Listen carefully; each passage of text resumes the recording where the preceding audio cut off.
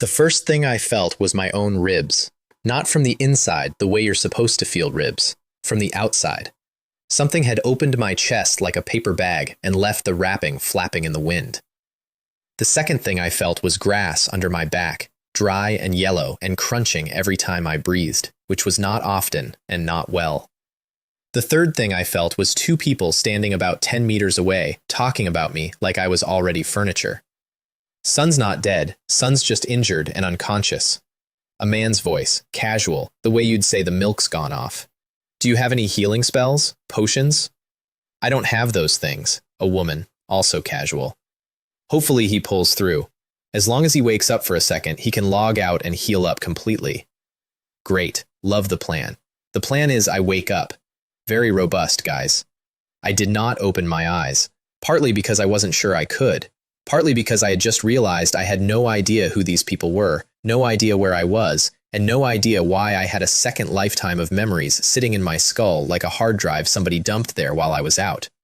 Let me save you the confusion I had to eat raw. I was a working man. Overtime, instant noodles, the whole beautiful package. And then I was not, and instead I was lying in a field with my ribs showing, in the body of a guy with my exact name, who had just been used as a chew toy by something with claws. Then I heard the boxes. They popped out of thin air, 3 of them, one beside each of us, glittering, square, shining like somebody had gift-wrapped the afterlife. And both of those 2 forgot I existed instantly. A box of standard bullets, a standard dagger, well, barely passable. The man sighed like a man opening a Christmas present from a coworker. The woman was much happier. She was sliding a glowing ruby ring onto her finger and describing it to him, and he was making the sound men make when they're jealous and pretending they're not. You're really lucky, a high-quality item, and a ring at that. And then, because the universe has a sense of humor and it is not a kind one, he walked over to me. Don't even think about taking his box, the woman said. Son's still alive. You take anything from him, you get punished. Of course I know that. I just want to help him see what he got. Son knelt down. Son opened my box. And then he said, out loud, in front of me, while I was lying there being able to hear every word. Huh? Why is this box empty? Silence. That's unlikely, the woman said. It's completely empty. There's nothing in here. She came over and looked. I heard her breathe out. Oh. Son's really pitiful. Son almost lost his life fighting that monster, and all he got was an empty box. There's nothing we can do. Sometimes luck just plays tricks on us. Sometimes luck just plays tricks on us. Sir, I have flesh hanging off me in strips and you're doing philosophy. Let's go. We'll team up again next time if we have the chance. Okay, goodbye. And they left. Just vanished, mid-field, gone. The 2 of them walked away from a dying man with a full inventory and a good afternoon, and the last thing I heard was one of them worrying I might die of anger when I woke up and saw the empty box. She was closer than she knew. I lay there for 15 minutes with my eyes shut, doing the only thing I could do, which was reading the manual somebody had shoved into my head. Here's the world, condensed, because I had 4 working ribs and no patience. There's a game. Nobody knows who runs it. It picks some people. Others buy in with a class card. Once you're in, you enter a dungeon at least once a week. Mandatory. It drags you in by the ankle if you skip, and you kill whatever it puts in front of you.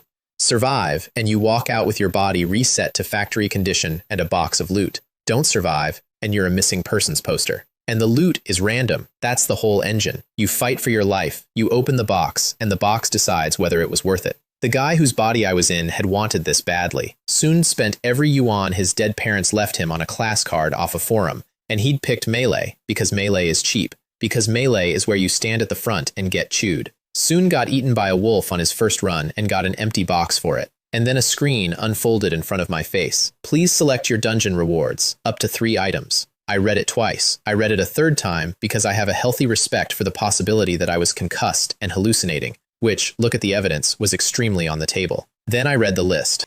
Normal grade, 98% drop rate, swords, pistols, daggers, wolfskin armor, ammo boxes, rings, skill scrolls, the junk drawer.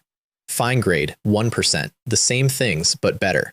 And then, at the very bottom, sitting there by itself like it was embarrassed, rare grade, 0.01% drop rate. Wolf Slayer Blade. Now, I want you to understand something about that number. 0.01%. 1 in 10,000. That is a number you build a religion around. That is a number people run 1,000 dungeons chasing and never see once. And there it was on a menu, under my finger, like a lunch special. I picked it. Obviously, I picked it. Then it told me I could only take one Wolf Slayer, so I took a fine-grade wolfskin armor, and then, because the third slot was just sitting there, a fine-grade warrior skill scroll. 3 items dropped into the empty box beside me with a soft clink, the box that had been empty. The box those two had knelt over and pitied. I dragged myself across the grass on one elbow. It took a while. It was not dignified. But I got a hand on each item, shoved them into my personal storage. Everybody gets a little pocket dimension. Mine was about a cubic meter, roughly the size of my ambitions at that moment. And then I hit the log out on my panel before my body could finish the job the wolf started. I woke up staring at a gray ceiling with a crack in it. A spider was crawling into the crack, taking its time, living its life. My chest was closed. My ribs were where ribs go. Everything worked. My shirt was still shredded, though. Apparently the game fixes you and not your laundry. I sat up on a single bed in a rented room the size of a generous closet and started going through what I actually had. Level 1. 36 experience out of 100. Class, Saber. Constitution 11, Strength 12, Agility 12, Spirit 11. For reference, an average adult man sits at 10 across the board, so I was a slightly above average guy who had been given a knife and a schedule. Equipment. 1 cloth armor, damaged. That was the rags hanging off me. I put the tattered cloth in my pocket dimension out of spite and pulled out the wolfskin armor instead. It resized itself to fit me perfectly, which was very impressive, and it was made of thick fur, which was less impressive in a heat wave. I took it off after about 8 seconds and turned on the little electric fan on the chair. Then I took out the Wolf Slayer blade and stopped moving for a bit. It was about 1.10 m of slightly curved silver-white steel, narrow, straight, sitting in a black and gray scabbard that didn't try to be pretty and therefore was. 40% armor penetration on every attack, and an 80% chance to instantly kill any wolf-type enemy up to level 5. I drew it. It made that sound. You know the sound. The one that makes you a worse person immediately. I waved it around my rented room a couple of times, sheathed it, and put it away before I broke the fan. Then the scroll. Tear open to upgrade any warrior skill to level 3. Skills already at level 3 have a 10% chance of reaching level 4. I tore it. It disintegrated, and a flood of information poured into my head. 100 ways to move a blade, none of them fancy, all of them practical. My palms tingled. My wrists tingled. My waist, my legs. Like somebody was quietly rebuilding my joints to match the new software. Basic Saber Technique, Level 1, became Basic Saber Technique, Level 3. Here's what that actually meant, because a number on a screen is worthless if you can't feel it. Before, I held a sword like a man holding a sword. After, I held it like a man who'd been holding one for 10 years. Not a master, not a legend, just a guy who knew where the edge was without looking. I could have beaten 3 of my previous selves, at once, about 2 minutes after learning I existed. Then my stomach growled, because superhuman knife skills do not come with dinner. I got out my phone to order food, opened my banking app, remembered the password out of a dead man's memories, and discovered that across every card I owned, I had a little over 1,000 yuan. 1,000, total, in a rented room with no kitchen. Goodness, I said out loud to nobody, this kid really went all in. Because that's what he did. Son hadn't worked in over a year. Son taken everything his parents left him and handed it to a stranger for a cannon fodder class card, because his parents hadn't died in a car accident and they hadn't died sick. They'd walked into a gray fog on an ordinary day, and something inside it had killed them. And the only people in this world who can go into that fog and come back out are players. So he bought his way in. Son bought the cheapest door available and walked through it, and the first thing on the other side ate him. I inherited the body, the debt, and the grudge. All 3 came in the same package. I wasn't going to pretend the third one was mine yet. I was level 1 and I had 11 constitution, and I was, at that exact moment, ordering the cheapest fried rice on the app. Then the phone rang. Brother Jing, the man who'd sold him the card. Brother Lin, just wanted to ask, have you finished your first dungeon yet? Just finished, Brother Jing. Something you need? Oh, bro, nothing special, but I've got a job that's perfect for a new player like you to sharpen up on. Interested? I was interested in the fact that this man knew I was a level 1 melee rookie who'd almost died 4 hours ago and was calling me about work. The job was clearing gray zones for the government. Real pay, official rewards, top-tier gear if you did well. It sounded great right up until you remembered that in a gray zone you don't get the free heal. In a dungeon, survive and you walk out perfect. In reality, a monster takes your arm and you are a man with one arm forever.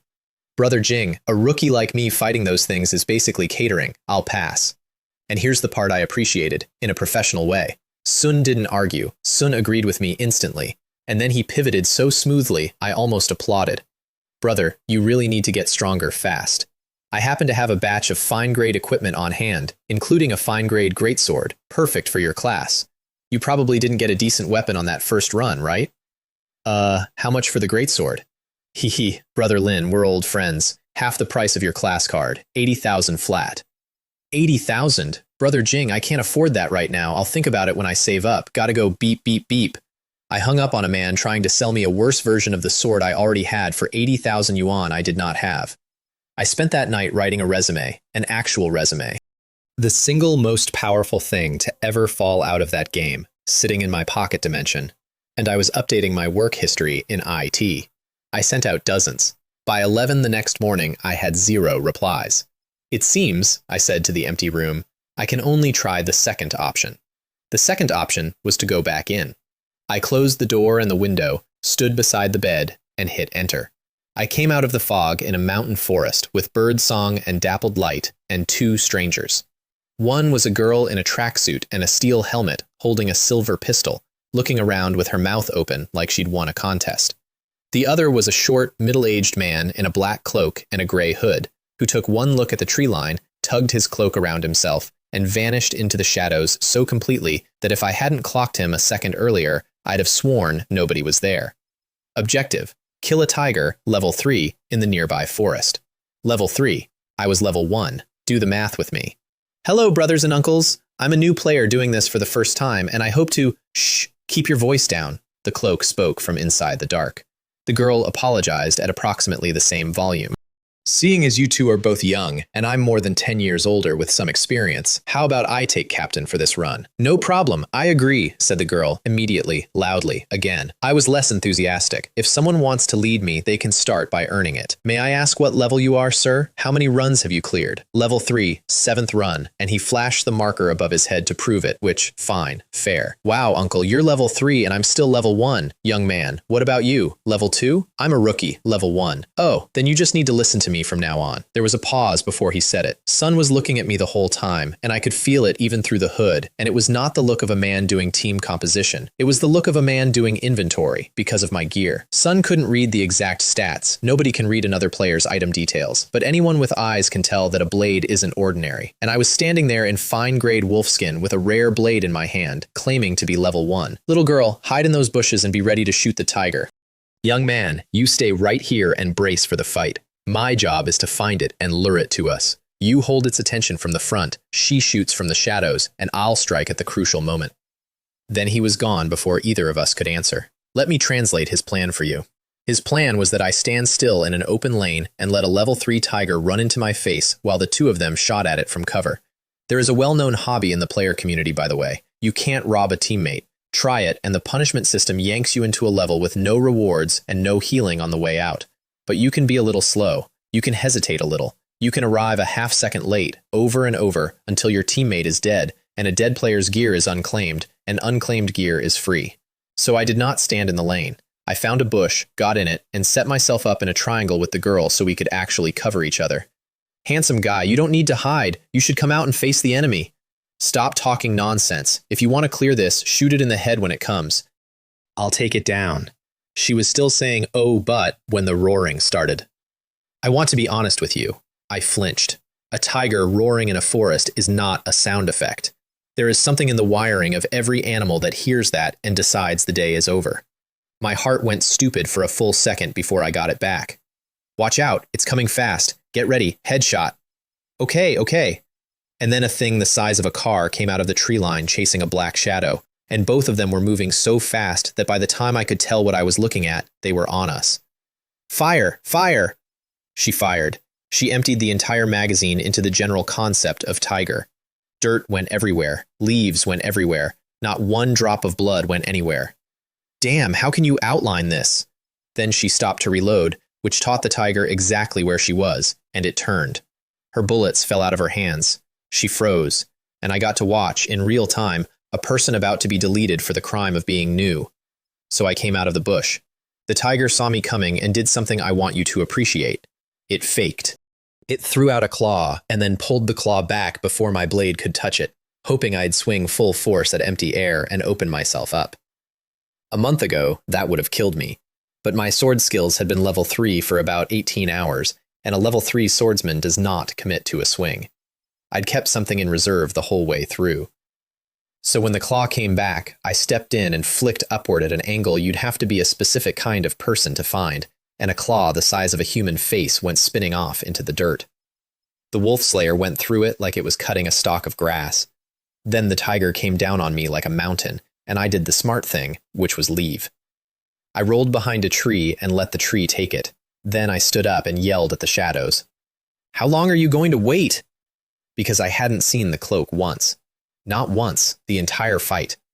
And a man who spends his one big moment invisible is either slow or he's shopping. Sun appeared about a second later, cocking a crossbow, and there was a bolt in the tiger's eye socket, so sure. Now that it had one eye and 3 legs, now he was interested. "Little girl, don't just stand there, load your gun and fire." At that point, I sat the rest out.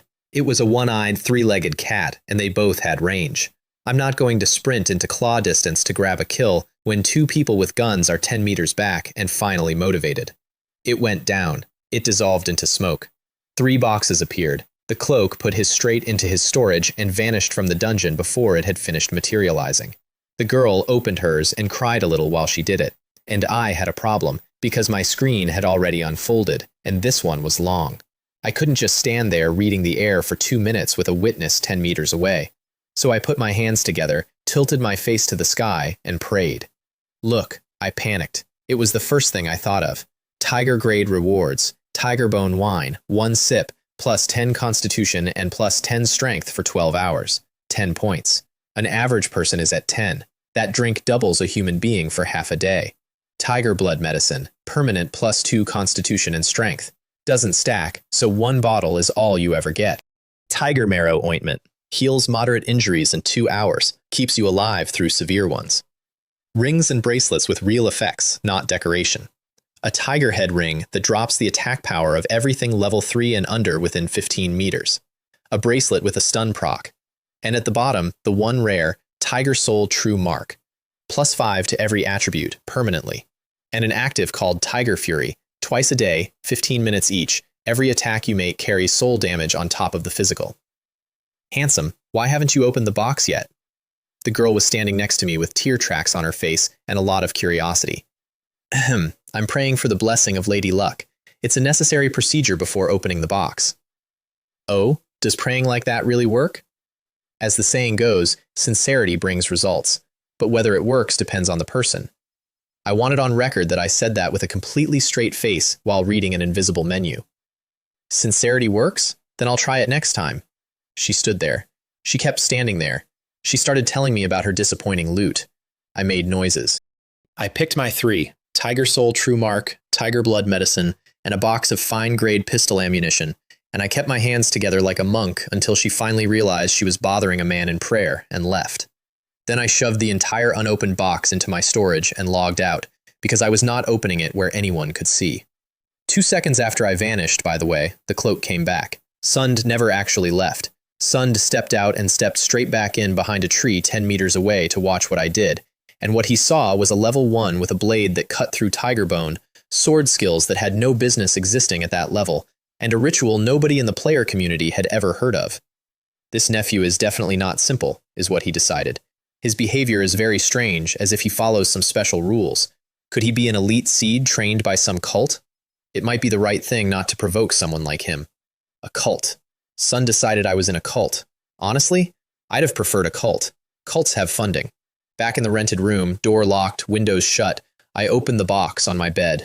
A sheet of old yellow paper with a blood-red tiger head drawn on it. A a small white porcelain bottle sealed with cork and cloth, a square box with a pistol printed on the side. I rolled up my right sleeve and pressed the paper to my upper arm. The tiger head came alive.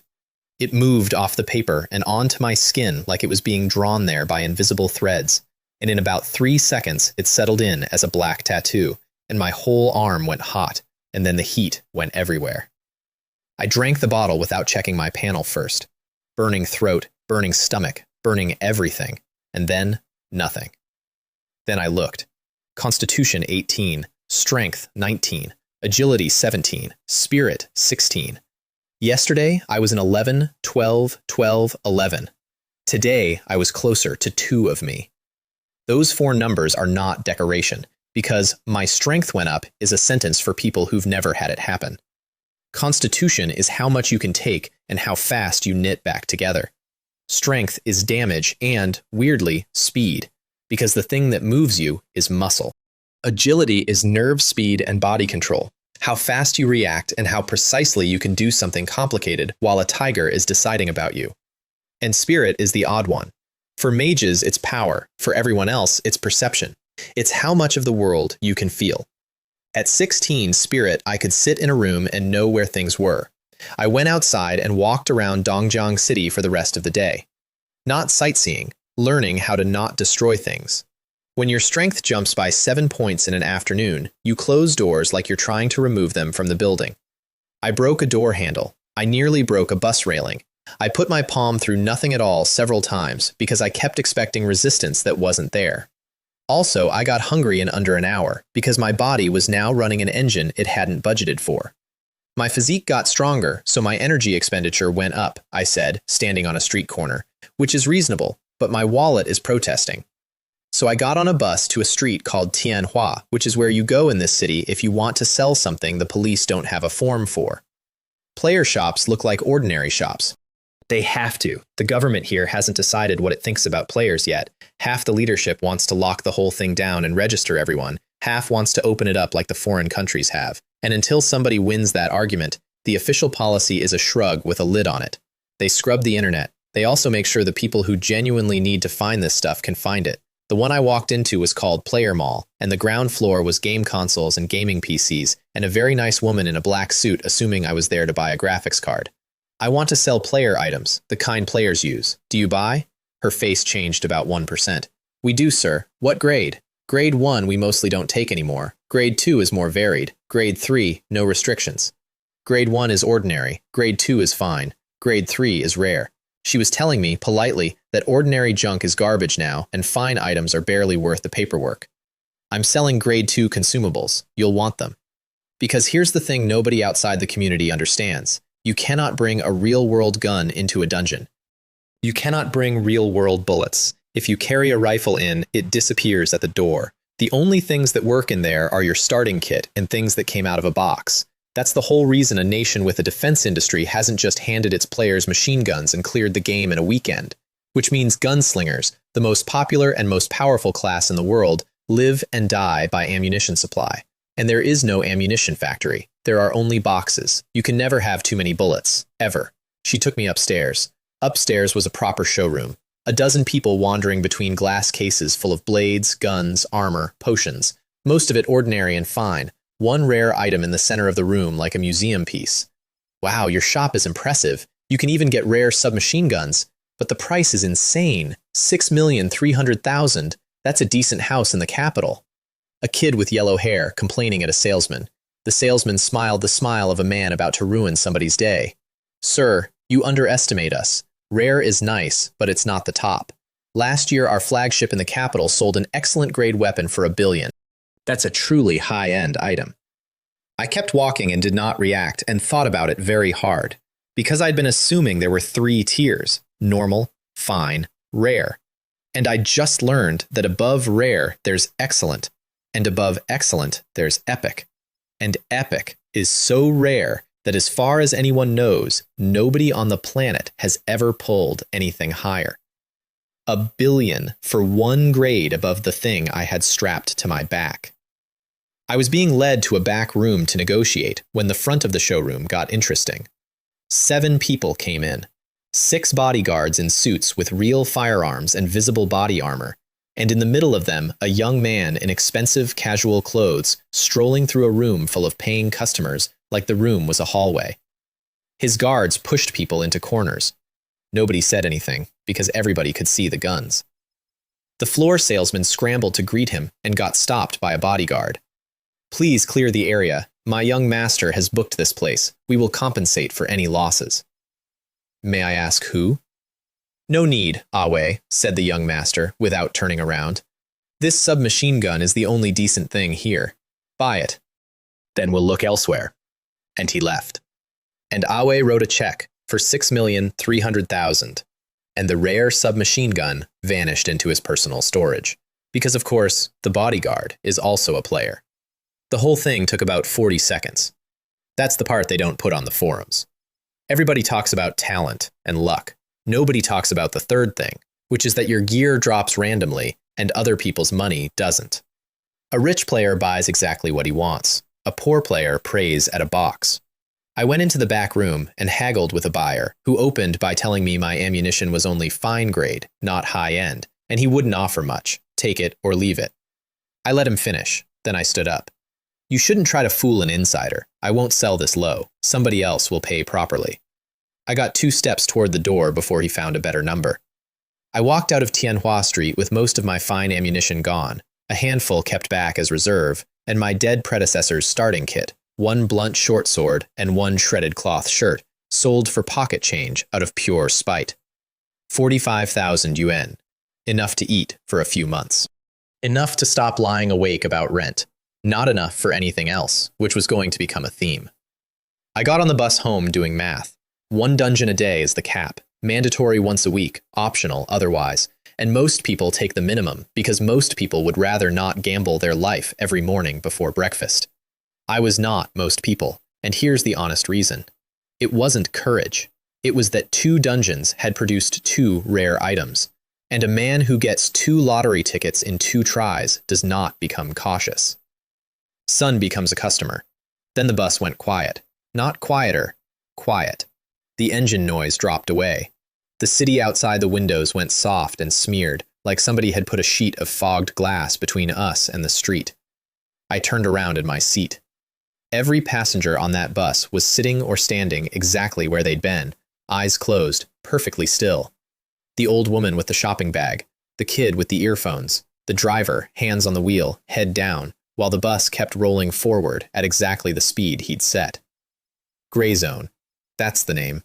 From outside, it looks like a patch of gray fog sitting on a street. From inside, the geography is anybody's guess. Sometimes it's the same block you are standing on, sometimes it's a place that has never existed. The one constant is that every non-player caught in it turns into a statue. Leave them like that too long, and they die of it. And that's not the bad part. The bad part is that a gray zone appearing means something is arriving. If it isn't cleared out fast enough, the zone spreads, and eventually it solidifies into the real world permanently, and that patch of earth is gone forever. I got out of my seat, put on the wolfskin armor, drew the wolf slayer, and went up the aisle past all those closed eyes to the driver's cab. I stopped the bus myself. I reached for the door button. "I advise you not to open the door now." I looked up. Second row, sitting perfectly still and perfectly awake, was a girl in a white baseball cap. Short, light brown hair, no expression, eyes that had already finished doing the calculation I was still starting. I'd walked right past her. I'd looked at her and put her in the statue column, and she'd let me. Why can't we open the door? I generally listen to people who tell me to stop. What I do afterward is a separate question. There might be danger outside. We should hold our ground and wait for reinforcements. This triggered inside the city, so the Special Administration Bureau will be here soon. I think we should get out of here as soon as possible. Rather than pinning our hopes on others, we should rely on ourselves. I reached for the button again. And then, from outside in the dark, came footsteps, a lot of them, fast, uneven, wrong. "They're here." She stood up, walked to the middle of the aisle, and flicked her hand, and a woman appeared in the air beside her, cold, translucent, long hair drifting like she was underwater, floating a few inches off the floor. "What's your profession?" Summoning type, Spirit Mage. Warrior class, Saber. Then we both looked out the window, and the window looked back. There were over 100 of them. Humanoid, skin somewhere between black and purple, limbs bent at insect angles, faces arranged wrong. They were coming across muddy ground toward the bus from every direction, and the street was gone. The ground under our wheels was some other places dirt now. And behind them, 3 times the size of the rest, something was crawling forward slowly, with its hands behind its back, like a general walking the line. There are so many? And when did the outside turn into mud? Isn't this a city street? Nobody answered. There was no time. A window shattered in the middle of the bus, and the first one got its head through the frame, and her ghost was there before I finished turning. 5 translucent claws came down, and the head came apart in pieces, and black fluid sprayed across 3 sleeping passengers. Then all the other windows went. There are too many. I'll stand in front of you. Use your summon to hold them off. That was the play, and we both took it instantly. She stayed at the back running the ghost, and I stood 2 meters in front of her in the aisle and made it my problem. A bus is a terrible place to fight for almost everyone. For me, it was a gift. They could only come at me 4 or 5 wide down that aisle, and my blade was rare grade, and my skills were level 3, and my strength was double theirs, and I could hold that lane all night. So I did. Chop, step, chop, sheathe the arm, chop. She pulled the mob one way, I killed whatever slipped through, and neither of us said a word about it because we didn't need to. It just worked. These ordinary gray zone monsters aren't very powerful, I thought, cutting one in half on the way past. They seem weaker than the wolf in my first dungeon. Which should have been the good news. It was not, because the big one had arrived at the window and lowered its head to look inside, and it was looking at us the way a man looks at a problem. This guy seems to have some intelligence. Monsters aren't frightening because they're vicious. They're defiant when they're clever. Quickly use your summon to lure that one away. I'll handle the rest. Don't rush. I turned my head about a degree. Let's clear this place out first. Then we'll team up and take it down. Maybe we'll get some decent rewards. Rewards. She said rewards. I had killed about 20 of these things by then and gotten nothing at all. And everything I'd ever read said gray zone kills don't drop anything. Which meant one of 2 things. Either she was wrong, or the unique one is the only one that pays. Okay, I said, and kept killing, and filed it. Then the big one reached its arm in through the window, a long, black, stinking thing that came in past me entirely and went straight for her. Because in its opinion, I was scenery. Are you pretending I don't exist? I took 3 heads off the ones in front of me, turned, jumped, and brought the wolf slayer down on that arm with everything I had. And it stopped. For the first time, the blade met something that argued. 40% armor penetration, a rare grade edge, and it bit in and stuck. So I dropped my weight, drove from the hips through the shoulders into the blade, and the arm came off. The front half landed at the ghost's feet. The rest went back out the window, screaming. I checked the edge of my sword before I did anything else. Not bent, not chipped. Good. Then I cleared the bus. There's a moment near the end I still think about. The last one wasn't attacking. It was lying across a seat near the front, quietly eating the head of a passenger who hadn't moved and couldn't. By the time I got there, there was a neck and part of a skull and nothing else. And in all that time, that man had not made one sound. That's what a gray zone does to people who aren't players. No fighting, no running, no screaming. You just stop, and then something finds you. The predecessor's parents died like that. I took its head off and didn't say anything about it. Outside, on the mud, her ghost was still going at the big one and getting nowhere.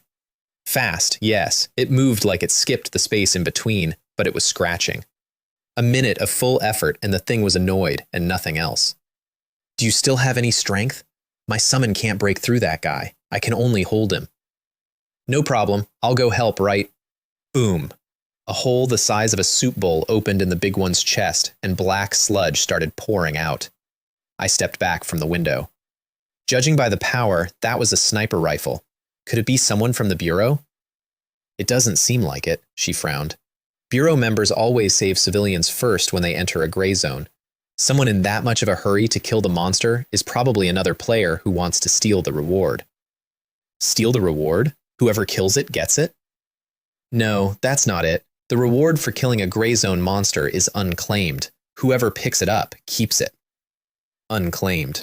No ownership, no punishment mechanic, no rules. Then let them kill it, I said, and then use your summon to grab the loot. But first find out where they are and how many. She liked that idea a lot. So we hid in a bus full of statues while she poked at the monster from a distance to sell the story that two monsters were fighting each other outside, and it worked for about 6 seconds, until the second shot went through the big one's leg and straight through her ghost, and a hole appeared in the ghost too. Damn it, that guy has spirit bullets. Spirit bullets. Ammunition that hurts things that don't have bodies. You'd better hide quickly, we've probably been exposed. I got under a seat.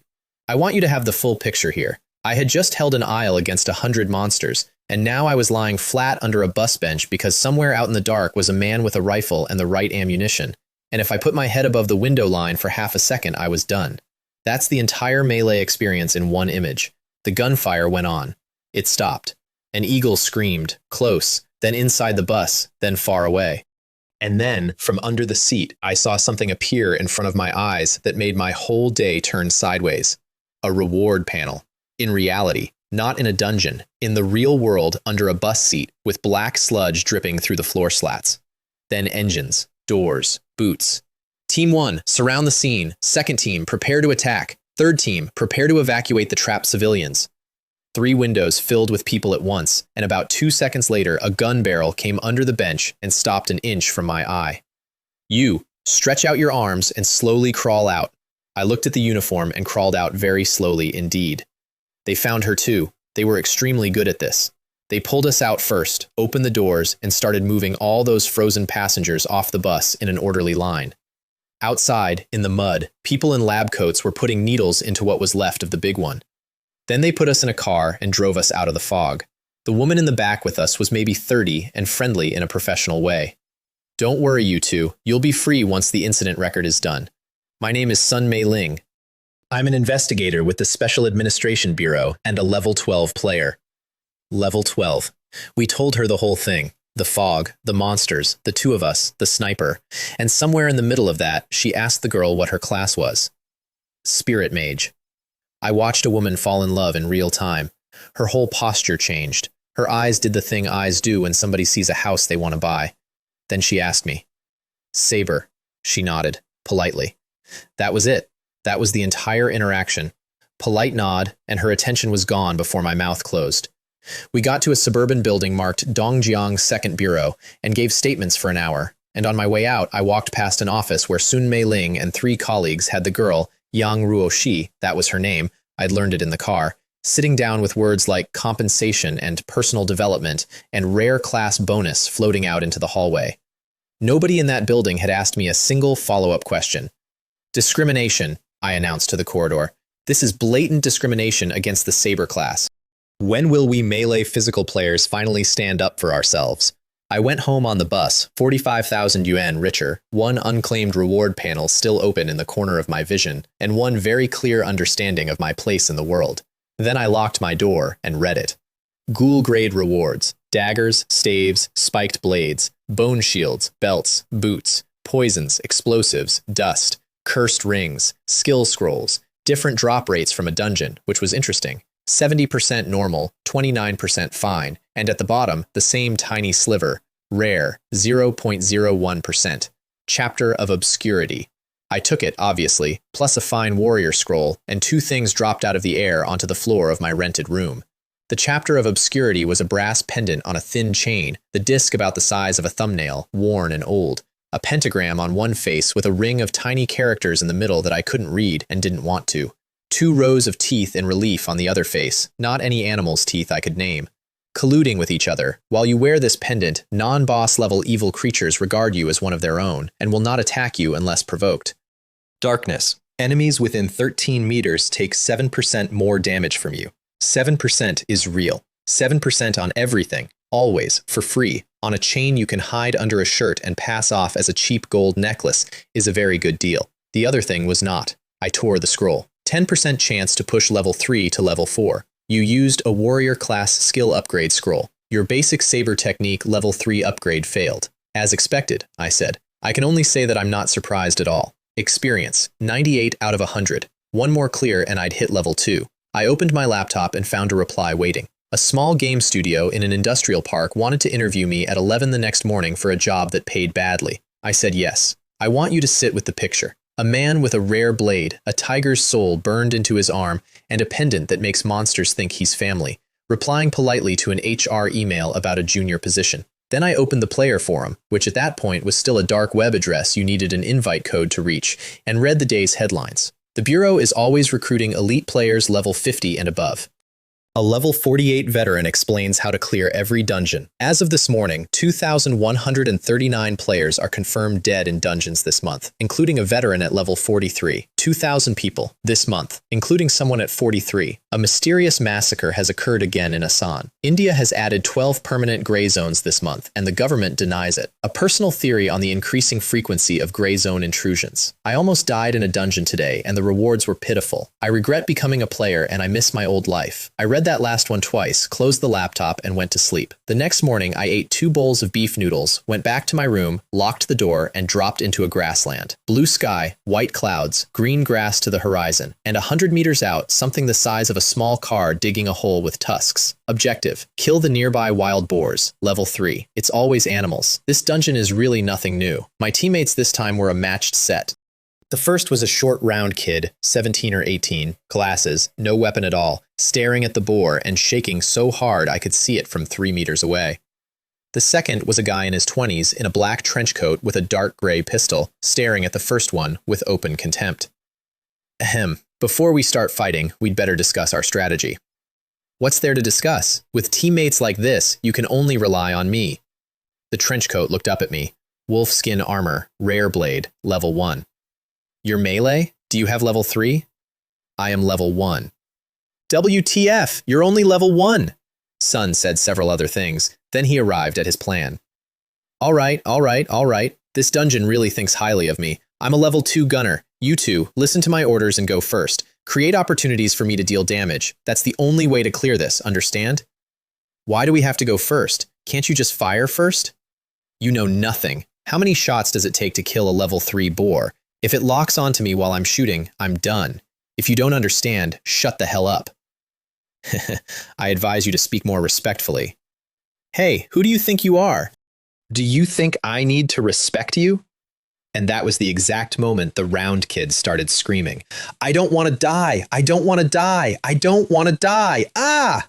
And he ran. Away from the boar, away from us, at a dead sprint across open grass, in a straight line, as fast as his legs would carry him. Damn it! How could I have run into 2 trash teammates like you? I was going to say something.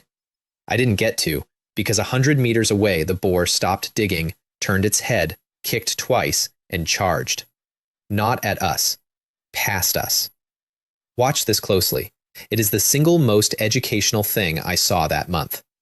That kid had never engaged. Sun'd been in the dungeon for maybe 90 seconds, and he'd never taken a step toward the objective. And the moment he committed to leaving his teammates with the entire fight, something in the machinery took notice, and it did not send a warning, and it did not send a debuff. It sent the boss. The boar went past me and the trench coat like we were bushes. The kid never looked back. Sun'd been told his whole first week that if you run far enough, you're safe. Sun been half-eaten by an animal in his first dungeon a week earlier and never recovered from it, and he was running with everything he had. And about 2 seconds before the end, he heard something behind him that sounded like a tank arriving. Sun turned his head. Sun got one look at a pair of tusks and a pair of red eyes, then the grass, the sky, and the dark. WTF, that kid's body was instantly smashed into several pieces. I was 200 meters away, and I still didn't want to keep looking. That was the first time I watched a person go from alive to not alive in front of me. I want to be honest that I did not have a big reaction. I had a small one, and then the boar turned around. Holy crap! That wild boar turned around. It's charging at me. You get it now! The trenchcoat was screaming at me to run into the tusks. Long before that boar started moving, I had decided I wasn't cooperating with this man. So I did not go toward the boar. I went, quietly, sideways, toward him. Fuck you, get your ass up there. If you don't, we're both dead, you idiot. I kept walking. Then he lost it entirely and swung the gun off the boar and onto me. You're not going to fight, are you?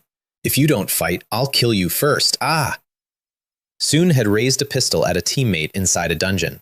That is the one thing the punishment system exists for. Soon was willing to eat that to make me die first. Soon got the word out. Soon did not get the shot out, because I was already inside his reach and his gun hand was on the grass. Then the boar arrived and picked me because I was the only one standing. 19 strength, 17 agility. It missed. I stepped off the line and it went past like a bus, and while it was turning, I picked the pistol up off the ground, still attached to the hand. I dealt with that a moment later, and I positioned myself directly behind the screaming man with one hand. The boar came back. It did not have the depth perception to work out the arrangement or the interest. There was a sound. It was a wet sound, and it went on longer than I expected, and then the screaming stopped, and there was no more trench coat. I dodged again and opened a long cut down its flank on the way past, and it did not care even slightly. Its hide was too thick, its body was too big, and a cut like that on a thing that size is a paper cut on a man. So I peeled the hand off the pistol, dropped it, and shot the boar 3 times. 1 hit, 2 went wide. At that range, at a target the size of a sofa. That's how good my marksmanship was. Measurably worse than nothing. In fairness, the thing was moving at highway speed, and I had held a gun for the first time 20 seconds earlier, but I want the number on record because it comes back. The one that hit made a small red dot and changed nothing. Using a gun won't work. There's no other way but to try this. I threw the pistol into my storage, took the wolf slayer in both hands, and the boar came around for another pass, and I swear there was contempt in its little red eyes. It had seen the sword. It had seen what the sword did to its flank. It was not worried. Tiger, blazing in a blaze! I had never used it. I'd had it for 1 day. All I knew was twice a day, 15 minutes, soul damage at the level of a tier 5 tiger spirit, whatever that meant in practice. What it meant in practice was that something came out of me. I felt it go through my chest and out into the air, and for a second, I was not a guy with a sword. I was the thing at the top of the food chain, the one that decides which day is your last.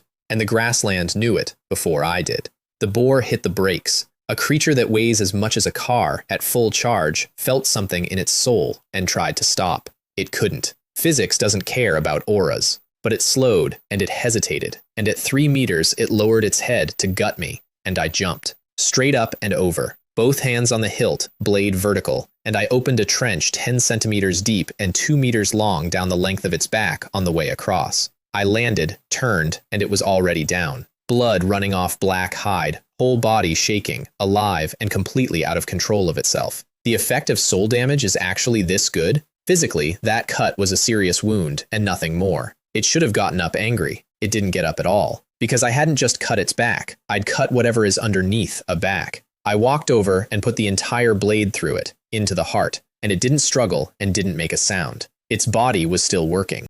There was nobody home to use it. Then, 2 screens. You have upgraded to level 2. Strength +1.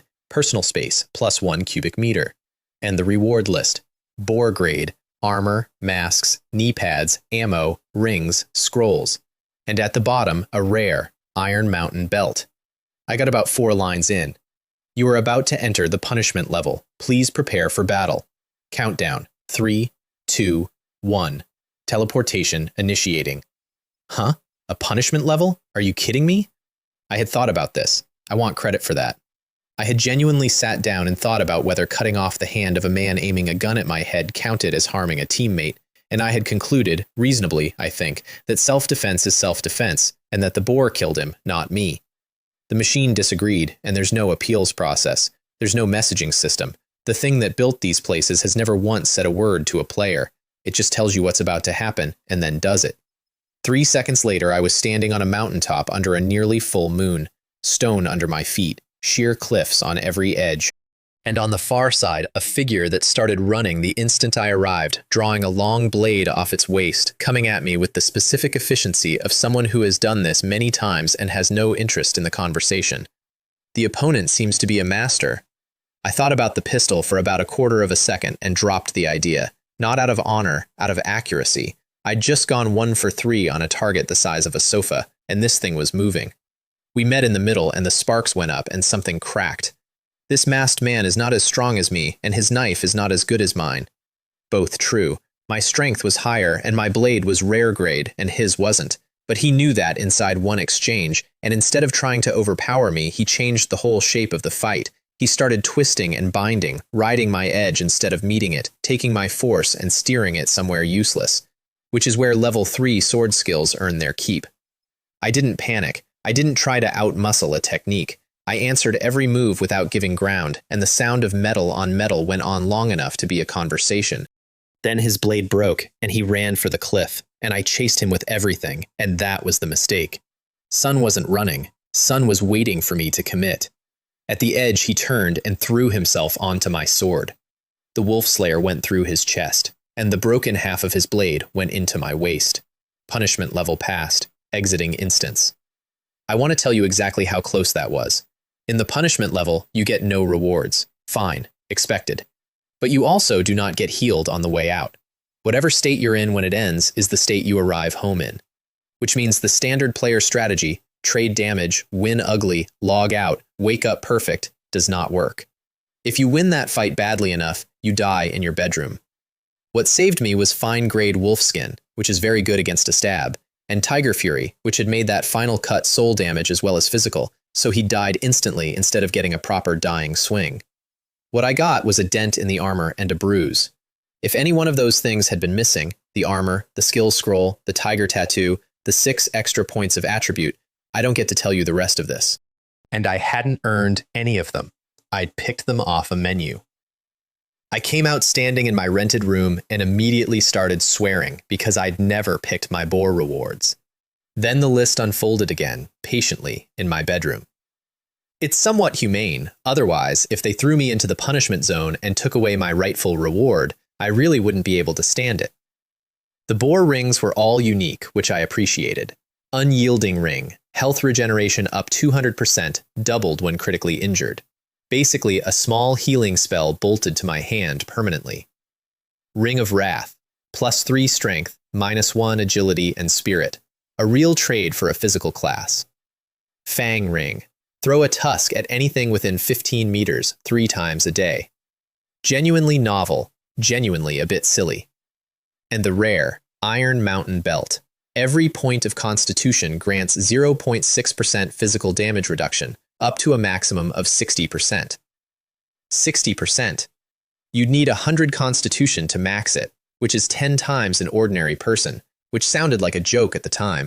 Why is this kind of artifact only rare? Then I looked at my own sword, which had 40% armor penetration built in with no conditions at all, also rare grade, and I understood the joke. Higher tier weapons have higher penetration. You could stack damage reduction to 100%, and a good enough blade would go through it anyway. Still, my constitution was 18. That was 11% off every physical hit I'd ever take, for free, worn under my shirt like a normal belt. I took the belt, a fine grade pistol, because the ordinary one I'd looted off a corpse was worse in every way, and I'd already proven I needed all the help available, and the unyielding ring. Then I sat on my bed and worked out what I'd actually done wrong. Not the kid. Sun ran, and the dungeon killed him for it. Not the hand. A gun in my face is a gun in my face. It was the positioning. I had deliberately arranged for a wounded man to be between a charging boar and myself. That was the line. Not the violence. The engineering. It seems that in the future, if I fall out with a teammate, I'll just kill him with a single blow when he makes a move.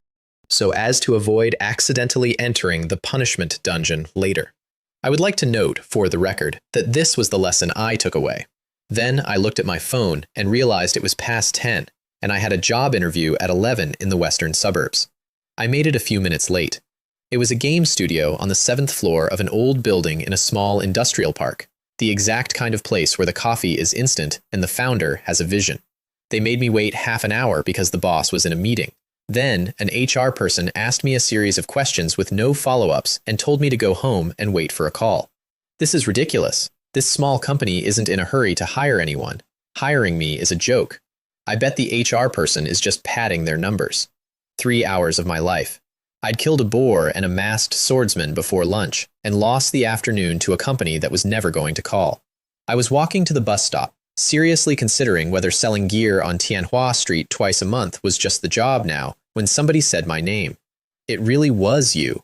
I thought I had mistaken you for someone else. White baseball cap, neat light brown bob, white shirt, blue-green jeans, and a suitcase. Yang Roshi? Yes, I remember your name is Lin Jianmin. Where are you headed? I'm moving. I'm moving into the dorm today. You joined the administration bureau that fast? Yes, they're short-staffed, so a lot of the onboarding got simplified. Then congratulations, you've found a golden opportunity. I was jealous. I'd be lying if I said otherwise. But I also genuinely didn't want a job with that many rules attached, so the congratulations were real. Forget the golden rice bowl. The station is too busy to handle anything right now. It's not as good as you think. She shook her head. Then, actually, I feel that if you want, you could apply at the bureau. With your abilities, it shouldn't be a problem. The problem is actually quite big. They don't really like my type of job. She looked genuinely surprised. She hadn't noticed. She'd been in the same room while a bureau investigator gave me a polite nod and forgot I existed, and she hadn't noticed, because she'd never once thought about me as the low-value one. Is that so? I'll ask around for you when I get back to the station. Her bus came. She added me on her phone before she got on it and said she'd let me know what she found out. She texted that night. The threshold for melee classes was level 10 minimum, and even above 10 you needed a special evaluation, and mostly they said no. I thanked her and told her not to worry about it, which was true. I didn't want the rules, and then we ended up messaging for another hour about nothing in particular. About how she was going out with her captain tomorrow to learn gray zone procedure. About how the other half of the Bureau's workload was hunting player criminals in the real world, and how both halves were growing faster than they could hire. That was the first evening I stopped being a man in a rented room with a secret and started being a man with somebody to talk to. 2 days later, I dropped into a hillside with scrub and thin grass and a dark cave mouth in front of me. Objective: defeat the black bear, level 3, dwelling in the cave. Gentlemen, let's each state our level and class first. I'll go first. I'm level 3 and my class is mage. My teammates started talking before the objective text had finished fading. My suggestion is that we step back a bit. Discussing this here might attract monsters. Soon waved that off with an eyebrow. Brother, it's just a level 3 monster. No need to be so nervous. Don't worry, as long as I'm here, I guarantee everyone clears this quickly. Then he showed us his staff. To be honest, this staff is a fine-grade treasure. It greatly enhances my fireball, and my fireball is level 3 now. It's not the same as those level 1 or 2 fireballs. Let alone level 3 monsters, even 4 or 5 are no problem. The other teammate, a slightly heavy girl with a revolver, immediately started praising him because she'd correctly identified who was going to carry. Warrior, level 2. Warrior? I rarely see that class. Nobody ever does. Brother Warrior, you're in charge of luring the bear out of the cave. Gunslinger and I will stay outside and kill it as soon as it comes out. I'm sorry, this plan is too dangerous. I refuse to go in alone. How can you be such a coward? You're a warrior, and you're too scared to go into a cave alone? Are you even a man? Here's the thing about that particular button. It works on a lot of young men. It does not work on a man who has already watched 2 teammates die this week for reasons that were entirely their own doing. I've already said it. It's too dangerous to go in alone. It's a matter of strategy, not whether you're a man. If you think you're capable, then you can try going in alone. So what if I go in alone? You're a warrior who won't engage and makes up excuses. A coward is a coward. Don't be shameless and refuse to admit it. And he walked into the cave.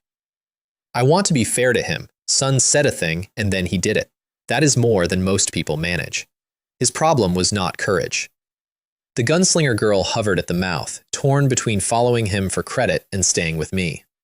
I advise you not to go in, just stand here and wait. She gave me a look that said she didn't understand why I got to be confident. You might not know what it means when there are level 3 and level 2 players in a dungeon, but the monsters are only level 3. She blinked. Generally speaking, that only happens when there's more than one level 3 monster. So you understand the consequences of going in recklessly, right? Sun had better be able to kill several in a row. Otherwise, it's going to be very difficult for him to get out. Her face changed completely. You don't need to be a genius to run that math. You just need to have noticed that the game builds encounters to a difficulty budget, and if the budget says 3 players around level 2 and 3, and the label says a level 3 bear, then the label is not telling you how many. We waited outside. It got long. She started pacing. I took out my new fine-grade pistol and thought about how much better it felt than the junk one. Then, from deep in the cave, a dull crack. The ground moved. Then a shout of surprise.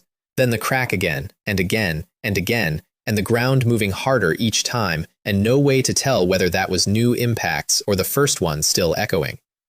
Sure enough, there's more than one monster here.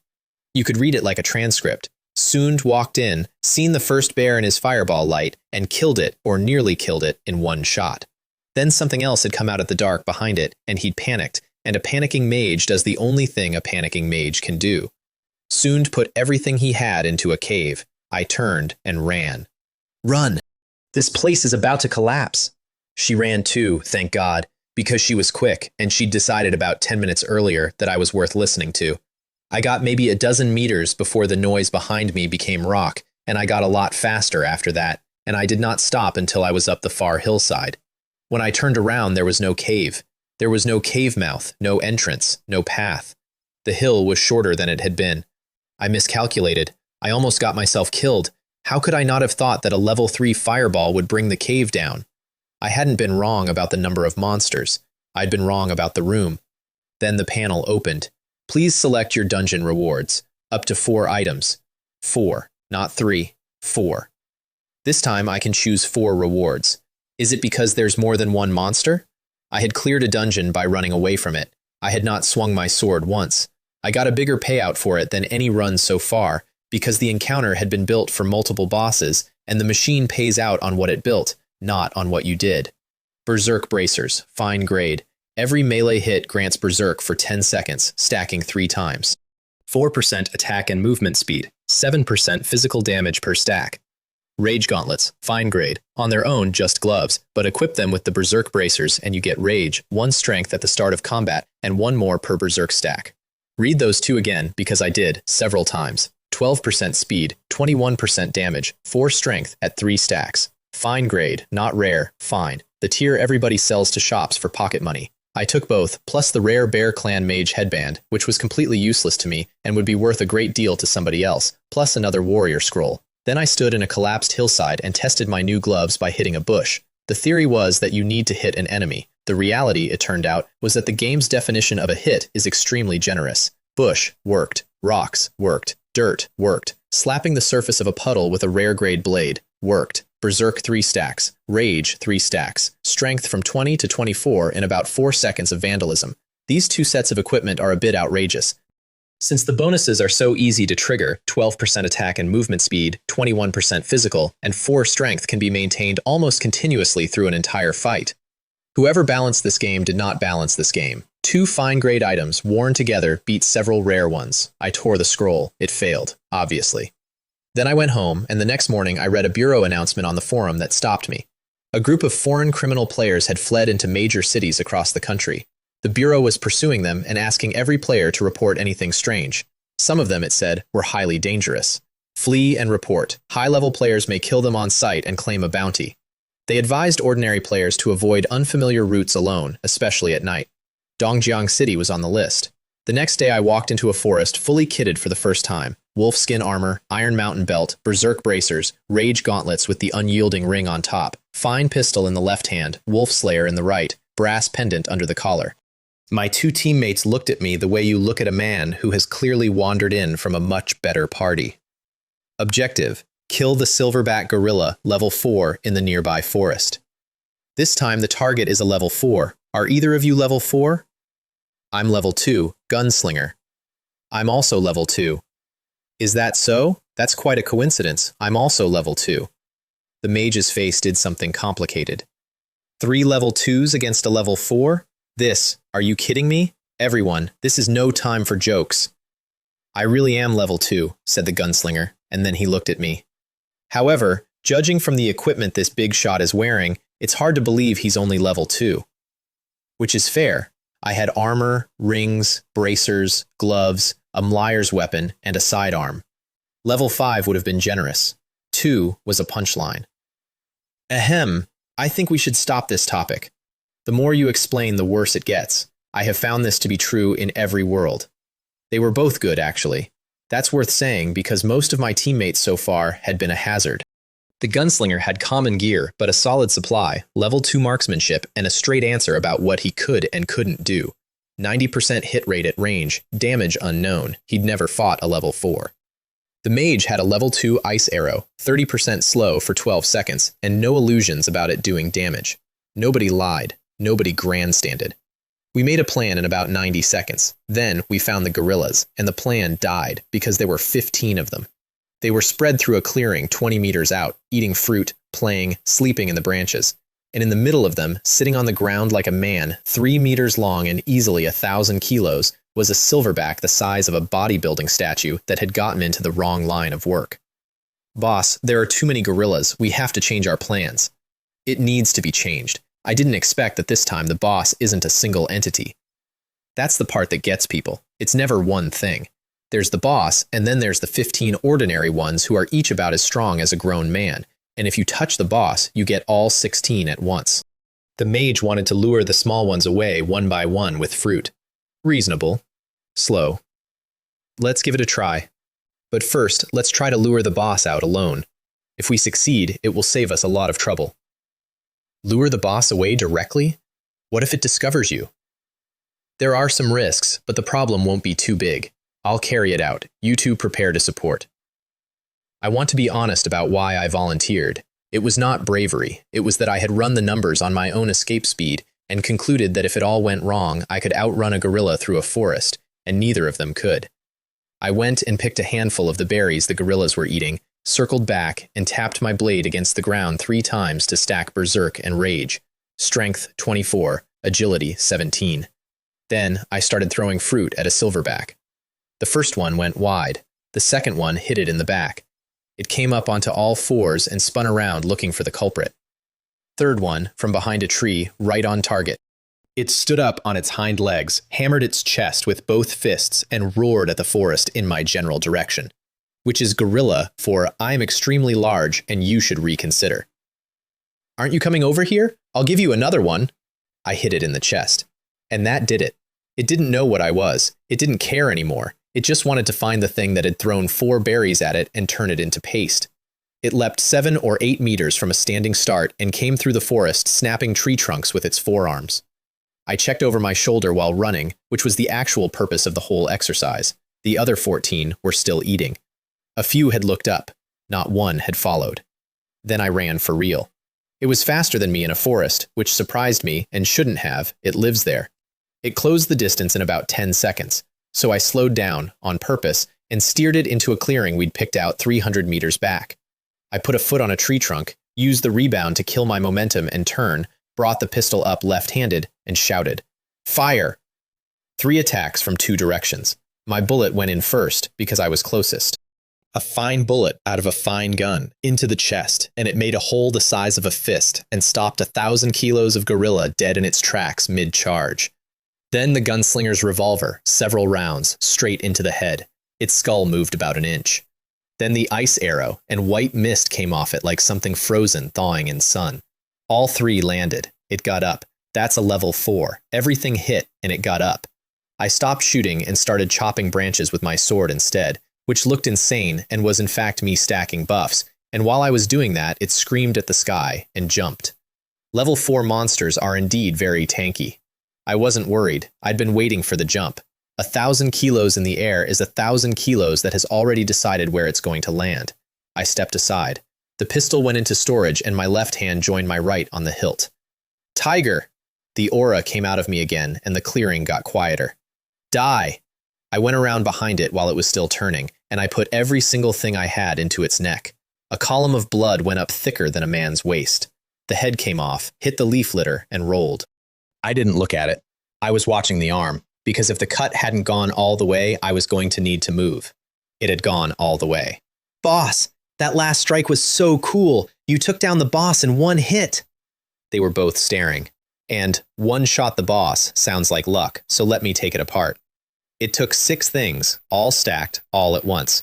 The blade, rare, sharp, tough, 40% armor penetration. The buffs, 3 stacks of berserk and rage, 12% speed, 21% damage, 4 strength. The strength, base 20, 24 buffed, 2.5 times an ordinary man. The skill, level 3 basic saber, which is what tells you where on a neck to put a blade so that it goes through instead of stopping. Tiger Fury, the soul damage, which doesn't cut a neck but does make a thing stagger for the quarter second you need. And the pendant.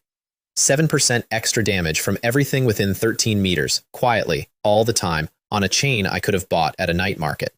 Take any one of those out, and I'm the guy who half cut a gorilla's neck and then got picked up and folded. It's all right. Actually, it wasn't that easy. Then the list opened, and it was the strangest one yet. Rare grade, 0.01%. Wrath of the Ape King. Ape King's hatred. Ape King's resentment. Sorrow of the Ape King. Ape King's pain. Ape King's wound. 6 rares. 6. I forgot the rest of the list existed, and then I read them. Wrath. When a warrior wears this ring, melee attacks have a 15% chance to deal double damage. Hatred. When a mage wears this ring, spells penetrate an extra 30% resistance. Resentment. When a summoner wears this ring, summons gain 3 levels. Sorrow. When a gunslinger wears this ring, 35% extra chance to enter focus when firing. Pain. Assassins. 30% penetration on stealth attacks. Wound. Priests. 30% stronger divine spells. Class locked. Every single one. 6 rare rings, and exactly one of them was a ring, and the other 5 were paperweights. These are all class specific. The only one suitable for me is Wrath of the Ape King, which is a bit of a problem. Here's the actual decision, and I want to walk through it because it's the first time the menu made me think. I could take 3 rares, 1 useful, 2 useless, or I could take Wrath plus 2 fine-grade things I actually needed, like ammunition and scrolls, and get more combat power today. Sell the spares? I already had a rare mage headband sitting in storage I hadn't managed to move. Save them for a class change? You can't change class before level 30, and by level 30 I'd have cleared enough dungeons that a rare class ring would be a souvenir. Forget it. It's rare and limited edition equipment after all. If I miss this, I might never see it again. I'll just choose all rare. So I took Wrath, plus the Gunslinger ring and the Mage ring, on the theory that if I ever did change class, those were the 2 I'd want. 3 brass and gemstone rings, simple and classic. Ruby for the warrior, emerald for the gunslinger, sapphire for the mage. I put on the ruby one in my rented room and immediately went to check my bank balance, and my mood went into the floor. 30,000 yuan. I'd had 45, and then I'd spent 2 days at a shooting range because I'd hit 1 shot out of 3 at a boar, and it had bothered me. Range time in this city is not cheap, and you need permits, and I had burned several thousand yuan on ammunition learning to hold a gun properly. Worth it, incidentally. 2 days of live fire at fixed and moving targets, and my marksmanship went from embarrassing to merely bad, which is a real upgrade. But 30,000. The fastest way for me to make money right now is probably to sell equipment. But I don't have any fine grade to sell, only rare. And there was the trap. I was sitting on a rare mage headband and 2 rare class rings, each worth a few million, and I could not sell any of them, because a man with no connections and no strength walking into a shop with 3 rare items is not a seller. Sun is an announcement. Perhaps I could disguise myself and go to the capital. The player market there is bigger and the security is the strictest in the country. I was seriously considering a 5-hour train ride to sell a ring in a city where nobody knew my face when my phone went off twice. Yang Ruoxi, are you there? Yang Ruoxi, I have something I'd like to ask if you'd be interested in. Her team was short-handed. Would I come and help clear low-level gray zones around Dongjiang for a few days? Danger no higher than the bus. Temp worker, day rate, 300 to 5,000 depending on workload. You became the team leader so quickly? That's too fast. Yang Ruoxi. I'm just a temporary team leader. Gray zone outbreaks have gone up, so I have no choice. My team is going out today. If you agree, I'll wait for you at the entrance of the Dongjiang Second Bureau. I said yes in about 4 seconds. 300 a day was, at that moment, attractive to me, which tells you everything about my finances. But that wasn't the real reason. The real reason was that the last time I'd been in a gray zone, a reward panel had appeared in the real world and handed me a rare pendant. Gray zones pay. And I had no way to find one on my own. You don't get a notification. And even if you did, walking into an uncleared zone alone is how people become statistics. But riding along with the single most powerful player organization in the country, on the payroll, with them scouting it first? That's not a job. That's a subscription. I got to the second bureau, and Yang Ruoxi was waiting in a black bureau uniform with a teenager beside her. Brother Fan, time is of the essence. I'll take you inside to register, and then the three of us head straight out. 15 minutes later, I was a registered day-rate temporary employee of the Special Administration Bureau, which is a sentence I still enjoy. In the car, Yang Ruoxi pulled out a rectangular device that was not a phone and started tapping. Driver, number 329 Huatan Road, West Suburbs. The faster the better. Okay, I know that area well, but even fast it'll be 40 minutes. Then she turned around and briefed us. Brother Fan, Abo, the first zone is around a shop on Huatan Road. According to the graders, it's formed a jungle inside. The monsters are all below level 5, relatively low danger, but there are over 300 of them. We must clear it before 2, otherwise there's a risk it solidifies. 300. Once we're inside, Abo and I will handle most of them. Brother Fan, you stay around us and eliminate anything that gets close. That's why she'd called me. She was a summoner, and the kid was a gunslinger, and both of them belonged behind something. Their bosses had put a clock on the job, so they couldn't grind carefully. They needed a wall. Okay, I'm good at killing monsters. I can stop any of them as long as they don't all charge at me at the same time. Of course, I invited you because I know you are capable enough. The teenager in the back seat had been staring at me since the front door. Brother Fan, are you a high-level player? Are you level 20? Level 20. I'm only level 2. There's a specific silence that happens after that sentence. Abo, Brother Fan is at about the same level as us, but he is very strong, Yang Ruoxi said, before it could get worse. Oh, Brother Fan, why did you choose a melee class? There are very few people who choose that. I haven't seen many melee when I'm doing dungeons. It mainly depends on personal preference. I like melee, so I chose it. Then, because I wanted the topic somewhere else. But you're so young to be working in the bureau. Is there a reason? Do you still have time to study? I'm still studying, but not at the same school anymore.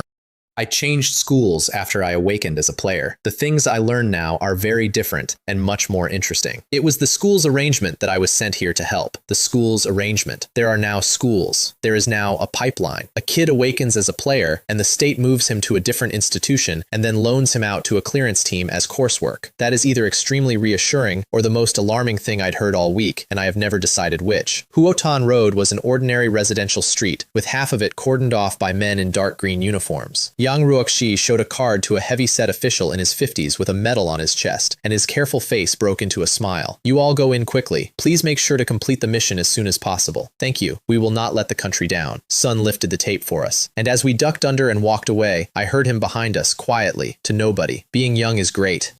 If I could be 20 years younger, I could definitely join a new battlefield. 50 meters in, around a corner, a building sat wrapped in thick gray fog, with armed men in dark green standing around it, not looking at it. Brother Fan, Abo, are you all dressed up? We might be in battle as soon as we go in. I'm done. I'd changed behind the cordon. Wolfskin armor, berserk bracers, wolf slayer out. Pendant and belt already on under the clothes. Everything else stayed in storage because a man claiming to be level 2 while wearing 4 rings and carrying a fine-grade sidearm invites questions I didn't want. Abo had added a rifle over a meter long and a pair of sunglasses to his bureau uniform, and combined with the baby face, it made him look like a war criminal from a country that didn't exist. Yang Ruoxi waved her right hand, and the long-haired ghost went into the fog so fast none of us saw it properly. But I did catch something new, a silver bracelet on her wrist that hadn't been there on the bus.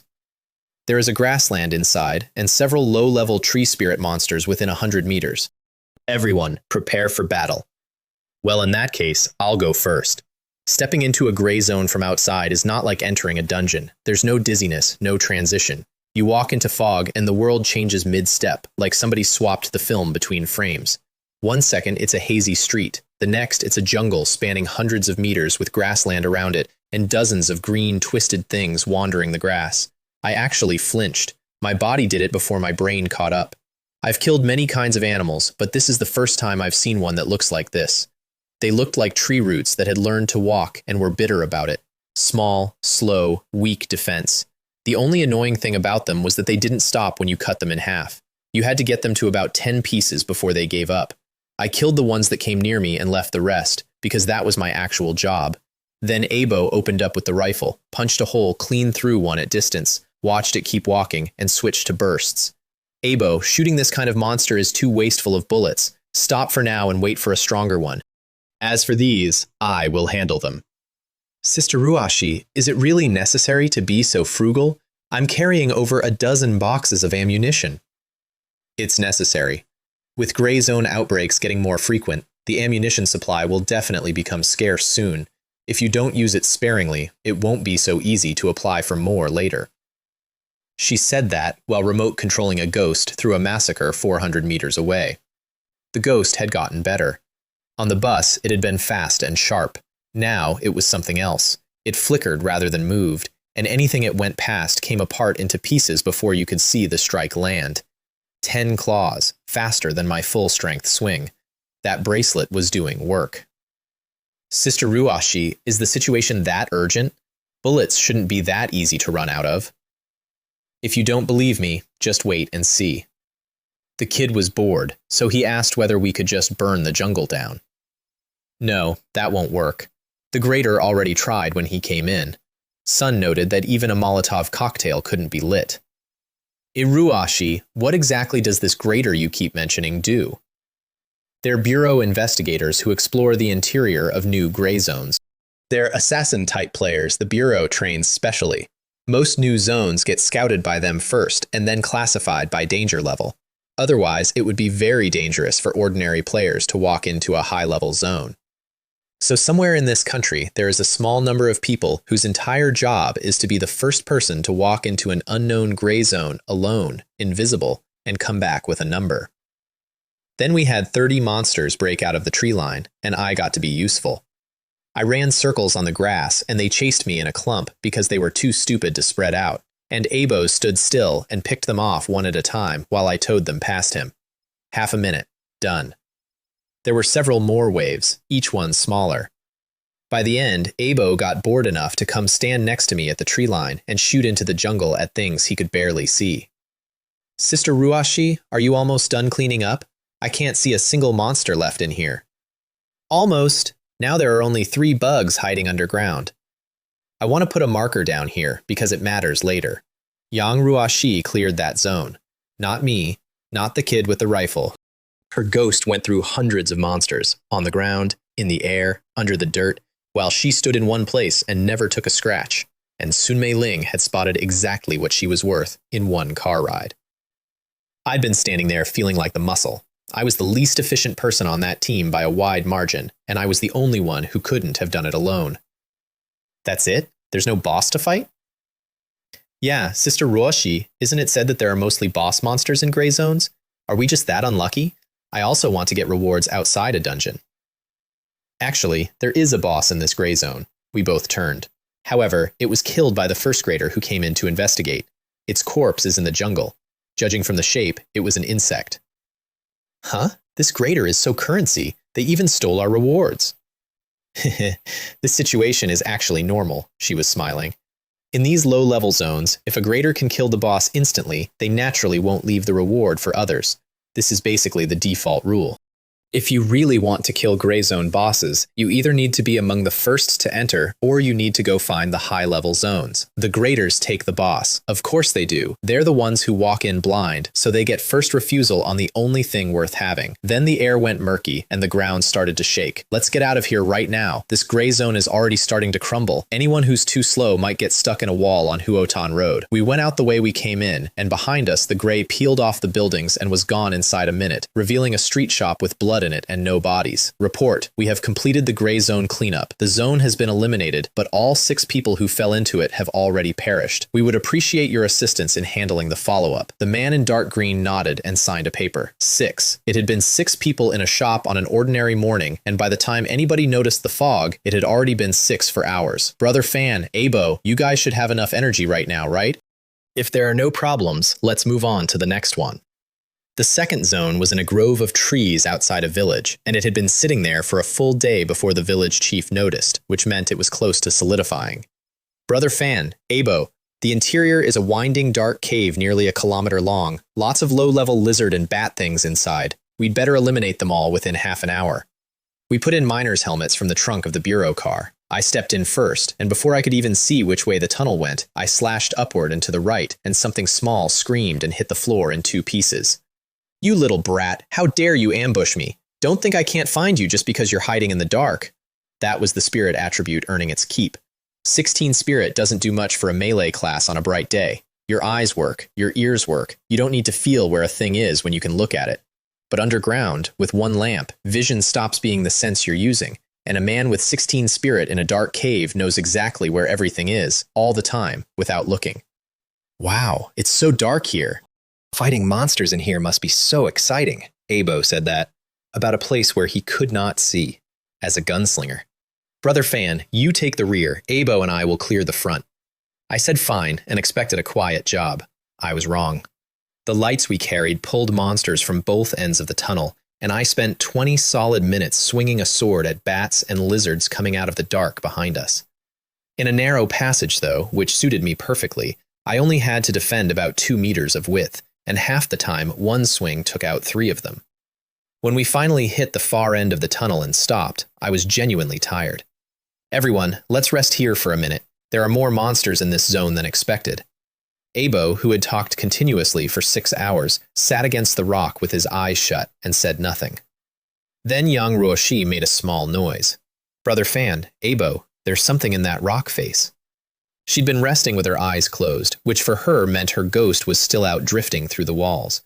She walked back 10 meters and pointed her lamp at a section of tunnel wall that was, as far as I could tell, wall. What is that? It's a human-shaped statue. My summon found a hidden human-shaped statue inside.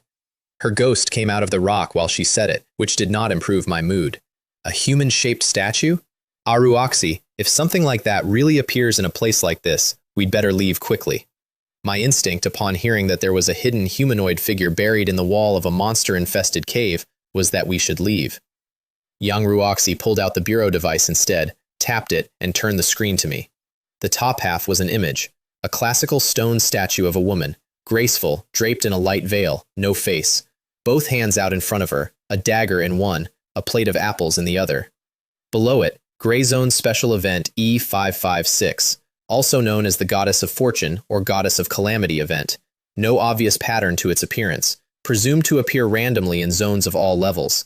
Players present may touch the statue within a time limit to trigger a result. Each player present has 1 chance. Results presumed random. 2 categories, good and bad. Positive results recorded, equipment, skills, potions, buffs, healing, fatigue removal, attribute enhancement. Negative results recorded, electrocution, burning, freezing, falling rocks, arrows, stunning. Severity varies, no fatalities recorded. I read that last line twice, and then I read the part above it about 8 times. Attribute enhancement. Aruoxy, are you sure that what's hidden inside this rock wall is this Goddess of Fortune statue? Pretty close, she pointed at a small bump on the rock. My summon found an unusual structure. It might be a trigger. You're tall, try pressing it. It's too dangerous to press it directly. Let's take 2 steps back and try again. I made her move away. I moved to the side. I picked up a rock off the tunnel floor, and I threw it from several meters. 17 agility. It went exactly where I wanted. The bump sank into the wall. A crack 2 meters long opened below it, and the rock slid apart to reveal a woman with no face holding a dagger and a plate of apples, identical to the picture. Sister Ruoxy, what fun thing did you find? Abo had come over. 3 helmet lamps converged on her. It's a statue of the Goddess of Fortune. According to the Bureau, each of us gets 1 chance to touch it and get a random result. Could be good, could be bad. Who wants to try first? Really? Sister Ruoxy, you're not kidding me, are you? She handed him the device. Soon read it in 5 seconds, walked up, compared the statue to the picture carefully, I gave him credit for that, and reached out. Then he stopped with his finger an inch away and looked back. Sister Ruoxy, Brother Fan, if I get hurt, you have to take me out of here. No problem, but if you're scared, you shouldn't touch it. Heh, how can I not try something this interesting? At worst, I'll just have to stay in the hospital for a few days. Soon poked it and yanked his hand back like it was a hot pan. The apples glowed faintly. Something hit the floor at his feet. What? You only gave me a pair of ordinary cloth shoes. What a waste of my feelings. Yang Ruoxy went next. She hesitated a couple of seconds and then put a finger on it. The dagger glowed. A rock the size of a fist came off the roof directly above her head. "Watch out for your head." I needn't have bothered. Her ghost came straight out of the wall and shredded the rock into gravel before she'd even looked up. Ha ha ha. Sister Ruashi, seeing your results makes me realize my luck is actually pretty good. She picked stone dust out of her hair and did not dignify it. Brother Fan, are you going to give it a try? If not, we have to go back and keep cleaning, and we don't have much time. She fully expected me to say no. She'd known me for a week, and I had turned down every risk on offer. I walked straight up and put my whole palm flat on it. Since I've finally come across this, of course I have to give it a try. And then nothing happened. For about 2 seconds, in front of 2 witnesses. Because in front of me was the longest screen I had ever seen. Please make your choice. Only one option can be selected. Struck by a minor lightning bolt, 1%. Struck by a normal lightning bolt, 0.1%. Burned by a smaller flame. Burned by a normal flame. Hit by a smaller ice arrow. Hit by a normal ice arrow. Hit on the head by a small stone. Hit on the head by a regular rock. Hit by a smaller arrow. Hit by a normal arrow. Fall into a 1-meter pit. Fall into a 2-meter pit. Roughly half the list was ways to have a bad afternoon. Then the other half. All your injuries healed. All your stamina restored. Double strength for 1 day. Double agility. Double spirit. A random common item. A random fine item, 0.1%. A random rare item, 0.01%. Dark vision level 1. Fireball level 1. Lightning bolt level 1. And then the bottom. Constitution permanently plus 3, 1%. Permanently plus 7, 0.1%. Permanently plus 16, 0.01%. Same ladder for strength, same for agility. And underneath all of it, 3 lines that made my hand go cold on the stone. All attributes permanently plus 2, 0.1%. All attributes permanently plus 5, 0.01%. All attributes permanently plus 11, 0.001%. 1 in 100,000. There were nearly 100 options on that list, and I had about 1.5 seconds before 2 people started asking why I was standing very still with my hand on a statue. So I did not read carefully. I did not weigh anything. I scanned that entire list faster than I have ever read anything in my life, found the smallest number attached to a positive outcome, and slammed it. To Yang Ruoxi and Abo, the statue paused for 2 seconds. The apples glowed, and a soft white light came down onto my head and went into me. Brother Fan, what did you trigger? It feels a little different from what we did. I don't know either. I just feel that my body has become a little different. I think I have gained some buffs. Wow. It turns out, Brother Fan, you're the luckiest one of the 3 of us. It's so frustrating to compare yourself to others. Yang Ruoxi sighed. She had found the statue. She had gotten a rock on the head. Brother Fan, you're so lucky. You can't keep this to yourself. How about you treat us to a meal at a restaurant when we get out? Sure, I haven't been eating anything good lately either. Once I'm done here and get my paycheck, you guys can recommend a place. I owed her more than a meal, and we both knew only one of us knew it. We finished the cave in about 10 more minutes. Abo went back and poked the statue 4 more times on the way out until it stopped reacting. Then the zone collapsed behind us, and we drove back to Dongjiang, and I stood outside the second bureau building waiting for Yang Ruoxi to finish her paperwork. And I opened my panel again for maybe the 9th time, because I still didn't believe it. Constitution 29, Strength 31, Agility 28, Spirit 27. Every number plus 11. That morning, I'd been a strong man. That evening, I was 3 times an ordinary person in every direction at once. I want to tell you what that actually felt like, because the panel is just arithmetic. I'd been tired going into that cave. Now I felt like somebody had put a hand on my back and pushed, not wired, steady, like the tank had been swapped for a bigger one and nobody had mentioned it. And there was something new. I could tell, without turning around, that there was an ant walking down the wall of the second bureau building about 3 meters behind me. Not seeing it, not hearing it, just knowing where it was, the way you know where your own hand is in the dark. My novel ability should be due to the extraordinary perception brought about by my high mental attribute of 27 points. That was the moment I stopped thinking of spirit as the mage stat. I paid for the buffet. Abo ate like a war crime. Yang Ruoxi looked less tired than she had all week. It cost me most of what I'd earned that day, and I have never resented a bill less. That night, before bed, I checked the forum and found a new announcement. Special notice. In the past 2 days, several serious violent assault incidents have occurred in several major cities, including Jinlin and Dongjiang. Investigation indicates the perpetrators are a criminal gang of foreign players. We invite skilled players to hunt them. Successful hunts earn a high reward. Ordinary players are advised to avoid walking alone on unfamiliar routes, especially near nighttime, as evidence indicates these criminals prioritize targeting player groups, and their crimes often occur at night. I had read a version of this before. That one hadn't mentioned Dongjiang and hadn't told ordinary players to stay indoors. The next morning, I woke up early, which surprised me, until I worked out that a body with 29 constitution simply does not need as much sleep.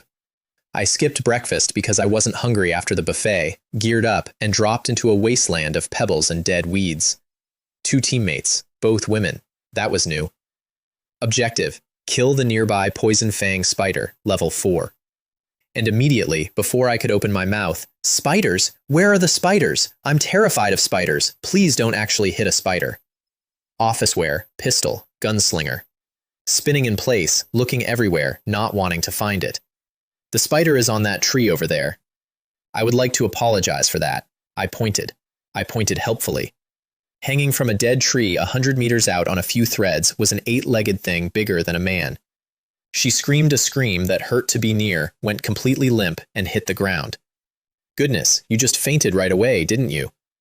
The other one was in a heavy dark coat and trousers, and looked like she'd come in from somewhere with fewer buildings.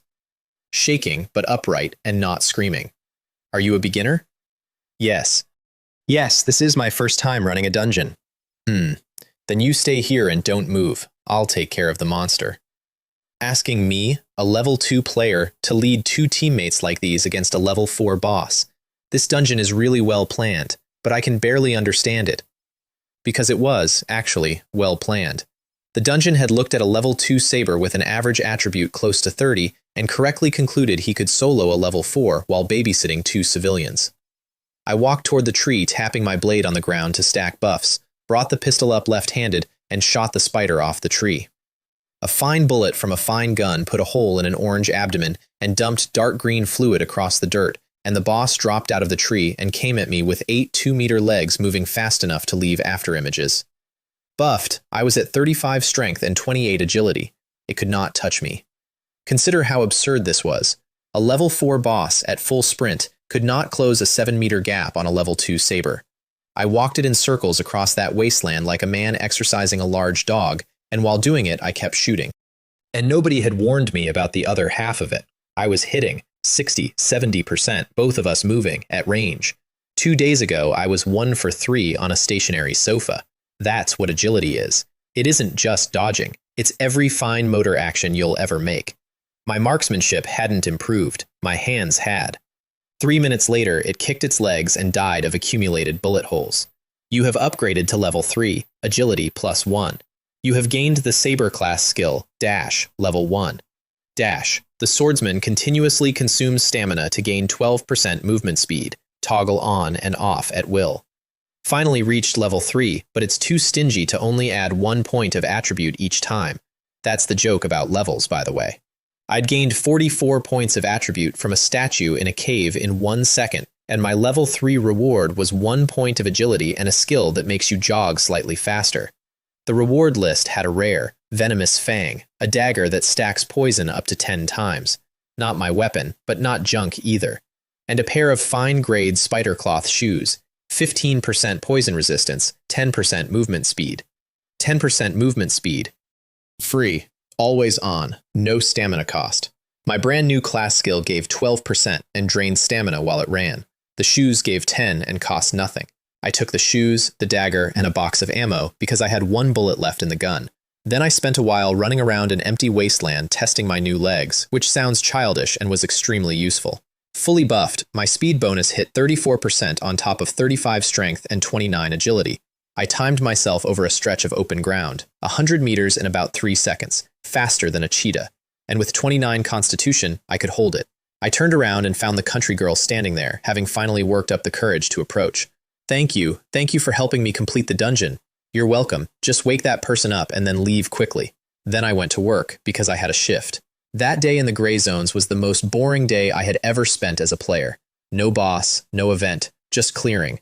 Every zone we got had already been scouted by a grader who'd taken anything worth taking. Clearing the gray zone today was incredibly boring. I hope tomorrow's dungeon will be more interesting. That was the thought in my head, walking home from the bus stop at dusk on a lit street with people on it.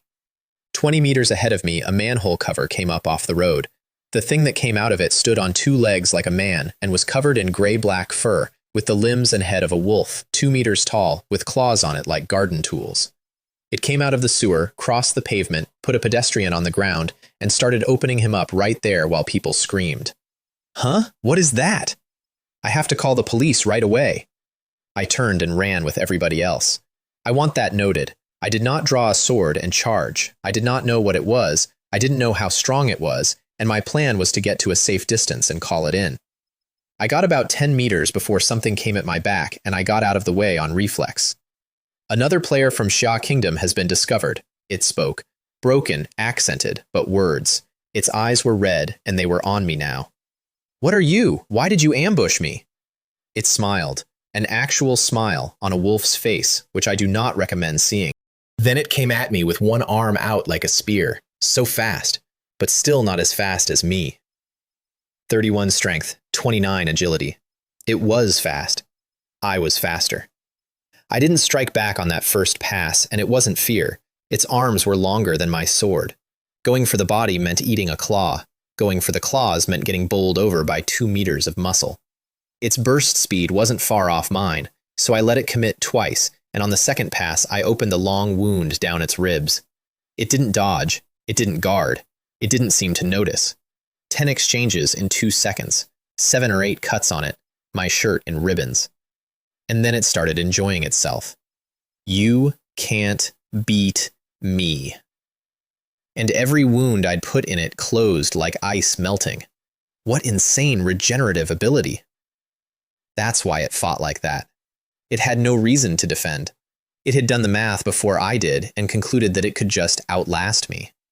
Also, and this bothered me at the time, it was clearly wolf-shaped, and my blade instant kills wolf-type enemies 80% of the time up to level 5. I'd hit it 8 times. Nothing. Which meant it was above level 5. Well above.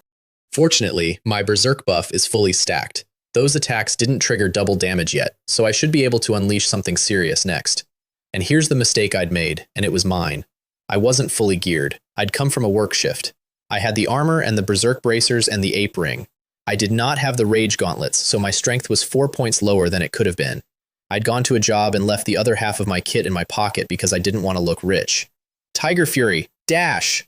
Both at once. And the fight ended right there. It just took the thing a few more seconds to find out. Tiger Fury put soul damage on every cut. And soul damage doesn't heal like a wound heals. It went in past the meat and stayed there. I ducked a claw and put the blade through its waist. And for the first time it made a noise that wasn't confident and swore in a language I didn't know. Then it turned and ran for the sewer. Trying to run? Too late. Dash on top of 31 strength. I was on it before it had gone 20 meters. And it was clever, I'll say that. It knew it was slower. So it let me commit to the chase, and then flipped mid-stride and threw an arm at my throat, betting everything on my momentum carrying me onto it. I knew you'd pull this tactic. I tilted my head. The claws went past my ear, and instead of pulling back, I went forward, into its chest, and brought the sword down vertically onto the top of its skull with everything I had. And that's when the ring went off. 15% chance of double damage on melee, and it picked that swing. I felt my own strength roughly double in my hands, and the Wolf Slayer went down through the skull, through the neck, through the chest, through the waist, and came out between its legs. 2 meters of monster came apart into 2 equal halves and fell on either side of me. Pah, you bastard! If I were fully equipped, you'd be dead even faster. I kicked it. I'm not proud of that. Then I shook the blade off, put it away, and went home through an alley. I did not stay. I did not report it. And I want to be honest about why. Because there was a body in the street and a bounty on the forum.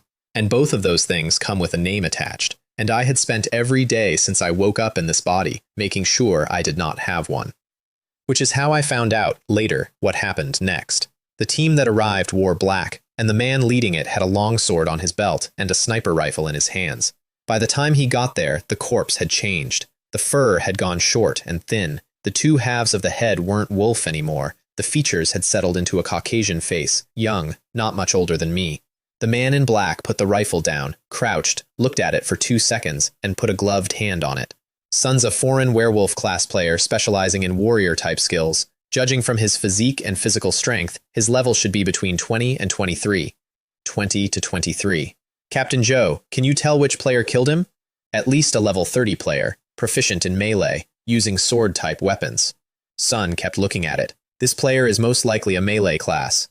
His strength attribute is extremely high, and his weapon must be quite good as well. Otherwise, he wouldn't have been able to slice it in half so smoothly with one strike. When he killed this werewolf, the opponent was still in its tough werewolf form. Then he said the part I think about. Even I wouldn't have been able to do such an attack. They checked the street cameras. The cameras had been sabotaged in advance because the werewolf had scouted his hunting ground first, which is how that gang had stayed uncaught. But luckily, this one ran straight into a brick wall. Then his subordinate asked the question, "Where is the player who killed the werewolf? Should we find out his identity as soon as possible?" There was a pause. I've thought a lot about that pause. We can do a quick check first, but we must keep our focus on the foreign criminals. We've been under a lot of pressure from above. And then, also, since this expert killed the werewolf and left without even claiming the bounty, he's probably the type who doesn't want to be bothered. Even if you find out his identity, don't send anyone to his door directly. Many of these kinds of people have bad tempers, and it could cause unforeseen problems. Nowadays, the influence of the player community is growing, and the policies from above are mainly focused on recruitment. We must not force our own experts to go abroad. So somewhere in a bureau file, there is now a note about a level 30 melee player operating in Dongjiang City who does not appear on any list. Nobody is going to knock on my door. Somebody has decided not to. That's not the same as being invisible. It's a much worse thing. It's being seen and filed. I found out none of this at the time. What I did that night was stand in the shower of a rented room with my shirt in the bin, thinking about the fact that my street had a sewer in it. I never imagined that the area where I live has become so unsafe. For a more peaceful life, I need to move somewhere more stable as soon as possible. Maybe near the Dongjiang Second Bureau, there must be official experts stationed there. I made a note to look at apartments after tomorrow's dungeon. It is genuinely one of my favorite things about that version of me. A man who had just cut a level 20 criminal in half decided the solution was to move closer to the police. The next morning, I came out of the fog in a courtyard with blue brick and black tile and 4 people standing around me. Objective: eliminate all bandits attacking Qingping village. The level 3 dungeons don't fight animals anymore. That's interesting. 2 of them recognized each other immediately. Hey, isn't this Brother Lei? I can't believe we've run into each other again. What a coincidence. Heh, it's you, kid? Let's have a good chat later. The one called Brother Lei was in his 30s, wearing a long coat, carrying a sniper rifle. Sun looked around at all of us, and his eyes stopped on me for about half a second longer than anyone else. Everyone, I'm sure you're all pretty much newbies, and you know the process. Let's start with me. My surname is Mo, given name Lei. Level 8 gunslinger, sniper rifles. I can provide stable, long-range firepower. Level 8. Next to him, a lean man in a smiling mask that covered everything but his eyes. Level 7, assassin. Skilled in reconnaissance. Then the kid in the suit with the rifle, who introduced himself like he was running for office. Brothers and sisters, my name is Gao Chenyu. Gao as in yellow, and Chenyu as in very lucky. As you can see, I'm a level 7 gunslinger. I'm a little ashamed to say my shooting skill is only level 2 at the moment, so my strength may be a bit mediocre. I hope you can all be more lenient. However, I have a good supply of bullets, so I'm sure I can contribute something later. Jing, hold on for now. I'll have a good chat with you later. Let the guy next to you go first. The guy next to him was me. Level 8, level 7, and me. I am a level 3 melee saber, and I hope to work with all the expert players to clear this dungeon. Level 3? Dude, are you kidding me? Your gear is only level 3? Are you kidding us? I flashed the marker to end the discussion. Wow, you're really lucky. Don't worry, we'll definitely have your back in this dungeon. Gao Chenyu clapped me on the shoulder, exceptionally warm. Mo Lei said nothing. Sun looked at the marker over my head and smiled, briefly to himself. The last one was a tall woman in a black bodysuit that was very obviously issued, not bought. Pistol in her left hand, white folding fan in her right. I am a level 9 priest-type diviner. I can buff and heal everyone, and I also have enough combat power to protect myself. A priest? And a female player? This is the first time I've ever seen this. Hey girl, judging by your outfit, you must be from the bureau, right? She nodded. Level 9 priest from the Bureau in a 5-man dungeon with a level 3. Based on the introductions, our group of 5 consists of 2 gunslingers, 1 assassin, 1 warrior, and 1 priest. The composition is quite reasonable. As long as we cooperate well, we should have no problem clearing this perfectly. Then he turned to me, and his voice went warm and older brotherly. Next, warrior brother. Although your level is a bit low, your equipment looks pretty good. You should be considered on the same level as us, otherwise the dungeon wouldn't have put you here. When we fight the bandits, you'll have to charge ahead and draw fire for us. The pressure will be relatively high, but the priestess will definitely take special care of you, healing and buffing. Everyone, I must make one thing clear beforehand. I let him get most of the way there before I stopped him. Although I am a warrior, I don't like to charge headlong into enemy ranks, so I may not be at the front. I prefer to use my gun and attack for a few rounds first, and I shook the pistol at him. This position made me the villain of that courtyard, and I would take it again.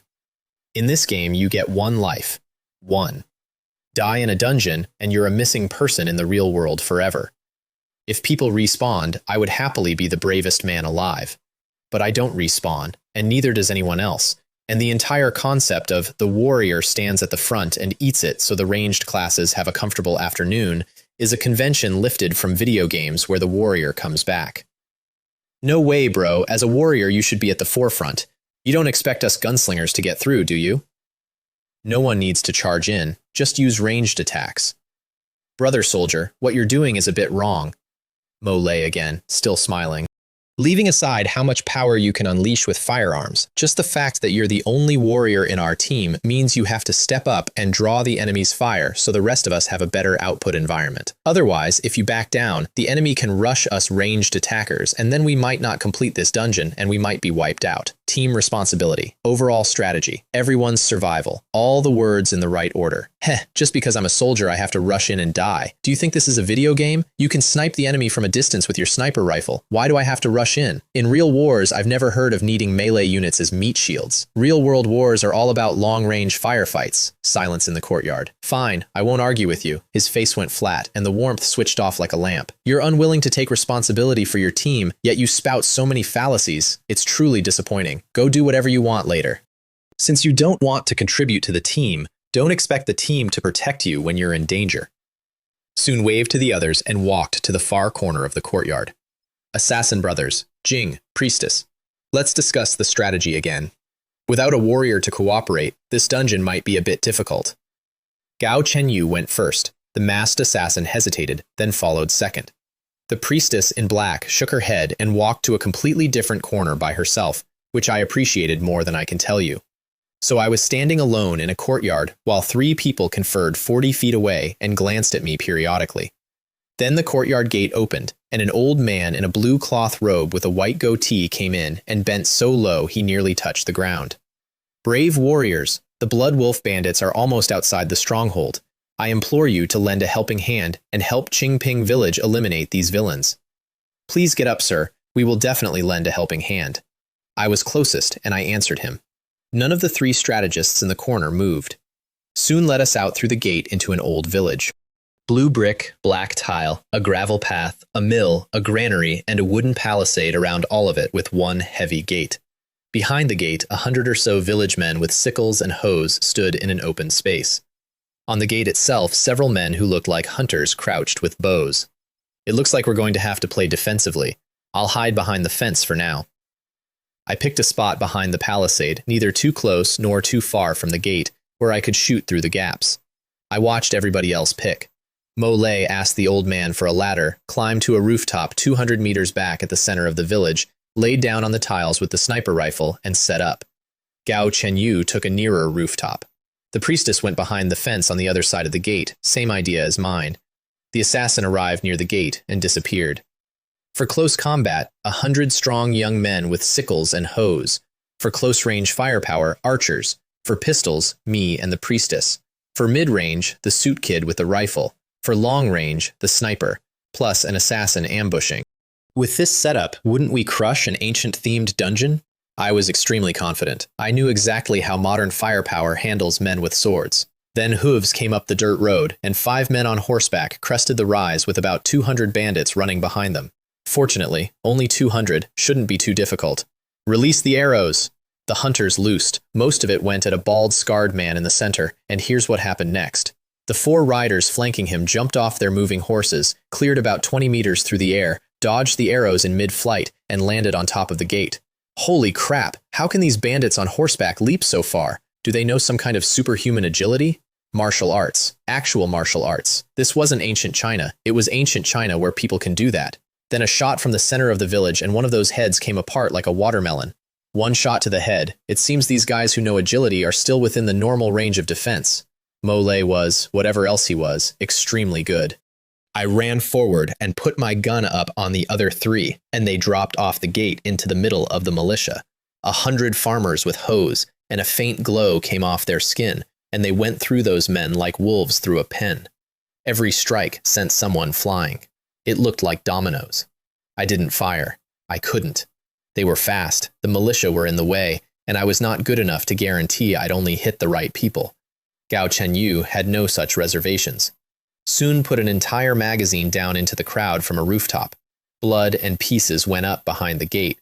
Most of the screaming was militia. Some of it was bandits, who discovered that whatever internal energy they were running did not, in fact, stop bullets. To die under friendly fire, that is the tragic fate of close combat. I have never been more pleased with an argument I won. While he reloaded, I burst forward into the mess and took 2 swings. The first went into a bandit who'd already been shot and was trying to get out, and who never saw me because 100 panicking farmers were between us. The wolf slayer took his neck. The second went into one already down, through the back and out the chest. The third one had reached the gate and was hammering it. The priestess got him from her side before it came down. The first wave of interception was successful, and then the gate came down anyway, because the bald, scarred boss walked through it. Not opened, through. Several surviving militia went 10 meters. It's that bald, scarred bandit leader outside. Sun should be the boss of this instance. I did not go to meet him. I ran behind a house and started shooting the ordinary bandits pouring through the broken gate, which was 200 men and about the right job for a pistol. The priestess did the same on her side. Gao Chenyu emptied another magazine downward, and that got the boss's attention. Sun stamped once and went up into the air toward the rooftop. Gao Chenyu did not panic. I'll give him that. Sun put rounds into it the whole way up, visibly stripping the glow off it, and then, at the last second, did a backflip and fire, a gunslinger movement skill, and genuinely impressive to watch. Then Mole pulled the trigger from 200 meters away, and the boss, in mid-air, roared, and the air rippled, and the sniper round went sideways. Then the shockwave from that roar knocked Gao Chenyu off the roof, and he landed on his head. It had anticipated the sniper, in mid-air, and it had a counter. Then it looked past the man on the ground and locked on to the rooftop 200 meters away, and stepped into the air like there were stairs. Oh no, that sniper might be done for. How come the boss in this dungeon is so strong? I ran toward it, not because I liked Mole, because if the sniper died, we lost our only reliable damage, and this became my problem alone. I didn't make it in time. The priestess did. An illusory 8-trigram cage appeared around the boss in mid-flight and closed. Its speed died. It started to fall. That's a level 9 priest. She'd been standing back doing nothing all fight, and the one time it mattered she pinned a boss in the air at 80 meters. Mole didn't waste it. 3 shots. First one, it slipped by a hair.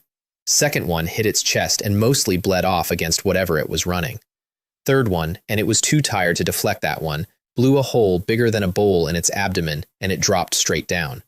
I was 30 meters out and closing, and the masked assassin appeared behind it out of nothing with a dagger going for its throat. Awesome! Quick, take down the boss! I meant it. I didn't care who killed it. The dagger got halfway through the cut, and then something invisible hit the assassin and threw him 10 meters through the air. His mask shattered. Sun spat blood before he landed. Then the boss, gut shot, falling, hit the ground and got up, roared again, and went up onto the roof at Mole. Mole did the backflip shot, and the boss had already watched that exact skill from Gao Chenyu. It stepped aside and punched him out of the air. Sun went off that roof like a baseball and took out a section of tile on the next building over. And that's when I got there. Tiger Fury, dash!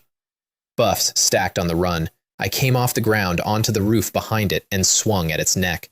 It turned and punched my blade. This next exchange is the moment the whole dungeon flipped.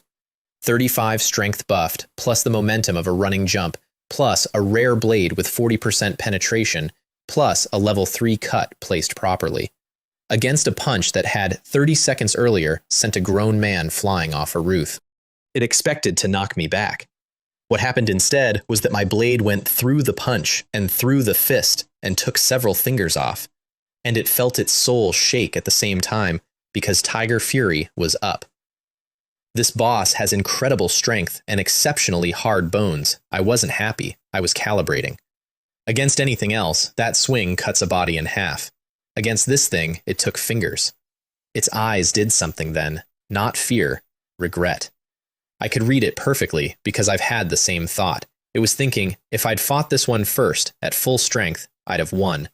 But it had eaten a sniper round through the gut, a backflip shot, an 8-trigram cage, a dagger to the throat, and 100 bullets, and it had spent everything it had on 4 other people before I arrived. I killed it, and I want to be honest about that. I killed a thing that 4 other people had already broken. It gave ground. Then it lost an arm. Then it turned to run for the mass of ordinary bandits by the gate and jumped off the roof, and while it was still in the air, I came off the roof behind it. Double damage! 15% chance, and it hit again. It felt me coming and threw out every scrap of energy it had left in layers, trying to shove me off. There was a flash, and then there was a head and a body connected by a spray of red, in the air, both falling. I landed. It turned into smoke before it touched the ground. Only those ordinary bandits are left. 200 men, which sounds bad, and wasn't, because they were slightly stronger than ordinary people, and I was 6 times ordinary and had a sword that went through tiger bone. I checked for the assassin. Bloodstains on the ground where he'd landed. No assassin. Stealth, somewhere. Then, Gao Chenyu and the priestess came out from an alley. Hey, where's the boss? The boss is dead. Now we just need to kill all the bandits in front of us to clear the level. Then I remembered. By the way, priest, go check on the sniper on that roof over there. I'm not sure what his situation is now. She looked over. On that rooftop? I can't sense any life there, only the smell of corpses. Son's dead? I ran and found an angle. Mo Lei was lying on the tiles, not moving. Heh, serves you right for not cooperating with us properly.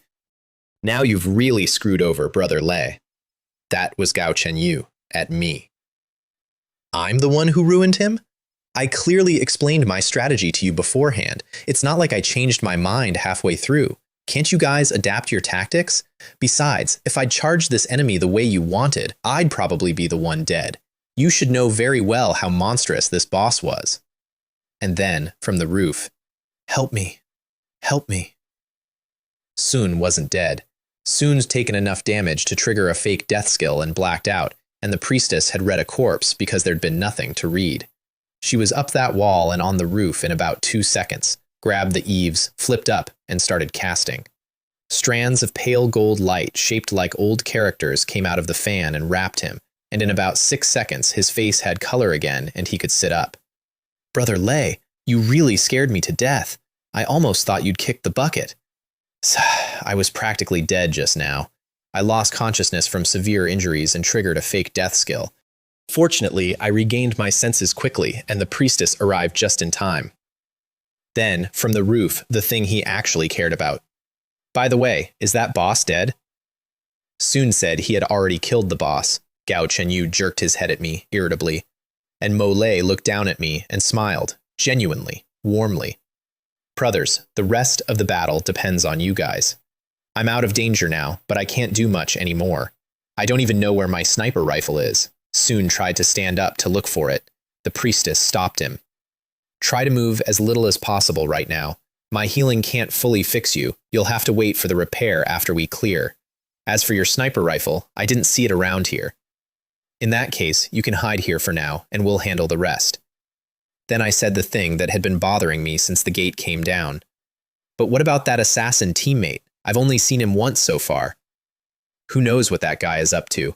Soon's probably taking advantage of his skills to slack off somewhere. Then, the ordinary bandits finished with the militia and came for us. Everyone, hurry up and get to work. I'll buff and heal you two. We should have a chance to kill them all. She dropped off the roof and landed next to us. Well, let's go. Dealing with those people will just take a little more time. Then kill as many as you can later. I don't have many bullets left, and I might not have enough. The three of us went down the gravel path at 200 men. Gao Chenyu went first and mowed the front rank, then fell back to reload. And then the priestess put speed, damage, and damage reduction buffs on me, and I walked into 200 people. I'm not going to describe it at length, because it wasn't a fight. It was a job. My speed was past what a human eye follows, and my blade went through necks and torsos without slowing. I moved through them like a lawnmower and left a line behind me. While I did that, on the roof behind us, Mo Lei sat alone and finally said, out loud, to an empty rooftop, "Give me back my sniper rifle right now." Soon couldn't find it. Nobody had seen it. Soon had a very strong instinct about where it had gone. "I have indeed put your weapon away. If you want it back, you'll have to trade something for it." Soon turned. Nobody there. "Why did you do this? We're teammates." "You're taking advantage of my misfortune, and I used to consider you a friend." "Teammates? You have the nerve to use the word teammates?" And then the assassin said the sentence I would eventually get to enjoy the most. "If this dungeon hadn't been so difficult that you messed up, I remember you were planning to sabotage a certain teammate and take his gear. I've just changed my plans based on the situation. We're all in the same boat." Let me lay that out. Before we ever left the courtyard, Mo Lei, the level 8 sniper who lectured me about team responsibility, who told me I owed the group my body at the front, had already agreed with the assassin to get me killed and take my equipment. That's what the extra half-second of eye contact was in the courtyard. That's why the plan started with, "You stand in front and draw fire." The only reason it never happened is that the boss turned out to be so far past their weight class that it blew up their arrangement before they could execute it. I was just saying it. I didn't actually do anything to him. You're framing me. Cut. Stop giving me this nonsense. Hurry up and trade me some valuable items, otherwise you'll never get your beloved weapon back before this dungeon ends. I remember top-tier sniper rifles are very expensive, right? Don't try to fool me with some junk. Soon handed over a fine-grade mage ring for free in a one-way trade, and the assassin told him it wasn't enough. "Don't push your luck. I'll bet the treasure chest later." And that entire negotiation happened on a rooftop while the priestess and I cleared 200 men off a gravel road.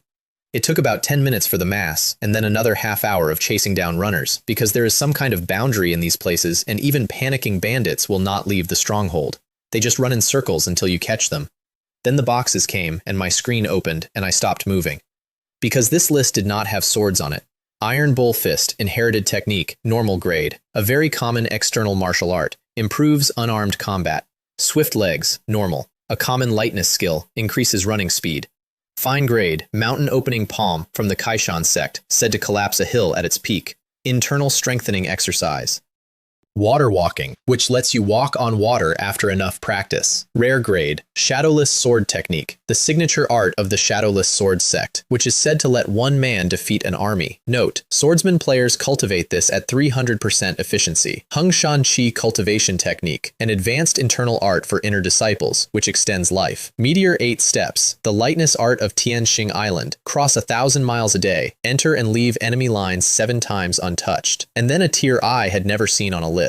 Superior grade, 0.001% drop rate. The Great Dream Saber Manual, the supreme martial art of the Great Dream Divine Sect. Profound saber intent and ever-changing technique. Mastering it to its peak makes one a top-tier expert in the world. Saber players cultivate at 300% efficiency. Pure Yang True Skill. From the Pure Yang sect of the Great Jin Dynasty. Creates a Pure Yang Overlord body. Slows aging. Extends lifespan to 300 years. Wind and Thunder Sky-treading technique. Break through the 9 heavens gale and reach the Taiyin star. Imbues the body with wind and thunder. 0.001%. 1 in 100,000. A whole tier above rare. I had never even heard the word superior applied to a dungeon reward. I took 3 from the top shelf and did not think about it for more than 4 seconds. The saber art, obviously, because I am a saber. 1 internal art, 1 movement art. The box had 3 balls of light in it instead of books. I touched the gold one, and it went into me, and my head filled up. Not a book, a complete inheritance. Every stage from beginner to master, every mistake to avoid, every trick to accelerate. Text, images, and, I don't know how else to say this, video. Someone else's memory of doing it correctly, over and over. And it didn't hurt. It should have. It was more information than a life, and it sat there like a folder on a desktop, waiting for me to open it whenever I wanted.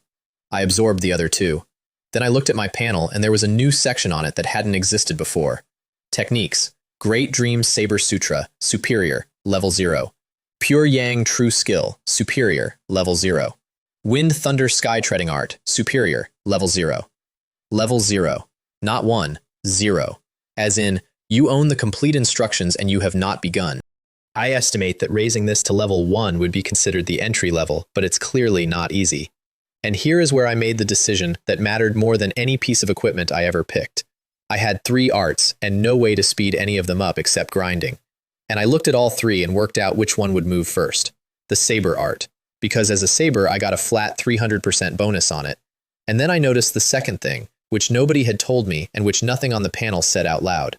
My basic saber technique, the boring passive at level 3 that I'd been ignoring since day 1, wasn't just a damage stat, it's comprehension. It's how deeply you understand what a blade does. And the deeper that goes, the faster you can learn anything else made of blades. So even though I already possess the high-quality sword inheritance of the Great Dream Saber Sutra, I should not ignore the relatively inconspicuous basic saber technique. As the most basic level of ability, the higher my skill level is, the faster I can cultivate the Great Dream Saber Sutra. Everybody in that game was chasing bigger numbers. The thing I decided to chase was the small, ugly one at the bottom of my sheet that made every other number learn faster. That night, I locked my door and practiced the basic forms of the Great Dream Saber Sutra in a rented room. Chop, lift, thrust, block, wipe, wind. Nothing fancy. A layman could get the basics in a few days. The basics are not the art. The art is that you meditate yourself into sleep by a specific method, and then you cultivate inside the dream. And what you are cultivating is a dream self, a second you, made of mind, that walks out of your body. I did it the first night and got most of the way there before dawn. It was much faster than the inheritance said it should be, and there was only one explanation. 27 Spirit. The Great Dream Saber Sutra runs on the mind, and I had spent 1.5 seconds in a cave choosing a number. The next morning, I dropped into an underground parking garage. Concrete, dim lighting, a few abandoned cars, and 11 other people. 11. 12 players total, including me. Objective: survive for 3 days in the city currently experiencing a zombie apocalypse. Note, this instance contains a variety of zombies of varying types, some high and some low danger. Please exercise extreme caution. It's the Cataclysm instance? This is terrible! A bearded, middle-aged man with a rifle said that, and the fear in it was not performance. Is this the Cataclysm everyone on the forums keeps mentioning? It should be. We have exactly 12 players, which matches. Other dungeons rarely have this many. Now let's see what level everyone is. I'll go first. I'm level 11. I'm also 11. 12. 13. 10. Around the circle, and then it got to me. I am level 10. I lied. I was level 3, and I had no interest in explaining to 11 people why a level 3 was standing in a level 15 dungeon in high-end gear. Nobody blinked. My equipment made the lie look modest. Since everyone is between 10 and 13, this is the Cataclysm from the forums. The difficulty is estimated at around level 15, which is relatively easy among Cataclysm dungeons, but it's still a very dangerous type. Sorry everyone, I rarely read the forums. Could someone briefly explain what makes this so difficult? Silence, and then the guy with glasses answered. Survival dungeons are always hard, otherwise the objective wouldn't just be to survive. This one has the highest death rate among survival dungeons. There are too many zombies, and a lot of them have strange abilities that are hard to defend against. Even the sneakiest assassin players have a hard time, because there are zombie types that can break stealth. That last part got a reaction. Assassins are the survival class. If assassins die here, everyone dies here. Since it's so difficult, what's the point of chatting? Let's find somewhere to hide. There are a few minutes of safe time when you first enter, so no need to rush. But based on the forum experience, I suggest we split into teams as soon as possible and spread out to survive. Scattering to survive? Are you sure that's not suicide? Wouldn't we be stronger together? Sun's right, the bearded man again. All the posts about the Cataclysm say you must split up. On the last day, no matter where you hide, your location will be exposed, and then several powerful zombie kings come to hunt you down. If you stay together, they gang up on you, and you're finished. Splitting up increases your chances, and you might even get lucky and not be targeted at all. So there it was, 2 days of preparation, and then the machine tells the bosses where everybody is. They started forming pairs. I turned around and left. I had exactly one reason to be antisocial, and it was hanging around my neck. I got to the exit ramp and slowed down, because I could feel 5 of them up there. 2 security guard zombies with rubber batons, swollen and purple, still shuffling around in uniform, and a man, a woman, and a small boy who had presumably been a family and were now 3 separate problems. There's no need to waste my premium ammunition on these few. Wolf Slayer, launch! I went up that ramp in an arc, took both guards' heads off in one pass, and stopped in the middle to check something. The forums say most zombies go down to a clean cut through the neck, but there might be exceptions. I wanted to see it happen before I trusted it. Both bodies dropped like puppets. Confirmed. Then I turned back to the family of 3 and waited for them to come at me. They didn't. I frowned and walked toward them. They kept shuffling. I got within 5 meters. Nothing. Is it because I'm too far from them? Are these zombies' senses really that bad? That can't be right. I got closer and closer. And then the small boy zombie walked right past me, glanced up at my face with no expression at all, and kept going. This is truly unbelievable. I ran through the possibilities. Maybe they retained some will. Maybe there was a mechanic I'd missed. And then it hit me. Colluding with each other. While you wear this pendant, non-boss level evil creatures regard you as one of their own, and will not attack you unless provoked. A rare grade pendant, picked up from a gray zone panel under a bus seat, worn every day for weeks as a 7% damage bonus and a novelty. In a world made entirely of non-boss level evil creatures, I walked out onto the street and stood in the morning sun of a city full of the dead, and nothing came near me. I never imagined that a mere rare grade pendant would be so useful in this dungeon. Does this mean I can just wander around the city freely? I'd been ready for 3 days of running fights. I'd been almost looking forward to it. And instead, the entire dungeon had just been switched off, for me, personally, by an accessory. Gunshots behind me, other players clearing the ramp. I stepped into a supermarket, walked past several zombies at the door, and hid inside the entrance to watch what everyone else's version of this dungeon looked like. 2 gunslingers came out shooting, dropping every zombie within reach, and fought their way up the block. A black sedan came out of the garage and drove off at speed, smashing through a dozen bodies, and every zombie on the street peeled off after it in a mob. More groups came out. Some crept along the walls, some went straight into buildings. Then I went shopping. I want to be honest about what that hour was like, because it may be the funniest hour of my life. I walked past 2 swollen black-headed guards in uniform. I walked past a thin young woman in a dress. I went through the little one-at-a-time anti-theft gate. I got into the aisles. Then I picked up a bottle of something with foreign writing on it, opened it, sniffed it, decided it was fruit wine and probably not expired, put the cap back on, and dropped it into my personal storage. Yes, storage worked. Dungeon items normally can't go in unless they're rewards, but this one relaxes it for you because you have to survive 3 days. That's good. It saves me from carrying a lot of things around. Then I went proper looting. Bottled water? Give me 30 bottles. Potato chips? 5 bags. Salted fish cans? Too salty. I'll take 3. This is a can of beef? I'll take them all. These instant noodles look pretty good. I'll take them all. Half of a 2 cubic meter storage, filled with food, water, and snacks, checking every single item for spoilage, in a dark supermarket full of the Walking Dead, at a leisurely pace. I got to the back of the shelving and pulled 2 large quilts and a pillow off the top shelf. And on the other side of the shelf, a half-rotted face appeared, and a tall zombie stared at me with murky eyes from a meter away. Hello, I said hello to it. It did not react. It stood there. And that's when I looked up, because something large had just gone across the ceiling above my head at very high speed. What was that? Very fast, not small, could move on the ceiling, and could hide its tracks. Could it be some kind of special zombie? It hadn't attacked me. But it had jolted me. And being jolted was the useful part. I got a bit carried away just now. I must correct my attitude. Even though I have the pendant, boss-level zombies pose the same threat to me as to other players. That is the single most important sentence I said in that dungeon. And I said it because a thing on a ceiling reminded me that my invincibility had a specific written limit. I finished up and headed for the door, and near the front I noticed the zombies around the anti-theft gate doing something. Not attacking. growling softly at the air. A few of them speeding up and pacing in small circles, like they'd all caught a scent and couldn't place it. Something's happening. I backed into the shelving and got down behind a pillar in the dark where several zombies were milling around, which made me effectively impossible to spot from outside. Then I watched. A can of salted fish rose off a shelf about 20 meters away, floated for a second, and vanished. As expected, an invisible assassin player has come for food. And I want you to notice the difference. I had walked those aisles for an hour, taken hundreds of items off the shelves, and had a conversation with a zombie. Nothing.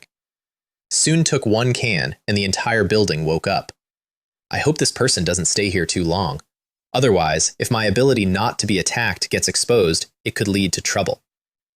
More zombies converged on the spot where the can had been, growling, turning, searching. They could tell something was there and couldn't pin it. Soon kept taking things.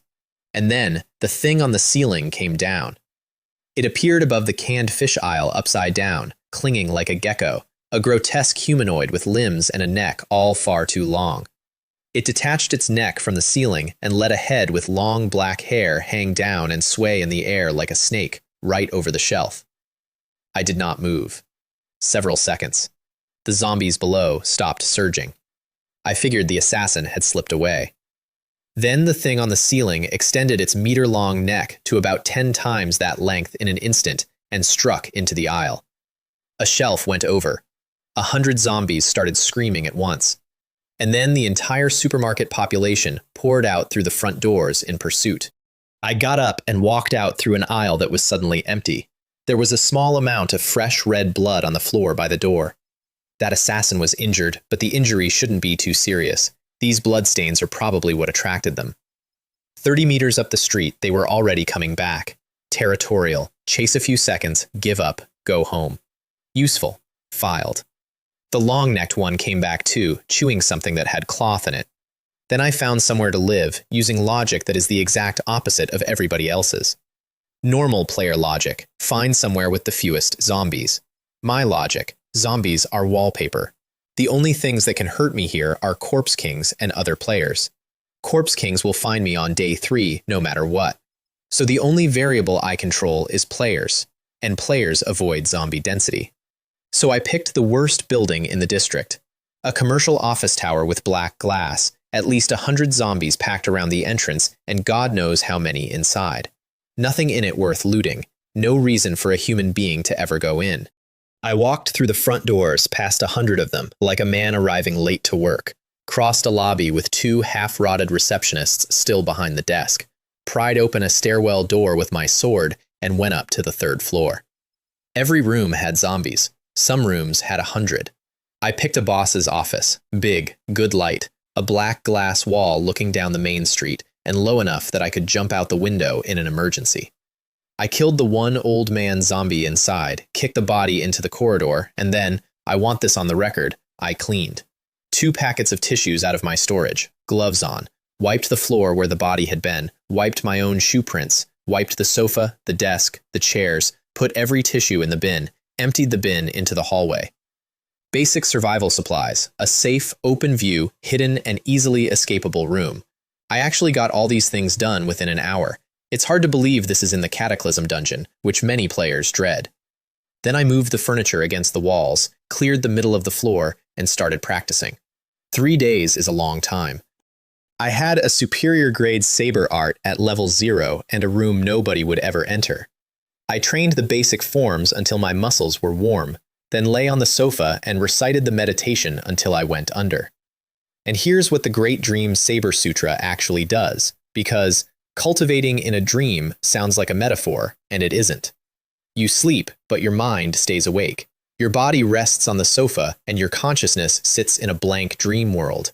And you can also, at the same time, monitor the room around your sleeping body. Anything moves out there, you wake up. And in the dream, you build a dream self. A second body, identical to you, made of mind. And you drill it, over and over, swinging a sword that isn't there in a world that isn't there, until it's real enough to walk out of your head. 10 hours. From morning to evening of that first day. Then I opened my eyes. It should be done. I stood up in the empty middle of the floor, and something came out of me, a slightly transparent version of myself, walked straight through the sofa, went into the wall, turned around, came back out of the wall, and slashed a several-inch gash into it with a blade that also wasn't there. It really succeeded. I'm just a bit rusty at controlling it in the real world. Great Dream Saber Sutra, Level 1. I was extremely tired. 10 hours of dream cultivation is not rest, it's work, and it drains your mind rather than your legs.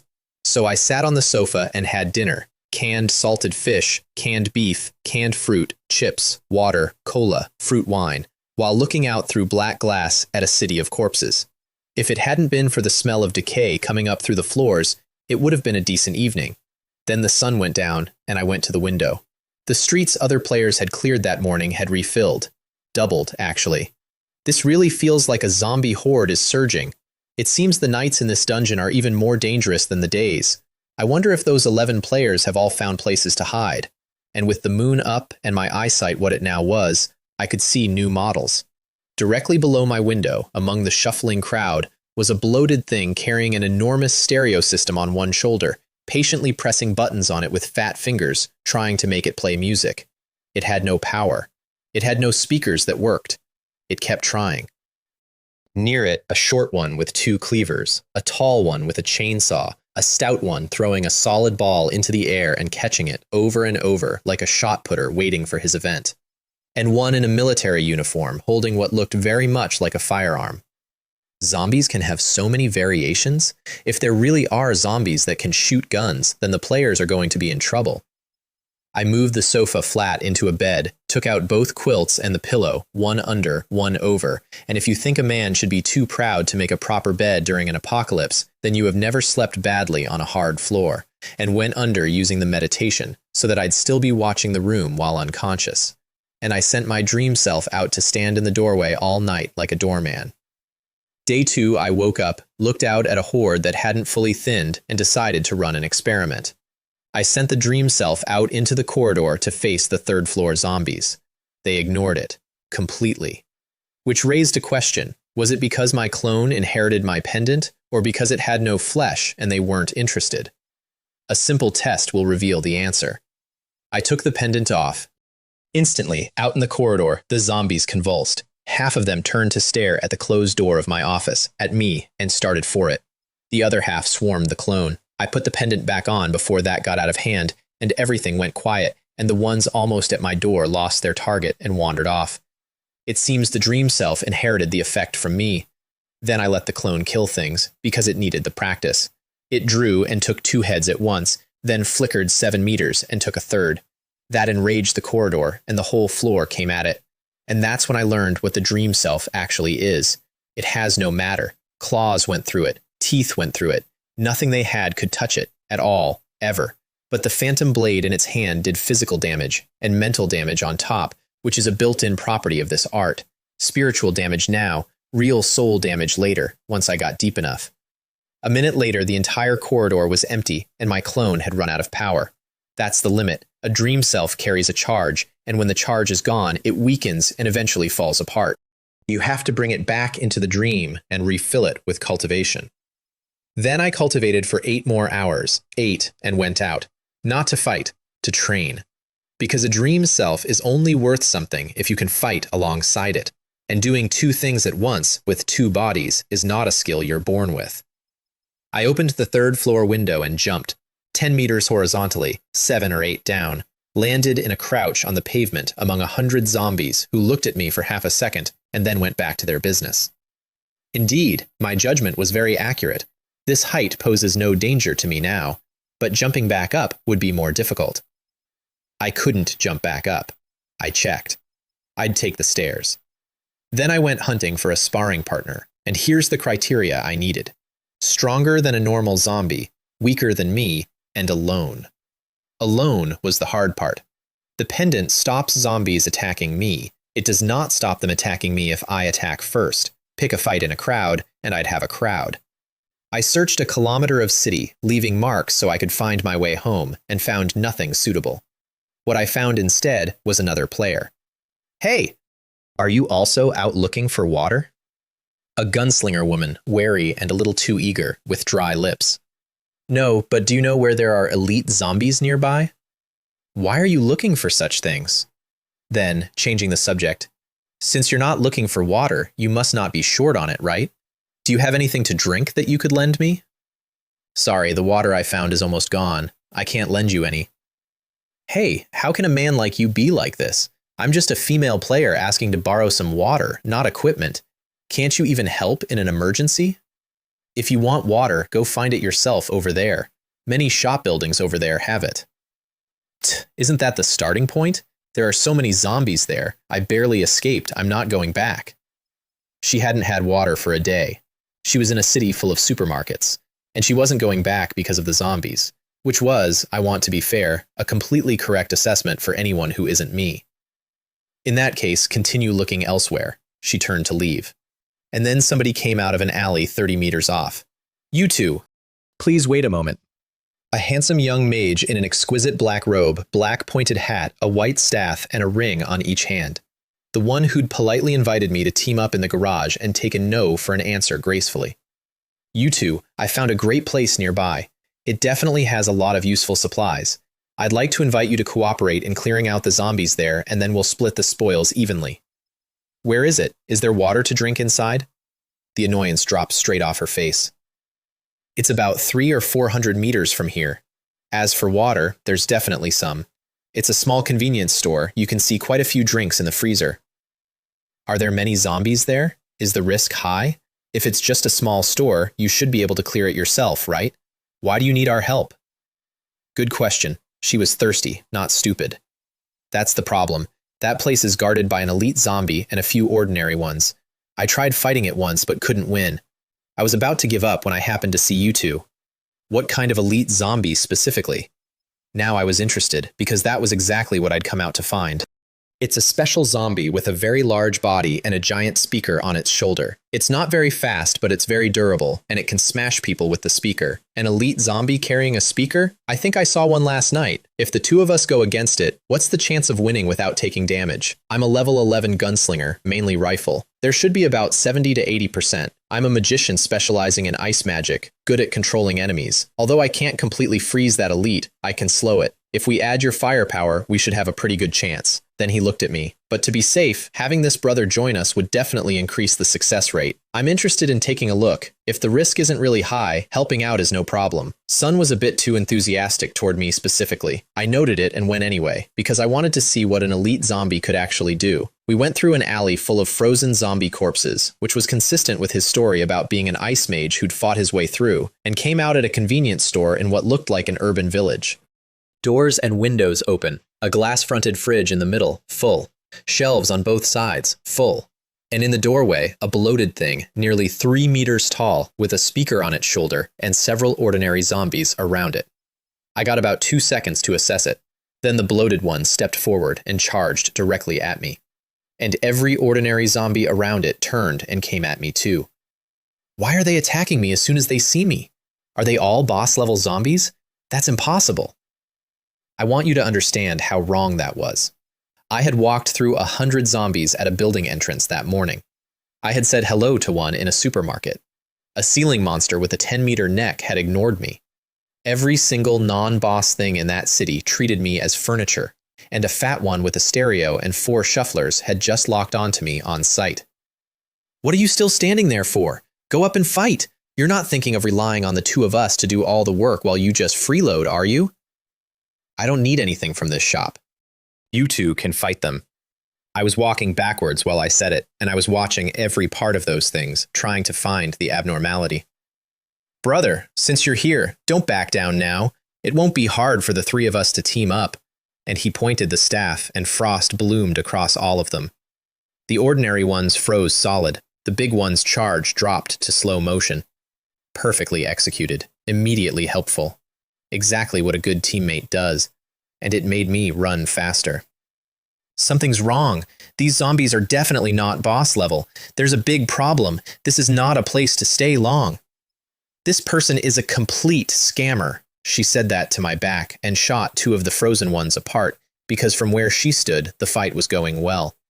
She did not see what I saw, which was that the mage, who had just finished a flawless piece of support casting, turned his head to watch me run, and something ugly went across his face.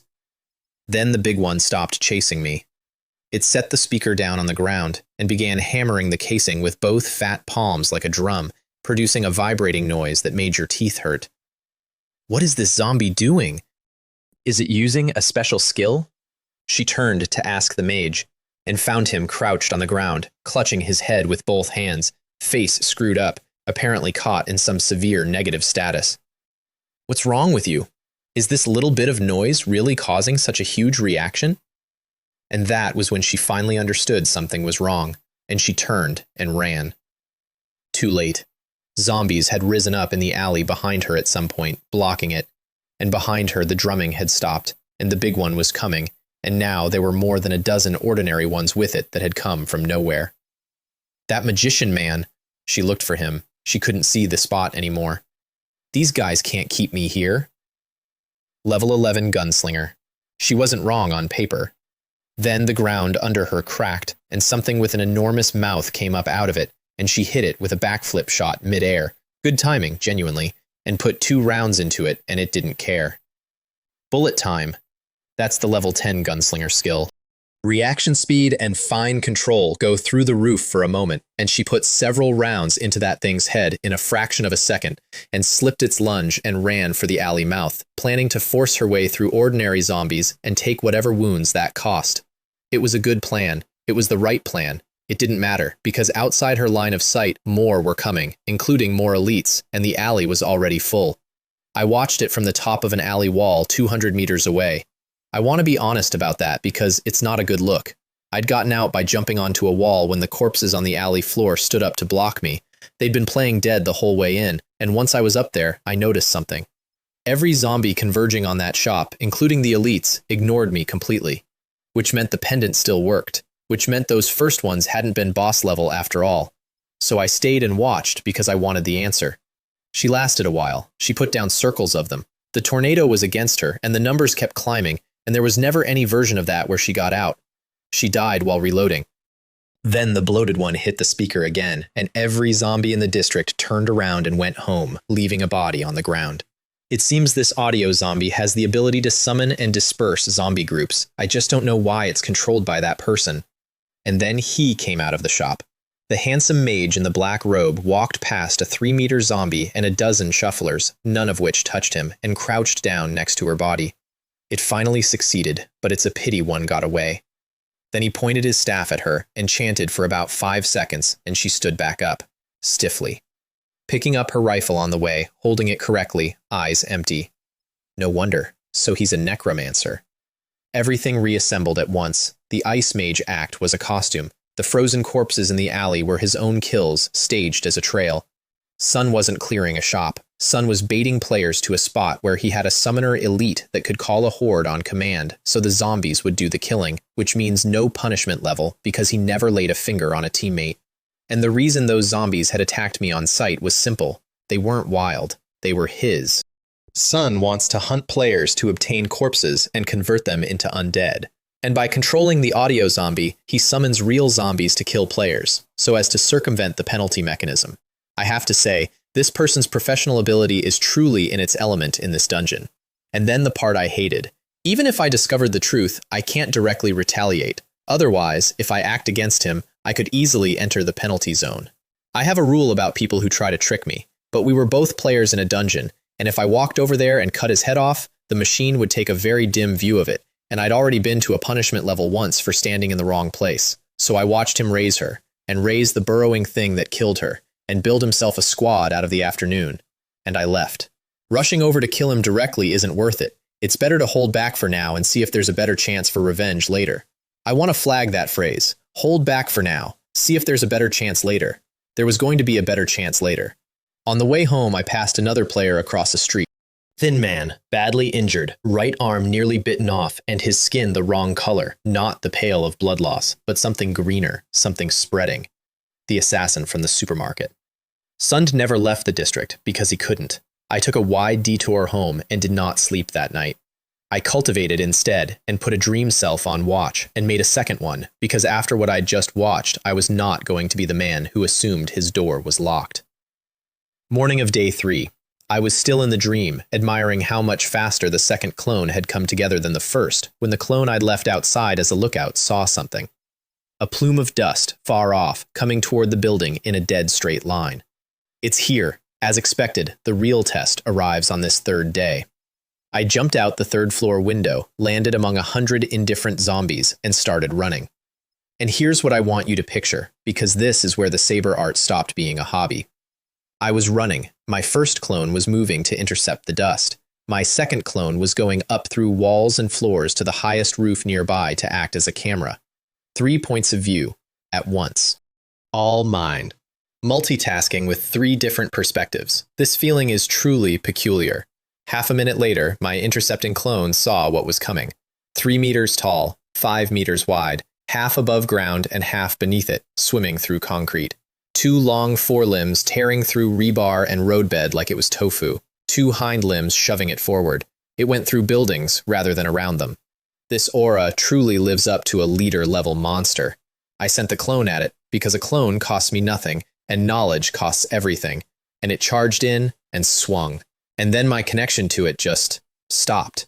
Not retreated, not damaged, gone in one instant with no chance to withdraw. Where's my dream self? Was it instantly killed? My clone has no matter. It is immune to physical damage as a basic property of its existence. Claws pass through it. Teeth pass through it. 100 zombies swinging at it can do nothing, and that thing deleted it before it landed a blow. How is this possible? Could it be that this guy isn't as simple as a brute force physical type? Does it possess some special damage ability? I never found out. I ran. I ran all day. I could have fought it. That's the part that gets me. I had reserves I hadn't touched. I chose not to, for 2 reasons, and they were both correct. 1. I just watched it one-shot something that cannot be touched. If it could do that, it could probably do it to me. 2. Even if I somehow killed it, why on earth would I believe the dungeon wouldn't just send another one? I'd been in this game long enough to know exactly how it felt about me, so I made the decision that isn't heroic. A whole day of running, and at the end of it, I win. Morning to afternoon, through streets, through crowds of zombies who didn't touch me, with 1 clone on the rooftops behind me watching a cloud of dust chew a 10-meter trench through a city, and every building it passed collapsing or getting a hole punched through it. Good heavens, this dungeon is testing urban marathon running, isn't it? And it's a marathon for me alone, which was not a figure of speech, and this is the part that made me angry. Along the way, I saw other players, several of them. 1 was bullying ordinary zombies for fun. 2 were playing hide-and-seek with something Corpse King-shaped and doing fine. And 1 of them stuck his head out of a street-level window to watch me run past. Nobody else in that city had a Corpse King welded to them. Speechless, the dungeon's intention to persecute me is becoming less and less disguised. I was sweating through the armor and drinking supermarket water on the move and being personally hunted by a boss the size of a house, and everybody else was having a manageable Tuesday. Then, late afternoon, my rooftop clone spotted something above the street. A black robe and a black pointed hat, standing at the edge of a high building, watching me run. This person's physical strength is beyond my imagination, and his speed is also very fast. Sun is probably the highest level and strongest player in this instance. Moreover, the zombies around him haven't attacked him. Does he also have a skill like mine? Interesting. This high-quality talent seems very necessary to bring under my command. That's what he was thinking. I know because of what he did next. Undead started moving onto my route below. A woman with a rifle and torn, bloody clothes walked to the rooftop edge beside him and raised her gun. A man with a broken arm and a face going wrong went invisible next to him, jumped down 2 buildings, and started running my way. Sun wanted a high-quality corpse, mine. And he had made exactly 1 mistake, which is that he had assumed I only had eyes in my head. My dream self had been drifting inside the walls of the buildings I ran past all day. That's how I'd known nobody else was being chased. It goes through concrete. It hides inside stone. It sees. Sun was watching me from a rooftop and thinking he was far enough away. Heh, you dog. I originally planned to deal with you after dark, but I didn't expect you to be even more impatient than me. It seems I'll have to send you on your way ahead of schedule. I did not attack him. I turned off the main street and ran into a building. That was it. That was the whole move, because for 3 days I had run only on wide streets, since concrete does not slow a Corpse King down, and he'd been watching me long enough to know that. And suddenly, at the exact moment he decided to act, I changed. What's wrong with this person? Why did he suddenly change his strategy? Have I been exposed? And then he found out, because the Corpse King turned.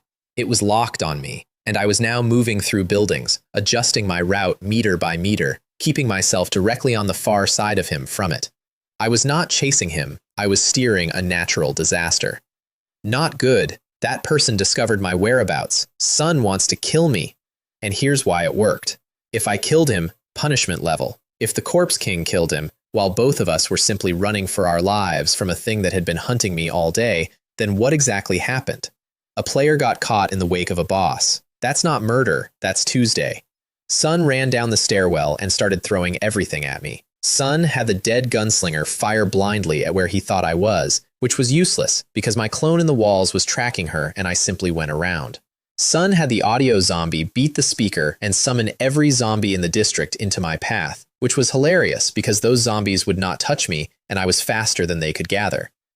And he sent his best asset, the assassin undead, freshly raised that morning, the strongest thing he owned, to physically stop me. I was moving through a room and I kicked a closed door open, and without breaking stride, I slashed horizontally into the empty air behind it.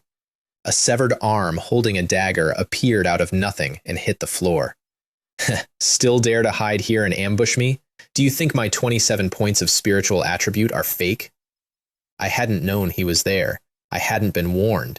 I have 27 spirit, and he came within a certain distance of me, and that is all the warning I have ever needed. Through a door, through a wall, doesn't matter. I took its head, and its legs too, because I wasn't sure the neck alone finished an undead, and I wasn't in a mood to research it.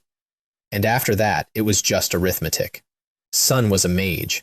Mages do not run well. His stamina was a joke next to mine, and the thing behind us did not get tired and did not lose the scent.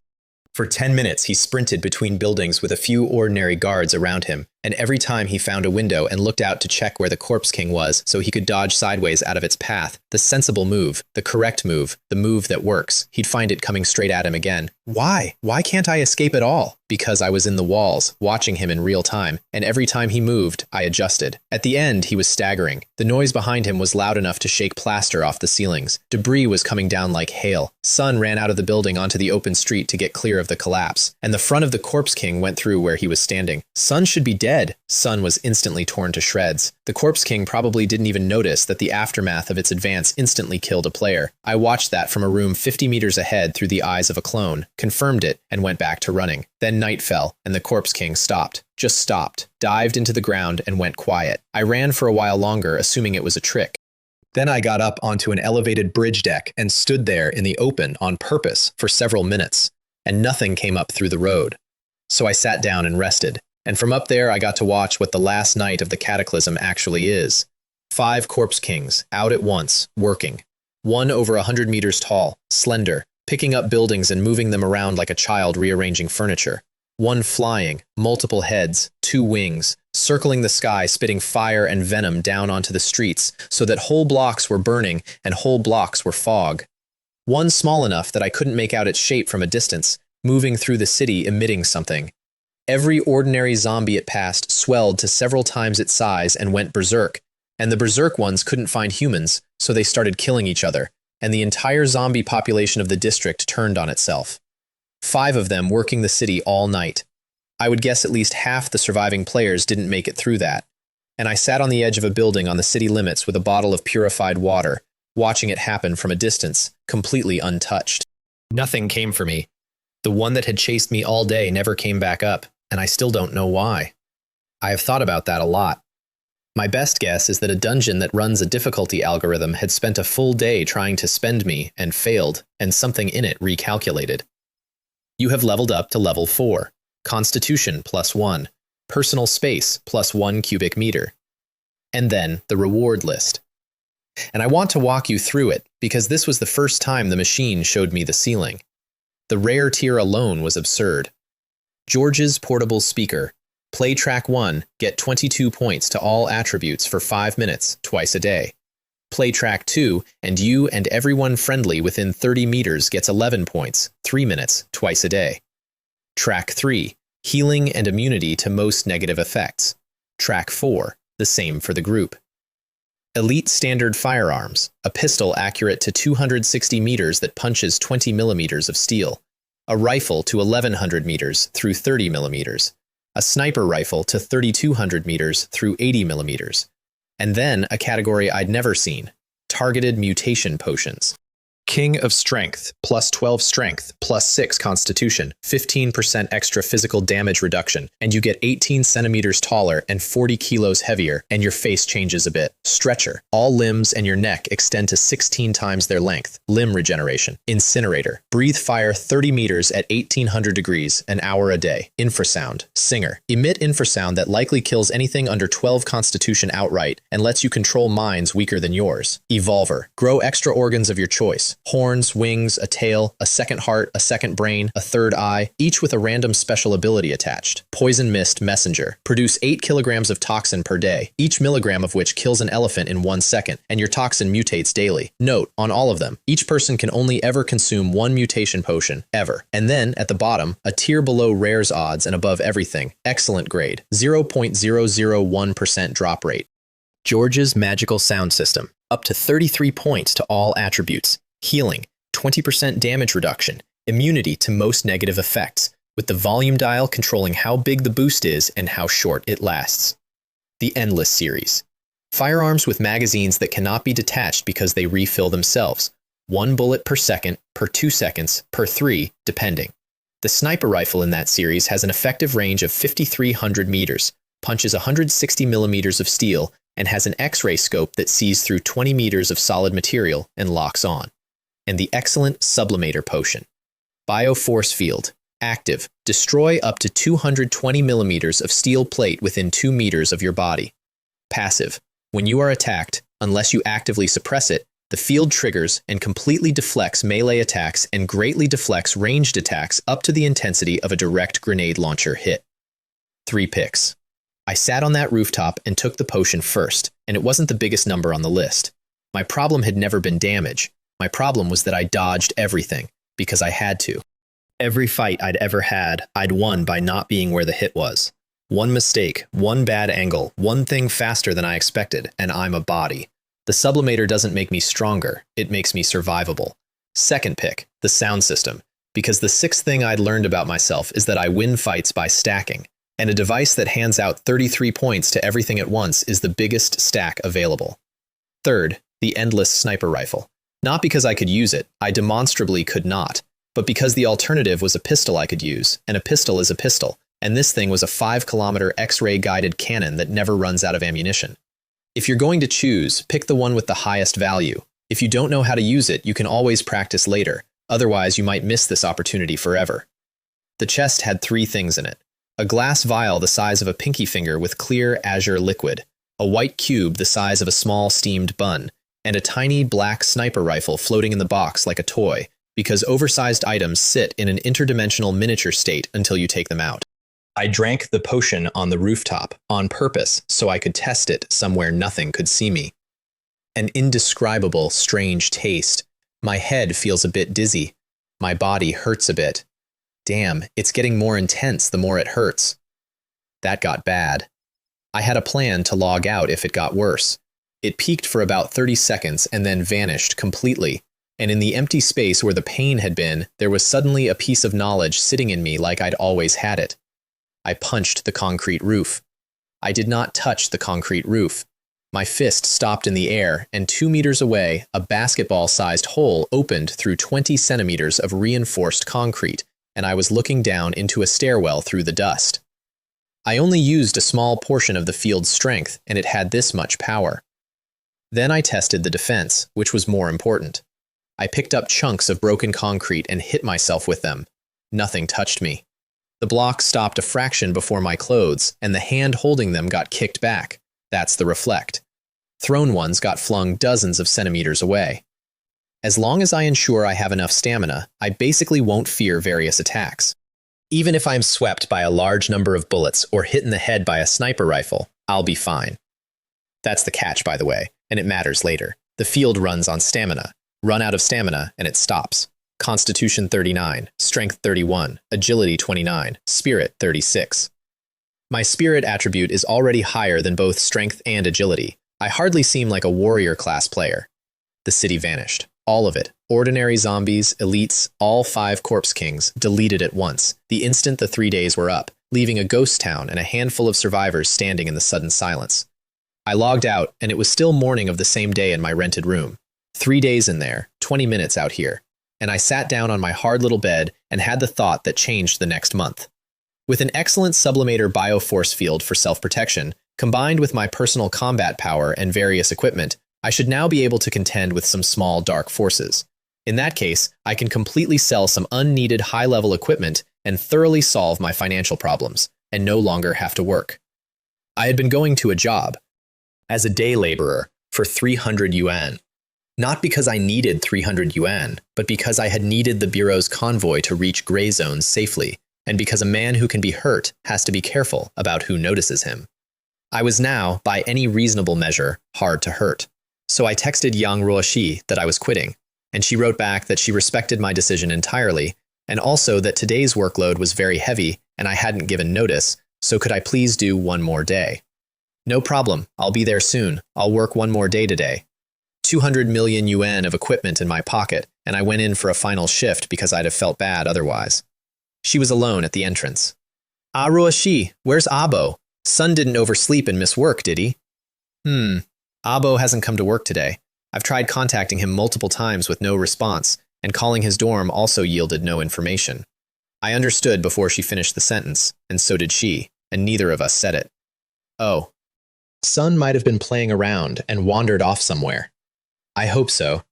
Today, it's just the 2 of us clearing the gray zones, so the pressure will be heavier, but your daily wage will also increase by 50%.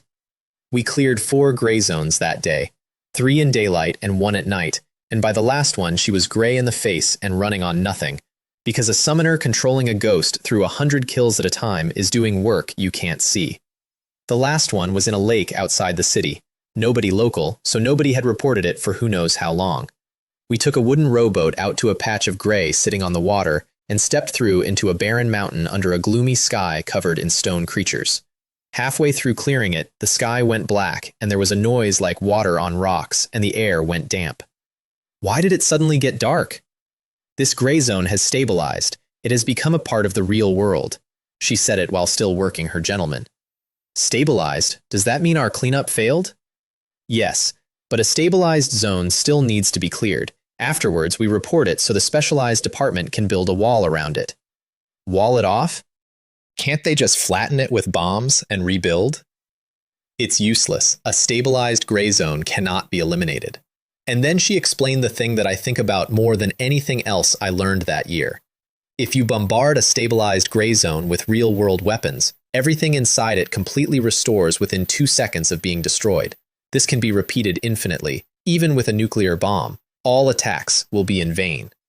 Only by using the power of players to kill the monsters inside can you ensure they stay dead for at least a week, which reduces the harm. It's the same in unstabilized zones. Players using real-world weapons can't kill the monsters either. They come straight back, like monsters refreshing in a video game.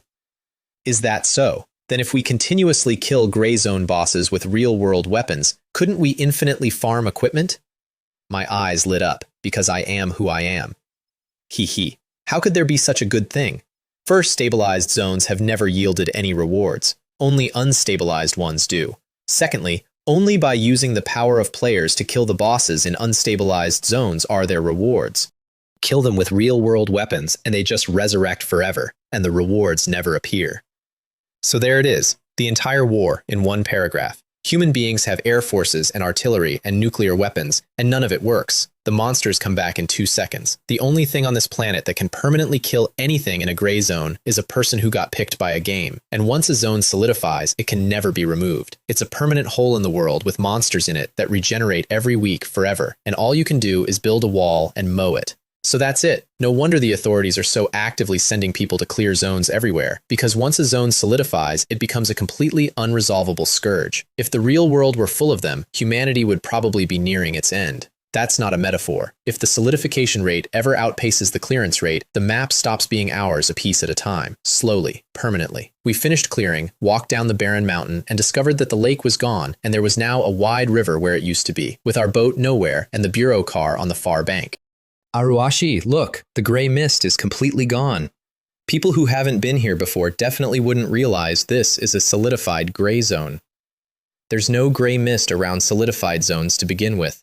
Gray mist is a characteristic of unsolidified ones. She could barely get the sentence out. Aruashi, can you swim? Yes, but I definitely don't have the strength to swim across. Then I'll take you across. My swimming ability is very strong.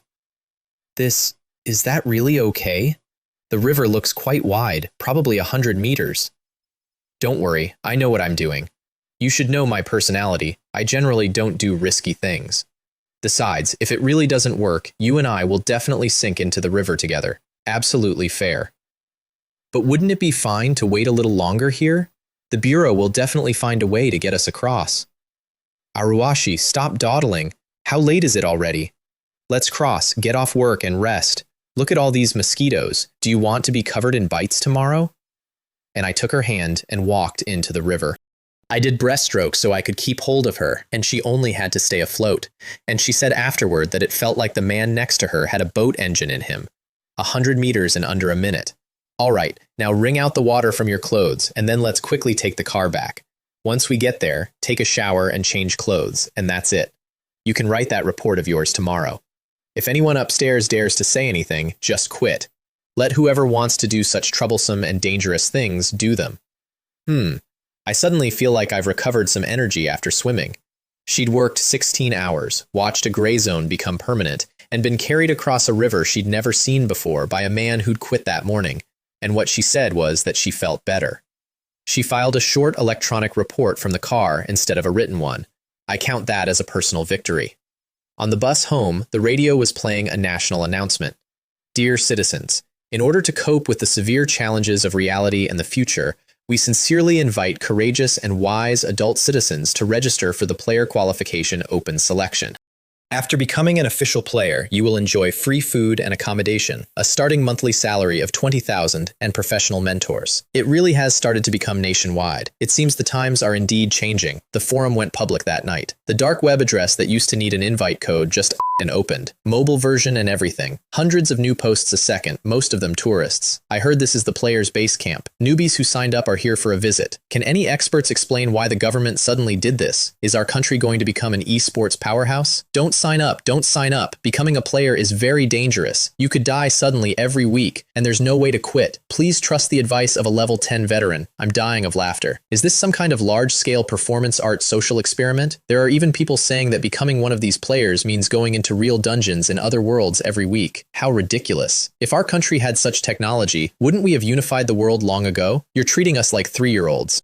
2,000 people died last month, and there's a man in the comments explaining that it's obviously a marketing stunt. The next morning, I woke up before my alarm, because a body with 39 constitution doesn't need much sleep anymore, and I texted Yang Ruoshi one question before entering my dungeon. Ruoshi, any news from Abo today? Did he go back to work? She replied before I could put the phone down. Brother Fan, unfortunately, Abo has been confirmed to have sacrificed himself in the dungeon. The Bureau confirmed it this morning using a special item. I hope you won't be too sad. This kind of thing is not uncommon among us players. Just think of Abo as having gone to heaven early. They have a special item for it. That's the part. Somebody sat down, some years ago, and built a tool whose entire function is to check whether a player is dead, because it comes up often enough to need one. Sun was maybe 16. Sun been transferred to a special school. Sun been loaned out to a clearance team as coursework.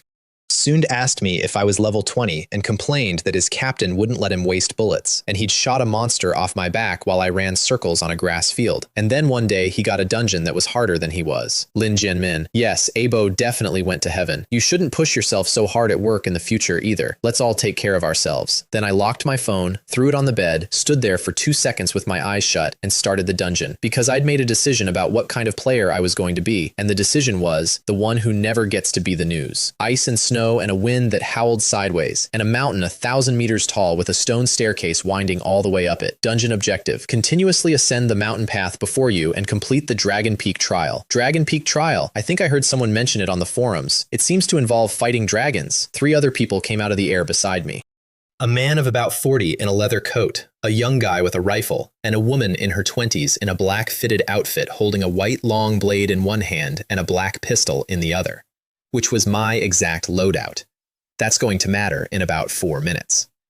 The man in the leather coat produced a pack of expensive cigarettes and a windproof lighter and started handing them around like a man buying goodwill. Little brother, want a cigarette? For this Dragon Peak dungeon, everyone must work together. If anyone gets a good pet, I'll buy it at a high price. Big brother, are you a summoner? You guessed right. However, this is my first time doing the Dragon Peak dungeon.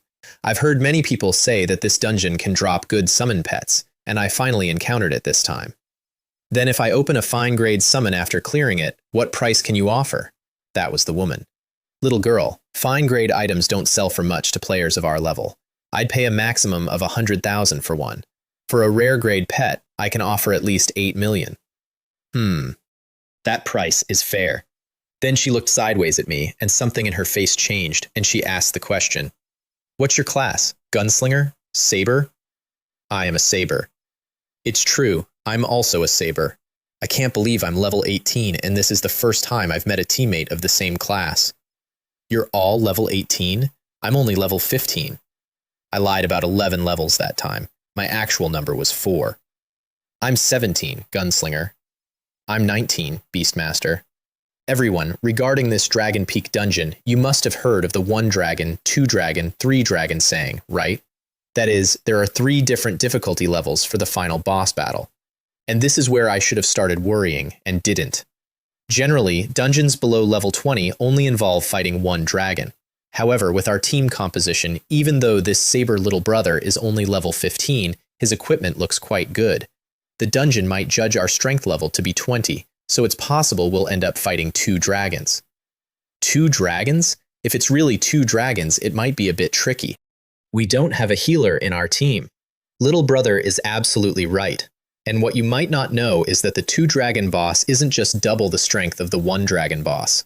According to the information I've gathered, each of the 2 dragons is stronger than the single one, making the overall difficulty significantly higher. 3 difficulty tiers. 1, 2, 3. The forums had been running this dungeon for years, and 3 was the ceiling. Remember that number, 3. Alright, let's go. But this mountain path is a bit narrow, so let my pets go first to clear the way. Sun didn't gesture or chant or anything. There was just a roar from somewhere off to the side, and a grizzly bear with a shoulder height over 2 meters came galloping in and got onto the staircase, where it did not fit. It blocked the entire road. We could see nothing of the first 50 steps except bear. Brother, what level is your bear? It looks truly mighty and imposing. It's just a level 6 bear, very ordinary. And while he was saying very ordinary, a golden eagle with a 3-meter wingspan came out of the clouds and settled in front of the bear. You have ground forces and air forces, brother. I bet you also have pets that can swim. The woman put her blade away and took her pistol in both hands. The rich man produced a silver-gray rifle. The gunslinger had his rifle up already. Good heavens, do players of this level, regardless of their profession, all carry guns? I had spent weeks being self-conscious about a saber player walking around with a pistol, and it turns out everybody does it, and the only reason low-level players don't is that they can't afford one. The first enemy was a saber-toothed tiger. Is this the first enemy in this dungeon? It almost makes me feel like I'm back in the novice period. The bear went up the steps and around a corner, and there was a roar and a tiger noise, and then a lot of noise, and by the time the 2 of us with blades got up onto the platform, it was already over. The rich man was feeding his 2 pets something out of his inventory, while they sat in front of him like enormous dogs. The tiger was in several pieces, none of which were shaped like a tiger. Everyone, please wait a moment. It's best for my 2 pets to rest for 2 minutes so they can face the next wave at full strength. And as he fed them, the marks on their fur closed up and vanished. Big brother, you're really good to your pets. I heard those healing ingredients are all excellent quality. You're really willing to spend. When doing a dungeon, it's always right to be careful. As for these ingredients, they're only about 10,000 outside. Very cheap. 10,000 a snack. For a bear. All right, big brother, when I get a good pet, I'll definitely sell it to you. We agreed on 8 million as the starting price, okay? Don't worry, 8 million is nothing. Anything under 100 million is a small matter. I stood there with my face doing absolutely nothing while my brain screamed. Because I had walked into this dungeon with about 30,000 yuan to my name and a plan to become a rich guy, and a man with 100 million yuan casual threshold had just told me he wanted to buy exactly the category of item I can pick off a menu. If I clear the dungeon later and choose a summoned beast to sell to him, wouldn't I immediately become a rich guy? But he probably can't afford an excellent grade summon, something worth over $1 billion. I wouldn't dare sell that to him, or to anyone. But choosing only rare grade to sell would be too much of a loss. That was my problem for the next hour. My literal problem, standing on a mountain full of things that wanted to eat me, was that I might have to settle for only 8 million. Second wave, the eagle spotted them early. Everyone, pay attention. They are divided into 2 groups, visible and hidden. The visible ones are 10 melee armored dragon guards waiting on the platform above, and the hidden ones are 2 to 5 ranged archer dragon guardians in higher positions around it. Dragon guards. The melee types are not easily killed, even with several shots to the head, and the ranged ones are very annoying, liking to hide and shoot sneak attacks. So they started planning. The rich man wanted his pets and both saber players to charge in together and eat the arrows so the gunslinger could pick off the archers. The woman said absolutely not. Send the bear first, we harvest afterward. Sun said his bear might die, and then who fights the dragon? She said summon more pets then. Sun said summoning costs him, and he was saving his reserves for the boss. She said, in the tone of somebody who has decided you're lying, you summoning types still have such restrictions. Can't you summon your pets at will? Why haven't I heard of that? Oh, you two, stop arguing.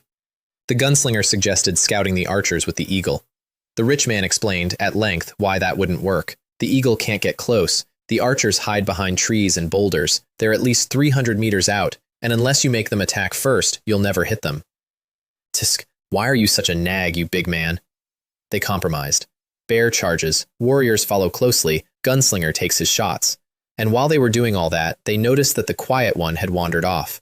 I'd put my blade and pistol away, jumped about 10 meters straight up the rock face beside the path, and produced a black sniper rifle over 2 meters long, which I propped on a snow-covered boulder and crouched behind. That was 3 players standing on a staircase with their heads tilted back. Little brother, what are you doing? Sun genuinely wanted to know. In his head, a sniper scope has a narrow field of view, and you cannot possibly use one to find men hiding behind rocks. I didn't answer, because I was busy. What I was actually seeing was not narrow at all. 10 warriors in black steel armor on a platform 100 meters up, with swords and shields and twin axes and greatswords the size of doors. And on the mountain walls 100 and 200 meters out, where there appeared to be nothing at all, 4 light-armored longbowmen behind rocks and trees, glowing faintly through solid stone because my scope sees through 20 meters of anything. Bang. 2 seconds later, a distant shattering noise. Don't you guys worry, I've already taken out 1 archer dragon guardian, 3 more to go. You've already killed an archer dragon guardian? Really? Is it that simple? Should I try it too? The rich man went quiet and started checking with his eagle. The woman flatly did not believe me. The gunslinger started climbing the rock face to join in, which I found genuinely sweet. I ignored all of them and kept working. The first archer I killed by destroying the tree he was behind. The second by detonating the rock he was behind. The third took 2 shots, 1 to break his cover, 1 to take him while he was in the open. I was worried I wouldn't know how to use a sniper rifle, but this excellent sniper rifle is so brainless with just its X-ray lock-on. Killing enemies through the scope is as simple as playing whack-a-mole. I want to be honest here. I am a bad shot. I have never been trained.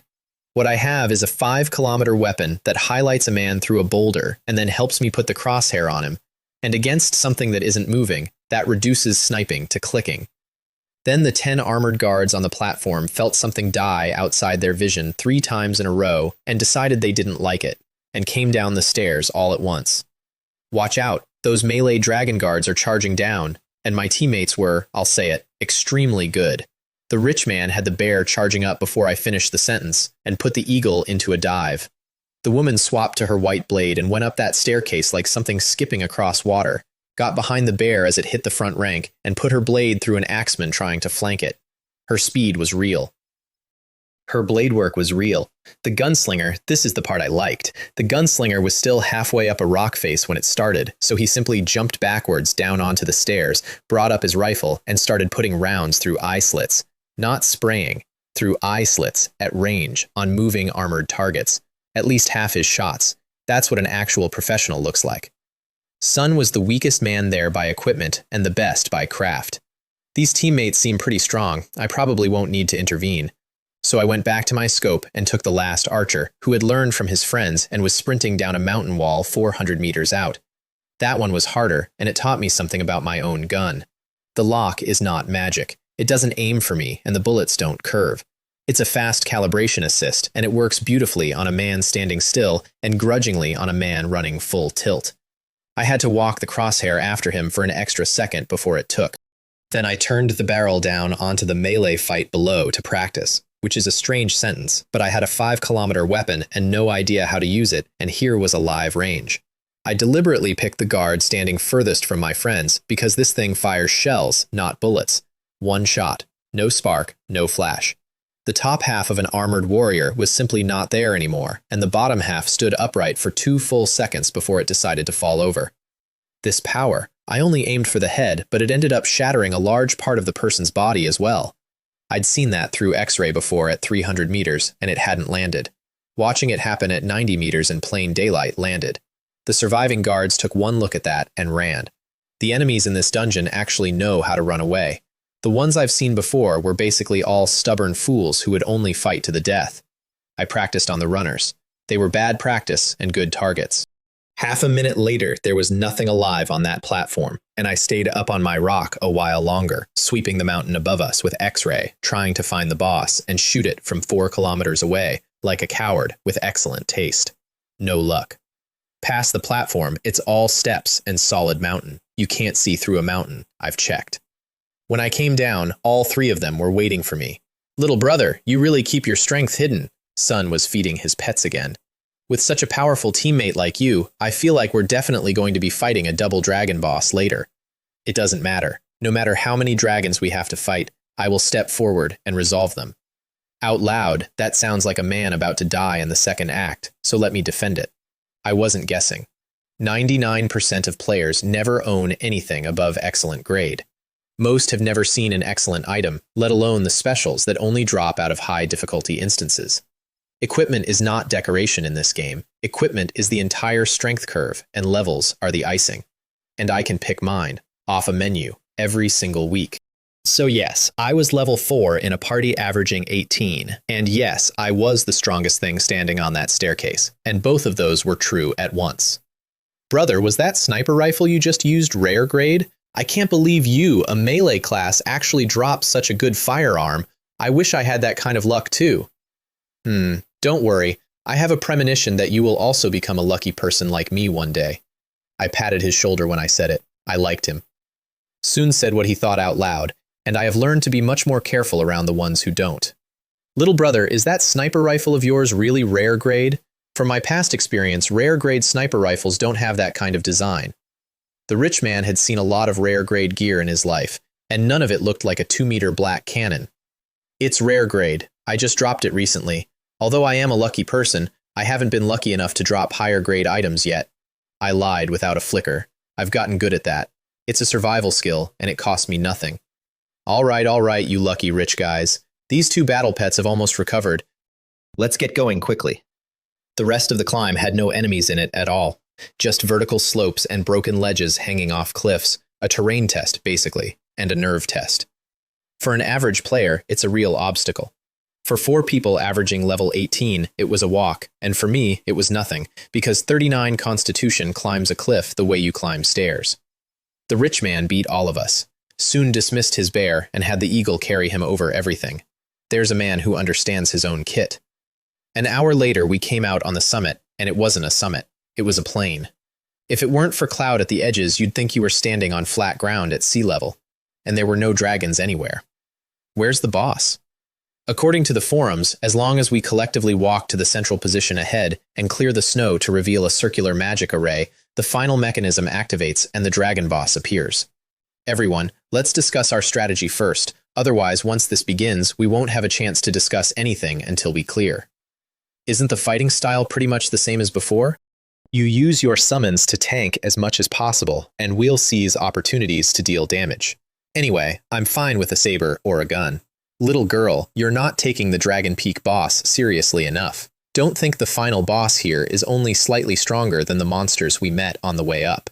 And then he said the thing that I have thought about many times since. I can responsibly say that if it's twin dragons that appear later, my great grizzly bear and eagle won't last a minute before they're all wiped out, and the other two battle pets I'm about to summon won't last long either. So, whether this dungeon can be cleared depends on you all. You'd best defeat the boss within the 1 or 2 minutes I hold it off. 1 or 2 minutes. That was his professional estimate of how long 4 summoned beasts survive against 2 dragons.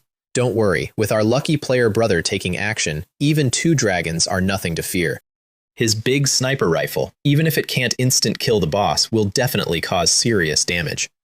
I don't have much of a problem here.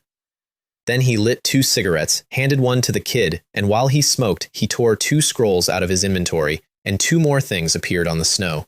A green-scaled snake as thick as a water barrel and 20 meters long, with a triangular head the size of a car and small, cold eyes that coiled itself into a disc and raised its head and tasted the air at us. Everybody flinched, including me. And a turtle the size of a heavy truck. Gray shell, thick legs, no menace at all. Just an enormous, patient turtle standing in the snow. Holy cow! Brother, you really brought out your trump cards? With these 2 big guys out, I feel like even fighting twin dragons will definitely be stable. It doesn't matter if they're trump cards or not. Anyway, I was going to use these 2 summoning scrolls eventually, and using them in this Dragon Peak dungeon is just right. Soon finished his cigarette, flicked the butt into the snow, and asked if we were ready. The woman had been sitting cross-legged with her eyes shut. She opened them and brushed the snow out of her hair. Let's start. 3 minutes later, we were standing in the middle of a white plain, and the bear swept the snow off the ground, and underneath was a circle. Red, green, blue, purple. 4 colors. How can there be 4 colors? Isn't it randomly 1 to 2 colors? Because the colors are the count. 1 dragon, 1 color. 2 dragons, 2. 3 dragons, the absolute ceiling of the dungeon, the version veterans tell stories about, 3 colors. Nobody on the forums had ever posted 4. In years. Not once. And then, from 4 different directions at once, 4 different roars. 4. 4 dragons? Are you kidding me? This is impossible. This is impossible. This is impossible. The rich man was spinning in circles, watching 4 shadows come in over 4 horizons, his voice going up at the end of every word. How could this happen? Didn't they say it was a maximum of 3 dragons? Why are there 4 giant dragons as the boss? She wasn't arrogant anymore. And I want to be fair to her, because that wasn't weak nerves. Any player alive, at any level, does that math and gets the same answer. 4 creatures, each over 100 meters long, any one of which their whole party could not scratch. Mine was different, because I already knew whose fault it was. Dungeon, you're ruthless. I still underestimated your insane killing intent toward me. I'd thought about it, you know. When they said 1, 2, 3, I'd quietly assumed I'd get 3 because I always get the worst one. I'd budgeted for the ceiling. The dungeon went through the ceiling. At worst, it's just death. Dungeon, if you can't kill me this time, you'll be the one to lose. That's the first time I ever said that to myself and meant it. Not bravado, an actual accounting. I looked at 4 dragons blotting out the sky and accepted that I would probably die in the next 30 seconds. And the instant I accepted it, my head went completely, beautifully clear. Then I pulled the sniper rifle, planted my feet, put the barrel up, and emptied all 16 rounds into the nearest one as fast as I could pull. 16 is the whole magazine. I spent it in one breath because this was not a target I was going to solve with careful shots, and I wanted every point of damage in before it arrived.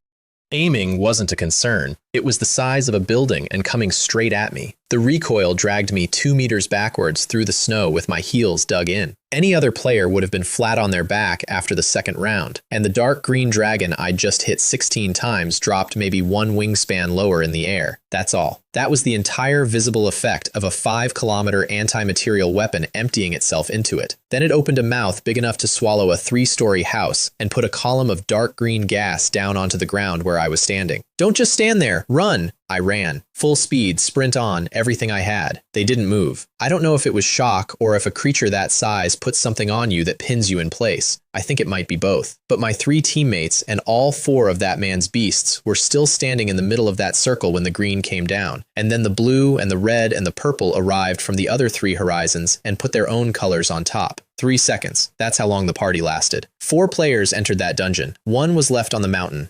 And what I felt, sprinting downhill while 4 dragons erased my team behind me, was mostly that I now had a window while they were busy. Dungeon. Let's see who the ultimate victor will be. Here's what I was running from, precisely. Dark green is poison, toxic, and corrosive. Orange-red is fire, hot enough to burn most substances out of existence. Cold blue is frost, which freezes anything. Dark purple is lightning, which kills you and also paralyzes you so you can't do anything about it. 2 of them stayed at the top, playing with what was left of my team. The poison one and the fire one came after me. 2 cats, 1 ant, 2 more cats on the way. And I was full of fight. My head has never been that clear before or since. There's a state you can only reach by giving up on living, and I was in it. Rage stacks full, berserk stacks full. I did that on the move, by slashing falling snowflakes out of the air beside me with the wolf slayer blade. Because my bracers and gauntlets don't care what I hit, they only care that I hit something. 3 stacks of berserk for 12% movement speed, and 3 stacks of rage for 4 strength. The attack speed and damage on those buffs were completely useless to me. I wasn't going to be punching anything in the sky, but the movement speed was everything. Fire came down in front of me, poison came down behind me. They pinched me between 2 walls of breath and closed, and I ran straight through it. Bio force field. My whole body, the field triggering on contact, and I came out the far side of a dragon's breath completely unhurt, and kept going down off the peak. Both of them made a face. I saw it. A 100-meter creature can look surprised. They chased. They caught up in 1 wing beat, put both breaths on me again, and buried a whole section of mountain path. And I vanished. Not destroyed, just gone. Because the thing they were burning had been my dream self for about 4 seconds, and my actual body had gone sideways into a snowdrift near the peak the moment I got below the ridgeline. Such terrifying attack intensity. In just 1 instant, it consumed nearly half of my stamina. Fortunately, my physique attribute is high enough. Half my stamina, 1 instant. And I have 39 constitution and the best defensive ability I've ever heard of. And 1 pass through 1 dragon's breath cost me half my tank. They split up and started quartering the ground for me. All 4 now, blue and purple, had come down from the peak to join. I definitely can't hide for long like this. If I passively avoid battle, I will absolutely be the one to die. I must launch a powerful counterattack and take down my opponents one by one. So I lay in the snow and let my stamina come back, and sent the dream self out through the rock to look around, keeping it inside stone the whole time, only its awareness poking out. 3 minutes later, they gave up looking and started deleting the mountain instead. 4 dragons, 4 corners, working inward, burning everything. This strategy for me is an opportunity. Because 4 dragons at 4 corners of a mountain are 4 dragons that are not near each other. I came out low, crossed to a spot with a clean line to the green one, dug myself into a snowdrift with the rifle, and set the dream self up somewhere else entirely. Why the green one? Because it was the one I'd emptied a magazine into at the start, and through the scope I could see that those 16 rounds had left marks. Small marks, scratches, on that scale, but real. Since I can cause damage, it means I really have a chance to clear this. If the damage isn't enough, I must aim for vital points. It has 2 eyes, 3,000 meters. Let's find out. Tiger Fury, I turned that on first, and it matters because Tiger Fury is a level 2 skill from a tiger I killed in my 3rd week, and it had been irrelevant for a long time. Against a dragon, it was worth almost nothing. Almost nothing is more than nothing. I turned it on. First shot, locked, 3 kilometers, 1 eye gone. Second, third, 4th shot, unlocked by feel, face, face, face, scratches. My marksmanship, everyone. Still a work in progress. I stopped firing before I gave myself away completely and had the dream self stick its head up along my line of fire and start smashing rocks around loudly. All 4 dragons dropped what they were doing and dove on the clone. The green one got there first and hardest because it was the one with the missing eye and it wanted somebody to pay, which put it out ahead of the other 3, alone and blind on one side. Second eye. Gone. It went absolutely wild, reared up, opened that enormous mouth and roared this deafening, furious noise like it could not believe an insect had taken half of its sight. And that was the mistake, because I was still lying in the snow with the scope on it, and it had just opened a target. I put round after round straight down its throat. The roar stopped. Just stopped, mid-note. It swayed and started to come down. Shooting them in the mouth seems very effective. Noted, filed, very much used again later. But I'd been firing long enough now that the clone trick was finished, and the other 3 had worked out where the shots were actually coming from. Left, right, and behind. Orange, red, cold blue, and dark purple, all converging on my snowdrift at once. Now, did I fire that many rounds on impulse, without thinking about what it would cost me?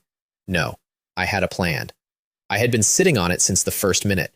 A small white square speaker appeared in my hand. Track 1, volume to maximum. And the loudest, most triumphant piece of music you have ever heard blared out across a snowfield with 3 dragons on it. Plus 33 to every attribute. 20% damage reduction. Level 10 life recovery. Immunity to most negative effects. 1 minute. Constitution 72. Strength 65. Agility 62. Spirit 69. Die for me! And I did not run. I went out into the open, on foot, between 3 dragons, dodging breath attacks by inches at 62 agility, and while I was doing that, I was firing the sniper rifle one-handed at things above me without aiming. Blind fire from a bad shot should hit nothing. But 62 agility isn't a stat, it's a different nervous system. My reaction time and fine control had gone somewhere I'd never been, and the targets were 100 meters long and close. I blinded the ice dragon completely. I took one eye off the thunder dragon. You monsters are nothing more than this, which is exactly the sort of thing you say 4 seconds before the universe corrects you. The rifle stopped firing. Endless series. Infinite ammunition. 1 bullet every 3 seconds. In a fight measured in tenths of a second, 1 bullet every 3 seconds means empty. And they noticed. Blind, half-blind, whatever. They all noticed the little thing on the ground pulling a trigger that wasn't doing anything. The flame dragon poured on more fire. And the thunder dragon, one-eyed and furious, climbed hard, flipped over, and came straight down at me with its mouth open wide enough to take a building, close enough to its friend's breath that it was willing to eat some of it to reach me. The timing was genuinely excellent. Behind me, a wall of fire on the ground. In front of me, the blind ice dragon had sensed roughly where I was and frozen the whole area. Above me, a mouth. There was no gap. I was going to eat one of the 3. So I picked the 4th option. I dodged the mouth by a body's width, put my foot on the thunder dragon's head, ran up it, swapped the rifle for the wolf slayer blade in the air, and cut its remaining eye. These dragons are, after all, just huge, brainless idiots. They know I want to burst their eyes, yet they still dare to come up close and deliver themselves. 3 of 4 blind. Only the flame dragon could see. I actually felt the win arriving. Then the thunder dragon shot straight up and thrashed its head, and I hadn't pulled my blade free yet, and it threw me. I went across that mountain like a shell and hit a rock wall. I punched a hole through snow and into stone, and the bioforce field ate the impact and gave most of it back, and it cost me an enormous amount of stamina, and I got up basically fine. Careless. Yeah, careless. And then the music stopped. That's the worst feeling in this entire story. Not the 4 dragons. The moment where a minute of being the strongest thing on the mountain ends, and all 33 points drain out of you at once while you're standing in a hole you made with your body. I just need to blind that fire-breathing dragon. I pulled the rifle out to do exactly that and looked up, and the flame dragon had gotten smart. It came in leading the other 3 like a sheepdog, pointed them at me, and then went straight up out of my reach and stayed there, high and fast and never level with me, never giving me the shot. Meanwhile, the 3 blind ones just sprayed. They couldn't find me, so they saturated. Fire and frost and lightning going everywhere at random, and me dodging all of it. That fire dragon has gotten smarter. It's flying so high and fast now that it doesn't give me a chance to blind it. It's also using the other 3 as cover, ready to rush over and blast me at any opportunity. This is a bit tricky. So it became attrition. Half an hour of it. I dodged, and every so often I put rounds into the wings of the blind ones, hoping to ground them. And I started losing. Slowly, but unmistakably. My stamina was going, and the 4 of them had exactly as much energy as when they started. Attacking their wings like this is very inefficient. I'll probably be the first to give out. So I stopped shooting and I ran, and I took them into the bad terrain, the crevices and caves and knife-edge paths, and I let them see me getting slower. Which I was. I was also selling it. Then I found a hole to disappear into, put the dream self out in front to keep pulling them along, and waited for the flame dragon to come past feeling confident. It came past feeling confident. X-ray lock. 1 eye. And now all 4 were blind, and the last one was as furious as its brothers, and it whipped around and lit up the entire slope to burn me out of it. Track 1. Maximum volume. Second time. I took part of that fire on purpose, walked through it, and jumped onto the flame dragon. Ran up to its face at a speed I still don't quite believe, and put the wolf slayer blade through the eye I'd just shot. Then, because I had been thrown once already, and I do learn, I pulled the blade out and drove it deep into its head scales as an anchor, and drove the poison fang dagger into the ruined socket with my other hand, and hung on, and started stacking venom. That dagger had been sitting in my inventory unused since the spider dungeon. First time I ever needed it. 10 stacks of spider venom into a dragon's head as fast as I could work. The dragon did not care. At all. Still full of fight, still bucking and climbing and diving and shaking its head like a wet dog, trying to throw me. It did not throw me. 2 blades in, both hands, feet braced. And once I was sure of that, I worked my way down to the base of its wing and started cutting. That took a long time. It was thrashing the whole while. And eventually I got the cut deep enough that the wing quit, and the whole thing rolled over in the air and went down into the rocks below, smashing boulders apart and knocking itself silly. I hit the ground with it and was fine, because I hit the speaker a 3rd time on the way down and let the bioforce field take the landing, and the field gives damage back, so the impact that should have broken me went into the dragon instead. The rest is just tying up loose ends. And it was. But I want to be honest about what tying up loose ends meant, because I thought it meant an hour or 2. It took until nightfall. 4 blind dragons, one of them grounded, all of them still enormous and still lethal, and all of them fighting to the absolute last with nothing to lose. I had infinite ammunition and several blades and no time pressure, and it still took the rest of the day, and I had to stop several times to sit in the snow and eat canned beef I'd looted from a supermarket in a different dungeon, and they got me. More than once. Every time my stamina bottomed out, the bioforce field switched off, and a field that runs on stamina is a field that fails exactly when you're most tired. By the end, I had burns, electrical injuries, and frostbite, and I was in a lot of pain, and I was not excited at all. When the last one stopped moving, I mostly felt like sitting down. I'd fought a dungeon boss for 1 entire day, alone, after my whole party died in the first 3 seconds. You have leveled up to level 5, Strength +1. You have gained the professional skill Flow State level 1. Flow State, 15% additional physical defense penetration when attacking with a blade, and an 8% chance to deal double damage. You have cleared the Dragon Peak trial at peak difficulty and obtained the title Dragon Slayer Peak. Dragon Slayer Peak. All damage you deal is increased by 12%. A title. My first one. There's a whole category of reward I didn't know existed, and you get it by clearing a dungeon at a difficulty nobody has ever cleared it at. Then the reward list opened, and I sat down in the snow at night on a mountain, freezing, burned, half poisoned, and tried to read the longest menu I had ever been shown. There was no common tier. There was no fine tier. It started at rare. There were 4 dragon crowns, 4 sets of dragon armor at 160 millimeters of steel plate equivalent, with 100% elemental resistance each, 4 staves, 4 blades. There were baby dragons, there were skill scrolls, and at the bottom of the list, under a heading I had never seen before, Epic. 0.1% drop rate, essence of the dragon source. By fusing this miraculous essence of power, you will randomly awaken a dragon source power equivalent to an elemental ancient dragon's ability level. Although I don't quite understand what the effect of this epic grade essence of the dragon source is, I definitely have to choose one. 3 picks. 1 went to epic without a second's thought. The other 2 were murder, and I mean that in the shopping sense because everything on that list was excellent grade, and everything on it was good. I wanted a baby dragon, genuinely. I have never raised a pet. I wanted armor, because the wolf skin from my first ever dungeon was hanging off me in strips, I wanted a weapon, obviously. And I wanted the skill scroll because my basic saber technique was level 3, and basic saber technique is the gate on how fast the Great Dream Saber Sutra cultivates, which is the gate on everything. This is tough, and I'm in poor physical condition right now, with not much time or energy to ponder this. Should I leave the dungeon first and then choose? But it's not guaranteed the reward list won't disappear once I return to the real world. I couldn't risk it. So I made a 100 million yuan decision in 10 seconds while freezing to death. Epic Essence of the Dragon Source.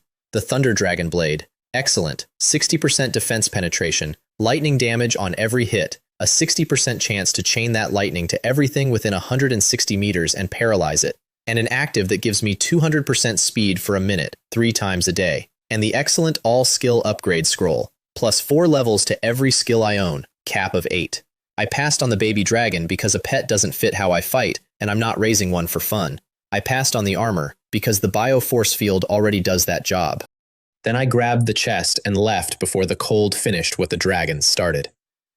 And the second I was back in that ugly little rented room, the pain was gone. The burns, gone. The frostbite, gone. Everything cleared, body perfect, standing on cement in a room I could cross in 4 steps. I'm finally alive again. I was happier about that room than I'd been about the epic reward. 3 things in the box: a translucent 8-sided crystal the size of a child's little finger, floating, a dark purple ancient dragon blade in miniature, a gold scroll the width of my palm. I picked up the crystal, and it was heavier than it had any right to be, and touching it felt like holding heat and cold at the same time, numbness and stinging at the same time, a thing that shouldn't exist arguing with itself in my hand. This thing, how do I fuse it? Do I just swallow it? I was actually about to. Then it soaked into my palm like rain into dry ground and was gone. 2 seconds and the room went away.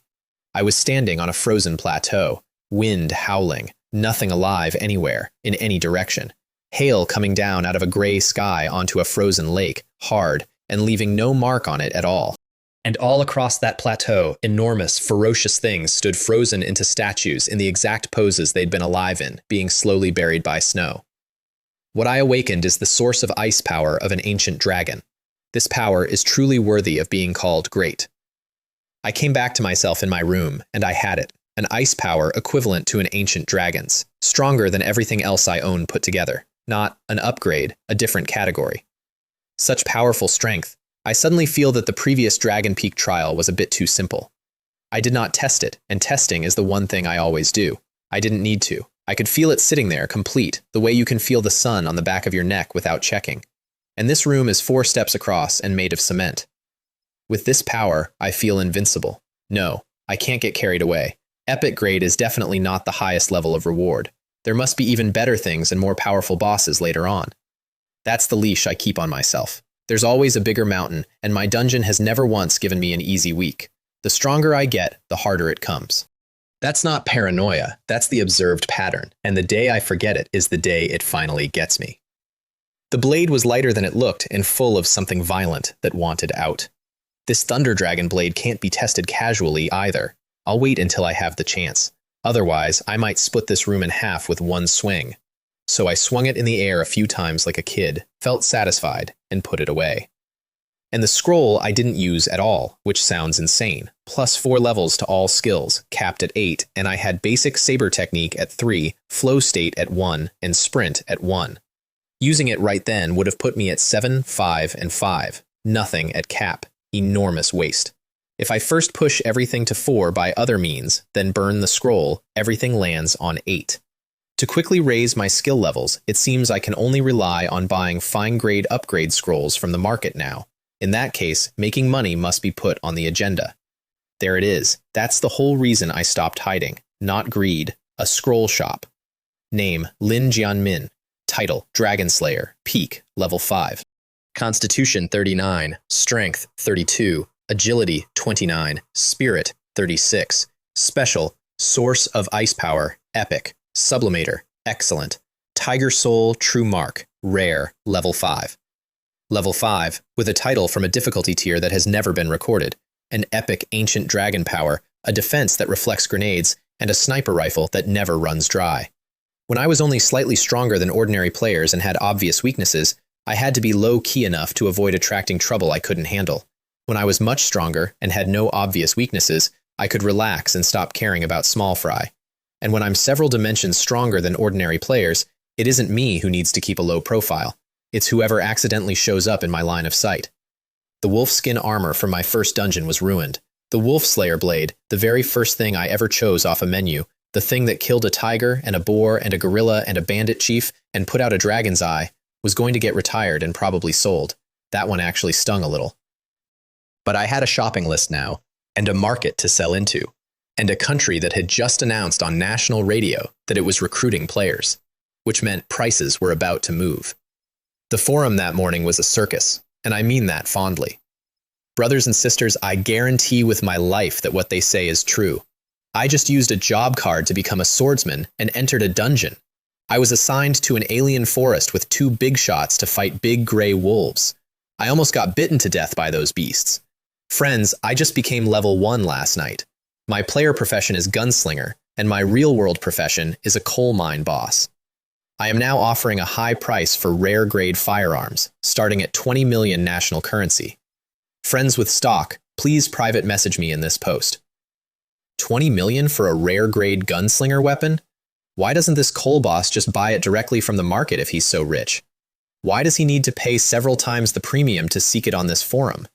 This person is likely problematic. Likely problematic. That's me being generous. But there's also a 1 in 10,000 chance that this person is genuinely a rich fool.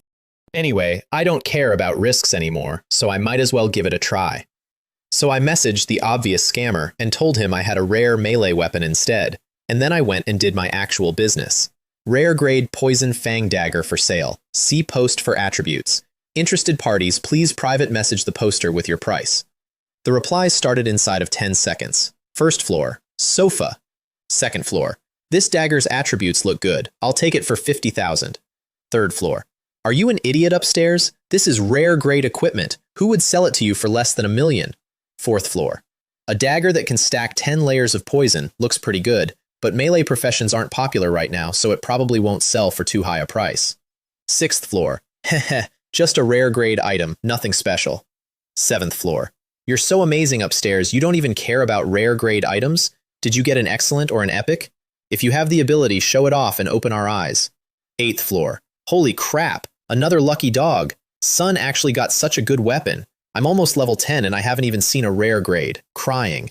Ninth floor, you're only level 10 and you want a rare drop? You must be dreaming. 10th floor, why is it always others who get rare drops? When will it be my turn? I read that whole thread with the calm of a man who has an epic ancient dragon power sitting in his chest and 3 excellent items in his pocket. The private messages were where the actual buyers lived. 990,000, cash on delivery. 1.3 million through an escrow platform. Brother, if you sell this dagger like this, you won't get a good price. You need a professional team to manage it for you, guaranteeing over 5 million. If interested in cooperation, contact me. And then my favorite message I have ever received from a stranger. Big brother, your poison fang dagger is really good. I really want to buy it. But unfortunately, my funds are a bit tight right now, so I want to ask if installment payments are supported. I can pay you 100,000 first. You trade the dagger to me, we sign an agreement in person, and then I will pay you 50,000 every month for 6 years, a total of 3.7 million. This price is absolutely fair. 6 years. Sir. I have been alive in this body for about 5 weeks. The market rate, which I knew from the memories I inherited, is that rare gunslinger weapons start at 5 million, and rare melee weapons rarely clear 3, because gunslingers are the popular class, and blade users are a rounding error. That's the whole economics of it. Popularity is price. Then the coal boss finally wrote back. I also acquire rare-grade melee weapons, but the offer will not exceed 10 million national currency. If interested, please add my communication account to discuss further. Heh, chatting is fine. Let me see what your scheme is. The account had a photo of a man in a suit and glasses and the name Secretary Mo. May I ask if you are Mr. Gao's equipment supplier? Yes. Please send the detailed information of the equipment from your side. Long blade, rare grade, approximately 1.2 meters, 40% physical defense penetration. Regarding melee weapons, Mr. Gao isn't particularly lacking, but if the price is right, he can acquire them. What price are you hoping for? 10 million will do. Are you joking? This kind of melee weapon, even rare grade, cannot sell for 10 million.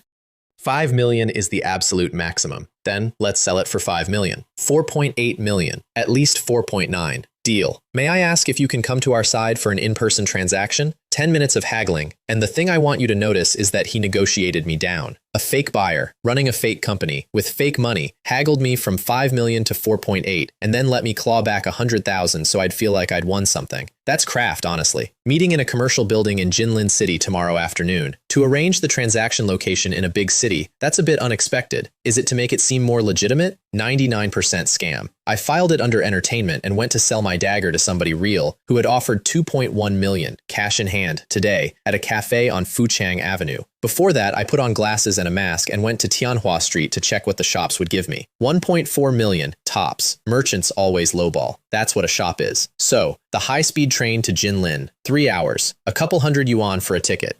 And on the way there, at about 2 in the afternoon, I got hungry, so I reached under my seat, discreetly pulled a bag of instant noodles out of my personal space, and ate it. Those noodles came out of a supermarket in a city full of the dead. I'd been nervous at first about eating apocalypse groceries in the real world, mutated virus, that whole line of thinking, but I'd checked the forums and plenty of players were already doing it, and nobody had grown a second head, so. Then the train braked. Full stop, middle of nowhere. No station, no town, just mountains. Attendant, what are you doing? Why did the train suddenly stop? Why did it stop? Did something happen up ahead? Dear passengers, due to a minor temporary malfunction on the tracks ahead, maintenance personnel are working quickly to repair it. We expect it to be resolved within half an hour. Please wait patiently on the train. Ugh, this is really bad luck. I specifically took this high-speed train to save time. It's fine, only half an hour. They say half an hour, but do you believe we won't be moving even after an hour? I wasn't listening, because I'd looked out the window and felt something. Not one thing, a lot of things. Monsters? Why would a group of monsters appear near here? I'd only ever seen a monster in the real world once, and that was a werewolf on a street corner at night. Everything else stays inside the mist. Could there be a gray zone nearby? Or a solidified gray zone? Solidified. It had to be. Unsolidified zones can't leak. Solidified ones are part of the world now, and things walk out of them. Then, distant popping. Gunfire. Listen, there are so many gunshots outside. What's going on? Is there still fighting somewhere in our Xia kingdom? We're doomed. This train must have been targeted by criminals. The train police are probably fighting them. No way. In this day and age, are there still people daring enough to rob a train? An attendant came through the door with the single best sentence of the entire trip.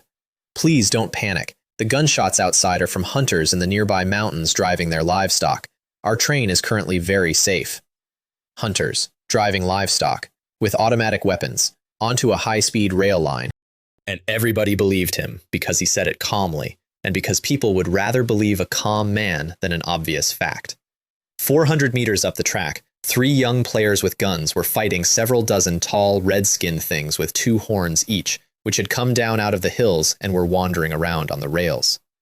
You damn things! Don't run around! If you've got guts, come and battle with Grandpa! That was a kid with yellow hair and a shotgun, chasing monsters up a railway line, shouting to draw their attention. And his 2 friends were good, moving, aiming, hitting, just outnumbered, and those things had thick hides, so I helped. Every monster on that stretch of track stopped where it stood, mid-stride, mid-turn, all at once, like a video paused. Then all of them collapsed into fine dust and blew away. What just happened? I don't know. Maybe we accidentally triggered some unknown gray zone mechanism, causing all these monsters to disappear. Let's talk about this later. Since the monsters are gone, quickly notify the train. I was in a window seat 400 meters away, dropping an empty noodle bag into the little bin under my tray table. Here's what the source of ice power actually is, now that I'd used it in anger. It's a superpower. Plainly, I create ice, I control ice, I freeze things, out to a radius of over 10 kilometers. And the ice isn't 0 degrees, it's absolute 0. So what I did was reach out 400 meters, freeze several dozen monsters, use the water inside their own bodies to make them into statues, and then break the crystals down into dust and let the wind take it. Kill and clean up in one motion, no scorch marks, nothing for anybody to photograph. The source source of ice power I just used was less than 1/10,000th of its true power. 1/10,000th. 30-odd monsters. 400 meters. Through a train wall. The train started moving about 10 minutes later, and the carriage actually cheered. Because the maintenance crew had been so impressively fast, I let them have it. Jinlin City after 3. An hour on a bus. By 4:30, I was sitting in a private room in the Ruishin Cafe wearing sunglasses and a mask, across a small table from a thin, neatly dressed young man who'd already exchanged the code phrase with me. I want to see the dagger first. No problem. I put it on the table and let him pick it up. That's not as reckless as it sounds. An item from my instance can only go into my personal space and in and out of dungeons with me. Sun couldn't store it, couldn't take it anywhere useful, couldn't do a single thing with it unless I transferred the permissions. Sun could, however, simply run away with it if he could outrun me. The goods should be inspected now, right? It's time to pay. Sun didn't answer. Sun turned invisible instead. Chair empty. Dagger gone. Assassin class, stealth skill, textbook. I looked at the empty chair and waited, because he hadn't gone anywhere. I could feel exactly where he was. 36 spirit doesn't care about invisibility. A few seconds later, he reappeared in the same seat in the same posture, spinning my dagger in his fingers. Your perception is very strong, and you are very confident. I'm a little curious why someone like you would still wear sunglasses and a mask for a transaction. Thank you for the compliment, and I leaned forward a little and looked at him and didn't explain anything. Please pay, otherwise I'll go find the next buyer. Do you want cash or a transfer? Transfer. 2.1 million yuan into my account, permissions across, deal closed. And I walked out of that cafe having gone from 30,000 yuan to 2 million in the time it takes to drink a coffee. Then I went shopping. Player market, Jinlin Commercial Street. One objective, excellent grade warrior class skill upgrade scrolls, as many as possible. And this is my favorite economic fact in this entire story. An excellent gunslinger skill scroll costs about 100,000 and is usually out of stock because everyone is a gunslinger. My class is a joke. Saber is unpopular, weak, and universally regarded as the class you get when the game hates you. So when players drop Saber scrolls, they dump them on merchants for whatever they can get, and the merchants sit on a warehouse of unsellable garbage. I visited a few big shops, compared prices, argued with a sales manager for a while, and bought 30 excellent grade warrior scrolls for 500,000 total, under 17,000 each, for the same grade of item that costs 100,000 if you're popular. Being in the worst class in the game has exactly one advantage, and I found it. Hotel room. Door locked. Scrolls on the bed. First scroll took flow state from 1 to 3. Second took sprint from 1 to 3. That's the guaranteed part. Excellent scrolls move a low skill up reliably. Then all 3 of my skills sat at level 3, and level 3 to 4 is where the game starts charging rent. 10% success rate. Per scroll. 28 scrolls left, 3 skills to move, 10% each. The expected value on that is not comfortable. I did it anyway because I had 1.6 million in the bank, and this was exactly what the money was for. 3 failures in a row. 4th scroll. Basic saber technique to level 4. 8 more scrolls. Flow state to level 4. And then sprint. Humble, stupid sprint. The run faster button. 14 scrolls before it moved. 14. That's 230,000 yuan of scrolls to make my legs slightly better. 2 scrolls left in the pile. All 3 skills at 4, which is the number I'd been aiming at since a snowy mountaintop, because now the excellent all-skill upgrade scroll from Dragon Peak would land perfectly. Plus 4 levels to everything, capped at 8. From 4, everything hits the cap, nothing wasted. I did think about waiting. There are 3 more saber skills out there. Quick Draw Slash at level 10, which is the only area attack the class gets. Blade Aura at 20, which finally lets me hit something from 10 meters away, and Saber Skill at 30, which is the qualitative one that makes every strike carry spiritual damage. Wait until 30, unlock all of them, then burn the scroll, and it upgrades 6 skills instead of 3. Why did I just spend 500,000 to buy 30 excellent scrolls? I could just gradually increase my skill levels through leveling up. Right. Waiting is for people who aren't in a hurry, and the whole reason I picked that scroll off a menu instead of a baby dragon was Basic Saber Technique, because Basic Saber Technique is the throttle on how fast the Great Dream Saber Sutra cultivates. And the Saber Sutra is worth more than every class skill I will ever unlock. So I tore it. Basic Saber Technique, Level 8. Your understanding of Saber techniques is profound and comprehensive, and your application refined and concise. In the path of basic sabermanship, you have already traveled further than the vast majority of sabers, reaching the first-class level of mastery. Flow State, Level 8. 30% physical defense penetration, 25% chance to deal double damage. Sprint, Level 8. 48% movement speed. That panel is the moment I stopped being a guy with good loot. Basic Saber Technique Level 8 isn't a stat, it's craft. I went to bed a man who swung a blade well, and woke up a first-class master of the blade, not from practice. From tearing a piece of paper I bought at a discount because nobody else wanted it. Flow State at 8, stacked with the Thunder Dragon Blade's 60% penetration and the Ape King Ring, gives me 90% physical penetration and a 40% chance to double. 90%. Armor is now a suggestion. And Sprint went from 12% to 48, 4 times the skill it was this morning. Then I sat in that hotel room at 6 in the evening with money in the bank, a master's understanding of the blade, and nothing to do until tomorrow. Speaking of which, Secretary Mo arranged to meet me tomorrow afternoon in a building for the transaction. Should I really go? It feels like a waste of time. Maybe I should try to speed things up. So I poked the scammer. Manager Mo, I've already arrived in Jinlin City. Is Boss Gao available to meet tomorrow morning? I'd like to complete our 4.9 million transaction as soon as possible. Soon replied before I could even sit down to cultivate. I'm pleased to inform you that the boss says he can make time to see you tonight. However, the boss is currently not in Jinlin City, but is on a business inspection in the suburbs. If you are eager to complete the transaction, please bring the equipment and come to this address now. There it is, the move. Instantly abandon the safe public meeting. Instantly relocate to somewhere remote. Instantly create urgency. Every single person reading that message should close the app and go to bed. This address is about an hour by taxi. Why not just go directly and investigate? Consider it a relaxing stroll. I chatted with the taxi driver the whole way. Nice guy. Before 8 in the evening, I was standing outside a half-abandoned factory in the suburbs with a mask and sunglasses on. Iron gate shut. Everything dark. The guard hut dark and empty. Is this a joke? Am I being stood up? I've arrived. Where are you? You've arrived at the factory gate? We're having a late-night snack at a restaurant nearby. Please quickly come through the alley west of the factory. The restaurant we're at is right at the alley's exit, an unlit alley, beside an abandoned factory, at night. Come alone, quickly.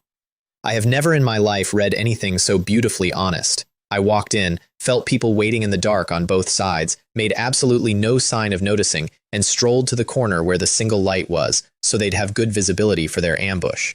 Front and back, 4 gun muzzles, and a fierce-looking man in his 30s stepped out between 2 yellow-haired kids who were aiming at my head. Kid, are you the one looking for our boss to sell equipment? If your boss's surname is Gao, then I think so. Heh, then you first take out the equipment. We'll inspect the goods first, and then we'll talk business. Pointing guns at me like this is not the attitude for doing business. I refuse to hand over the goods first. You must produce the money first. The alley genuinely laughed at me. This kid is so damn stupid. Son's on the verge of death and still thinks he's negotiating business. Kid, you'd best hand over everything willingly. Don't force my hand, or you'll die a very painful death. I know you might be someone sent by the Bureau, but with me, it doesn't matter who you are. You'll just become one of the most unremarkable names on the missing players list. That last part is the important part, and I'll come back to it because it's the truest thing anybody said to me that month. This is an illegal criminal act. Aren't you afraid of legal retribution for doing this? I said that in the voice of a fresh graduate quoting a pamphlet, on purpose. I wanted to hear what he'd say. Law? Retribution? Are you pretending to be stupid or are you really stupid? You're going to make me die of laughter. All 5 of them found that hilarious. Steel Skull, break one of his legs for me. Make him sober up. All right, boss. And the buzz-cut kid dropped his aim from my head to my knee with a big, excited smile on his face and then stood there for several seconds, not firing. Steel Skull, what the hell are you dawdling for? The boss slapped him hard enough to nearly put him down. But, boss, my hand, I can't move it. Useless! Get out of my sight! Son snatched the kid's gun, kicked him into the wall, aimed at my thigh, and pulled the trigger over and over. Nothing. Not one round. Damn it, piece of junk gun! Quickly kill this bastard for me! Sun threw the gun on the ground and screamed at the other three. The other three did not move. Sparrow Leg, Leopard 7, Joe Bing, didn't you hear me? Still standing, still aiming, perfectly steady, actually, steadier than they'd been all night, and Steel Skull against the wall wasn't moving either. Sun reached out and touched the man beside him and found that the clothes and the skin had gone cold and hard like something taken out of a freezer 3 days later. Damn it. Sun ran. Sun got one step, then his legs went numb and heavy and wrong and stopped being his, and he went down on the ground. Sun tried to pull himself along the alley with his hands, which is not a skill anyone practices, and got about a meter before he heard footsteps. You, what do you want to do? What else could I be doing? Of course, I want to do business with you. Please, quickly hand over all your money and equipment in exchange for your life. I am a law-abiding good person, and I guarantee that I only want your wealth, not your life. I crouched down next to him to say it, and I said it gently, like we were friends, and I have been told my body language in that moment resembled a strange uncle offering a child a lollipop. Don't kill me. Don't kill me. I'll give you all the money and equipment. Don't kill me. Then he pulled a gun out of his personal space and put it at my head. You die for me. I froze his hands before he finished the sentence and took the gun out of them and turned it over to have a look at it, at which point he understood the situation completely and started crying. Our business negotiation took about 15 minutes. Afterwards, I walked out of the alley alone, and the 5 men who'd blocked it were gone, released in accordance with our agreement. If anybody had gone looking, they'd have found a strange quantity of unidentified ice crystal dust in the corners around that alley. Weighed together, it would have come to exactly the mass of 5 missing men. I even got some decent gains. Tonight wasn't a wasted trip after all. Several pieces of equipment, most of them excellent grade, and 1 rare grade firearm. That last one I thought about for a while, sitting in my hotel room at 10 at night. Because those 5 men could not have dropped a rare gunslinger weapon. They were street level, which means somebody else did and then met them. Somebody read a forum post promising 20 million for a rare firearm, thought about their own luck, and went to the meeting. Many scams are, in fact, not at all clever. It wouldn't be an exaggeration to say they are full of loopholes. Yet some people, harboring a sense of luck, step into these traps and fall into an abyss of no return. Selling this equipment should net me 6 million. It seems I'm really going to become a rich man.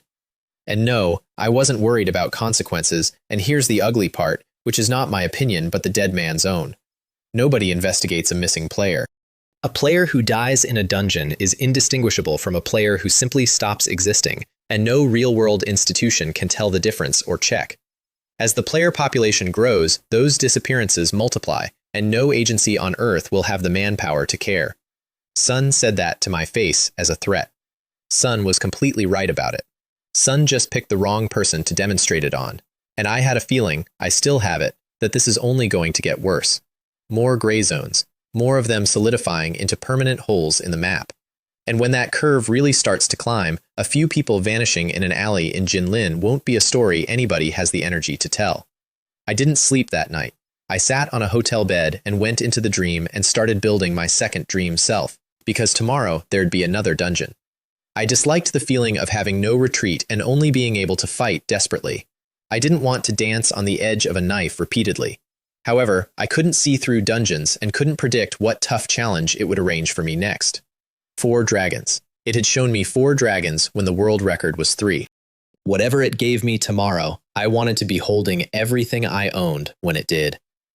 Morning came through the hotel window, and I opened my eyes on a very expensive mattress and went straight into the day's dungeon, braced for anything. A forest, enormous trees, thick leaf litter underfoot, and my 2 teammates. One was a bald old man in a red vest, black shorts, and slippers, holding a machete the length of my arm, squinting hard at something in the middle distance. The other was a boy of 13 or 14 in a wheelchair. I met a lot of people that month. Sun's the one who mattered. Sun was not skin and bone. Mondays had the specific gray-white of somebody who has been ill for years, not weeks. Sun wore blue half-rim glasses. Sun was leaning back in the chair with his eyes unfocused, still coming out of the entry days, and his arms, which were about as thick as broom handles, were clamped around a handgun. A wheelchair. In a dungeon. Dungeon objective: find and eliminate a crazy tree ant, level 6, in the current forest. Ah? The boy came round and read the prompt and immediately turned to the guy who was obviously carrying the good equipment, which was me. Boss, I wanted to ask, didn't the forum say that novice dungeons only have level 2 and level 3 bosses? Why does this dungeon say we have to fight a level 6 boss? So he was a novice, first or second dungeon. Sun had done his reading, which is more than most people do. Please rest assured, although I am just a new player with high paraplegia, I definitely won't drag you down. I will assist you in clearing the dungeon as much as possible. If you need a decoy to lure the boss later, let me do it. I will fulfill the duties a team member should have. Sun said that calmly, levelly, eyes steady. A 13-year-old paraplegic kid opened negotiations by volunteering to be bait, because he had already worked out that he was the least valuable asset on the field, and he wanted me to know he understood the math. Thank you, boss. Cough. How do you need me to cooperate later? Cough, cough. Please just tell me. And when he moved his hand away from his mouth, there was bright red on his lips. I asked him why. Why on earth a person in his condition would take a profession card when an ordinary, healthy adult becoming a player is roughly a coin flip with their life, and a boy who cannot walk is closer to a guarantee. Soon didn't dodge it. Soon said the government had started promoting it, and he had thought about it very carefully, and he had decided, right, so that's who he was. Then I turned to the old man, who was still squinting into the trees, and asked what he made of the objective, and the old man said his eyes weren't good, and he couldn't see the prompt clearly, and would we read it out for him? I said sure, and read it out, and thought nothing of it. Hold on to that. That's the whole dungeon right there, in the first 90 seconds, and I walked straight past it. These big guys should be the so-called treants, but this dungeon requires taking down a level 6 crazy treant. Their numbers exceed 1, and currently there are no signs of madness, because there were treants everywhere. 30 meters tall, rooted in the ground, indistinguishable from the other enormous trees, except that they were clearly alive in a way trees aren't. Dozens of them, all of them completely peaceful. Not one of them attacking anything, not one of them behaving strangely. I had to find the crazy one. Grandpa, the 3 of us will each be responsible for one direction, to search for a crazy treant. If anyone finds a suspected crazy treant, or simply can't find one, return here to regroup. Remember to leave markers along the way so you don't get lost. Young man, what is a crazy treant? That's an entirely fair question from a man in slippers. I gave him a description based on nothing but fantasy novels, because I had never seen one either. I sent the boy off on the easiest route. Sun immediately started pushing his own wheels across thick leaf litter, which I did not think about that hard enough at the time. Then I searched, with myself and 2 dream selves, 3 directions at once for half an hour. Nothing. Every treant in that forest was serene. Does that crazy treant behave like a normal treant on a daily basis? Nothing special about it? If that's the case, how am I supposed to distinguish it from such a large forest? Do I have to completely destroy this entire forest to clear the dungeon? I did briefly consider burning it down. Hold on to that, because of what happens next. Another hour, still nothing, but I found something else. Human bones on the forest floor, 2 sets. There are human bones in the dungeon world. This is the first time I've seen something like this. I'd never seen remains in a dungeon before. Things that die in there don't leave anything behind. Then I looked closer. The fabric fragments around these bones appear to be products of modern industry. I can vaguely make out some letters that resemble trademarks, brand labels, machine-woven cloth. In a forest where the local wildlife is sentient oak trees, those were players, 2 of them, 2 people who took this dungeon before me and never left it. And that seemed like a clue, so I looked at the treants standing near them and found them exactly as peaceful and identical as every other treant in the forest. I can't tell which one is abnormal, but ultimately, I still need to try to confirm, so I picked one at random and killed it. Source of ice power, straight into a 30-meter living tree. It went from swaying green to a silver-white statue in about a second and stopped being alive. And I actually felt the drain because it was a very large target. No reward panel, wrong tree. And then every peaceful treant around it tore its own roots out of the ground and came for me.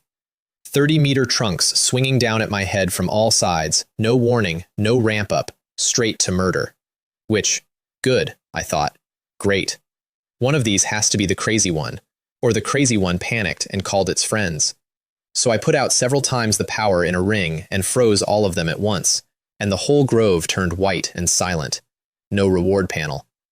These treants aren't the ones designated for elimination? So they ambushed me just now because I killed their companions? Yes, that's exactly what happened. I killed a random innocent tree, and its neighbors took offense, and I killed them too, and none of it counted for anything. Something's wrong. My current approach is definitely flawed. If I keep going like this, I'll probably die of exhaustion before I find any crazy treant. 4 dragons tried to kill me, and I beat them. A forest full of polite trees had me completely stumped, so I stopped. Because when your method is producing nothing, doing more of it faster just produces more nothing, and I went to collect my teammates. The dream self found the boy first. Sun was stuck, 3 hours in, and he had gotten his wheelchair wedged into a tangle of low branches, and he was still fighting it. Good heavens, has this little fellow been stuck there for the past few hours? I went and got him. It took me 3 minutes to reach him at a run, which tells you precisely how far he'd traveled in 3 hours. Big brother, I'm very sorry. I accidentally got stuck in the branches and couldn't get out. The scouting mission you gave me, I also failed to complete it. Sun was out of breath from struggling and even paler than before, and he was apologizing to me. It's all right. This forest environment is indeed very unfriendly to wheelchair players like you. Just stay here for now and don't wander around. And I wasn't annoyed, because what did I expect? Sun hadn't given up and sat still, which is what most people would have done. Sun spent 3 hours physically fighting a shrub, alone, because I'd given him a job. Then I said the thing that changed the dungeon. Since your physical condition isn't good, then exert less physical effort and use your brain more. Help me analyze how to break this instance. I'll tell you some information I've gathered so far.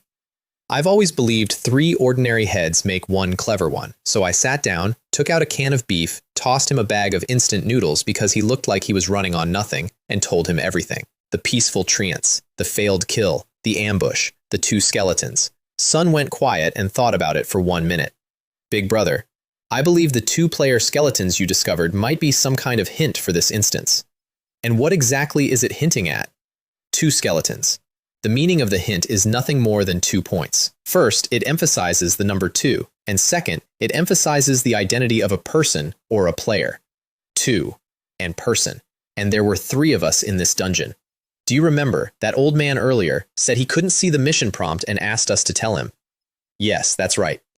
The old man's eyesight wasn't good, so he couldn't see clearly. And then I watched him get there, and watched the color go out of a face that didn't have much to spare. Big brother, do you mean that old man might be problematic? Because if he's a player, it's impossible for him not to see the instance prompt. That's what I'm suspecting right now. Think about what this game is. It reached into my head and rebuilt me. It hands out powers and worlds and menus. It has never once failed to show me a prompt.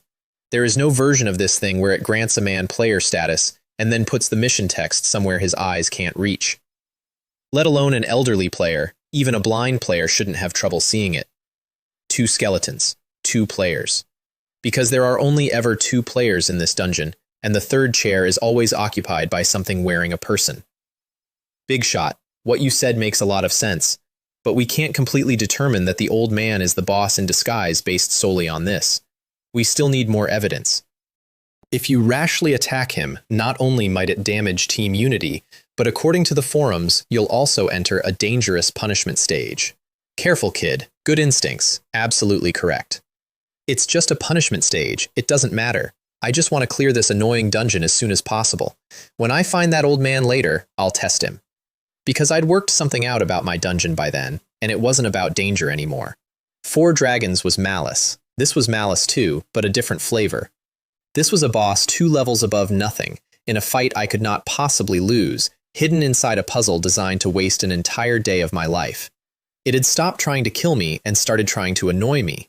I sent both dream selves out to find the old man, because they move through trees and rock and they don't get stuck in branches. 20 minutes later, I found him. Sun was building a bonfire. Not a campfire, a structure. Sun was swinging that machete and dropping young trees in a few strokes each, stacking the trunks into towers, ripping out entire patches of undergrowth with his bare hands and packing it around the base. Moving fast, not old man fast, fast. And when the woodpile was tall enough, he cut a flat board off a trunk, sat down, took a stick between his palms, and started drilling for fire with total concentration. This old guy, building such a huge woodpile, is he trying to burn us all to death with one fire? I still had no proof he wasn't human, but no level 2 player in slippers takes down trees like that. Also, I'd considered burning the forest myself. The difference is I'd have mentioned it to the team first. I can't let you succeed. Otherwise, I'll have to waste a lot of energy putting out fires, and maybe even suppress a large number of crazy treants. So while I ran toward him, I reached out with the tiniest thread of ice and touched the board. The first wisp of smoke died, the heat vanished, and a layer of white frost crystals formed neatly around the hole he'd been drilling. Huh? Sun stared at it, turned it over, looked at it for several seconds with the expression of a man whose lighter won't spark. Then he got a fresh board and started again. I iced that one too. Sun drilled faster. I iced it faster. Sun got a third board, same result. I was jogging through a forest, icing a man's fire kit from 400 meters away, one board at a time. And I would like it noted that I found this extremely funny. Then I arrived. Old man, stop drilling. Are you trying to burn us all to death by doing this? Sun looked up at me, cold, then picked up the machete, stood, and faced me. Young man, was it you who just now prevented me from igniting the holy fire? It was me, but was I wrong to stop you from setting the forest on fire? I remember at the beginning you promised me you'd help find a crazy tree ant here. Where is it now? I've found it, but there are too many of them. They must be incinerated with the holy fire. And then he turned toward his woodpile and raised both arms over his head and shouted something at it in a high, rapturous voice, then turned back to me with dead eyes. But you, young man, you just now hindered me from igniting the holy fire. What the hell is holy fire? This old man is getting stranger and stranger the more I look at him. Still no proof. Sun looked completely, boringly human. What he did not look like was sane. Sun fit the description of a crazy tree ant exactly, minus the tree. Old man, what are you trying to do with that stance? Do your old bones feel a bit itchy and you want to spar with me? You, leave here immediately. Do not interfere with me lighting the holy fire. Otherwise, I won't be polite to you. Humph, what can you do to me, old geezer? And I hit him with the source of ice power at the lowest setting I could manage, deliberately weak, enough to lock up a low-level player without hurting him. Because if I was wrong, if he was just a genuinely unhinged pensioner who'd bought a profession card, then killing a teammate drops me into a punishment level, and given how my dungeon had been behaving lately, I did not want to see what it would put in one. And that half second of contact answered everything, because when you freeze a person, you're working with the water in them, and a human body has water in it in a particular arrangement, in particular quantities, in particular places, and I had by then frozen enough people to know exactly what that feels like from the inside. That body was not laid out like a human body, and it did not have human strength. So you really aren't human, then die for me. Full power, statue. Then I pushed every ice crystal inside it outward at once, and it came apart like a firework and stopped existing. And the reward list opened in front of me. Please choose your dungeon rewards, maximum 3 items. Normal, 98% drop rate. Profession cards, gunslinger, swordsman, priest. The actual physical objects that turn a civilian into a player, excellent, 1%. A forest emissary card, a sacred firewalker card, and a treant seed. Plant it, wait 1 year, get a loyal treant. Rare, 0.01%, 4 items. Mad treant mask, love of the forest, resentment of the forest, giant treant seed, and that was the whole list. The highest reward level for this dungeon is only rare? What a ripoff! The last dungeon had an epic tier. This one topped out at the level that dungeon used as its floor. Is it because the boss is only level 6? But considering this boss can disguise itself to confuse people, the difficulty should at least be raised to level 10. And then I understood what my dungeon had actually done to me that day. It didn't try to kill me, it's tried that. 4 dragons and a corpse king, and every time it fails, I come out the other side holding something enormous. Trying to kill me has become expensive for it, so it changed tactics. It gave me a boss I could not lose to, hid it behind a riddle, made me waste an entire day, made me kill innocent trees, and then paid me in gift cards. Heh, so you're going from hard to soft, huh? Let me see how much experience I've gained. 46 out of 100, up from 11. At that rate, I need 2 more of these to reach level 6. I was so anxious before entering this dungeon, but it's not out of the question that this time the dungeon is deliberately lulling me into a false sense of security, and it will hit me hard next time when I let my guard down. I took 3 of the 4 rare items, the mask, Love of the Forest, and the giant treant seed. I skipped Resentment of the Forest, which converts a healing spell cast on an enemy into triple damage, which is a wonderful piece of design and completely unsellable because priests barely exist. Remember that I said that. Remember I passed on the priest ring that fights and took the priest ring that heals, purely because I thought it would move faster on the market. Back in the real world, 4 minutes had passed. I went straight to the wardrobe mirror in my hotel room, which was not bondage. The Mad Treant mask is dark brown wood, cut into the shape of a human face with an expression somewhere between ecstatic and broken. Crude, genuinely unpleasant to look at. Wearing this special mask allows you to disguise yourself as any entity whose size difference from you does not exceed 25%. Only a level 10 detection skill can see through your disguise. Wearing this mask for too long may lead to mental abnormalities in the wearer. Players with 10 spirit should not wear it more than half an hour a day, 15 spirit, 1 hour, 20 spirit, 2 hours, 25 spirit, 5 hours. Players with 30 spirit can ignore the negative effects. I have 36. I put it on, and a few seconds later something woke up against my face and started asking me a question without words. It wanted an image. So I imagined an unremarkable young man, half a head shorter than me, a bit thinner, a face nobody would describe accurately 5 minutes later.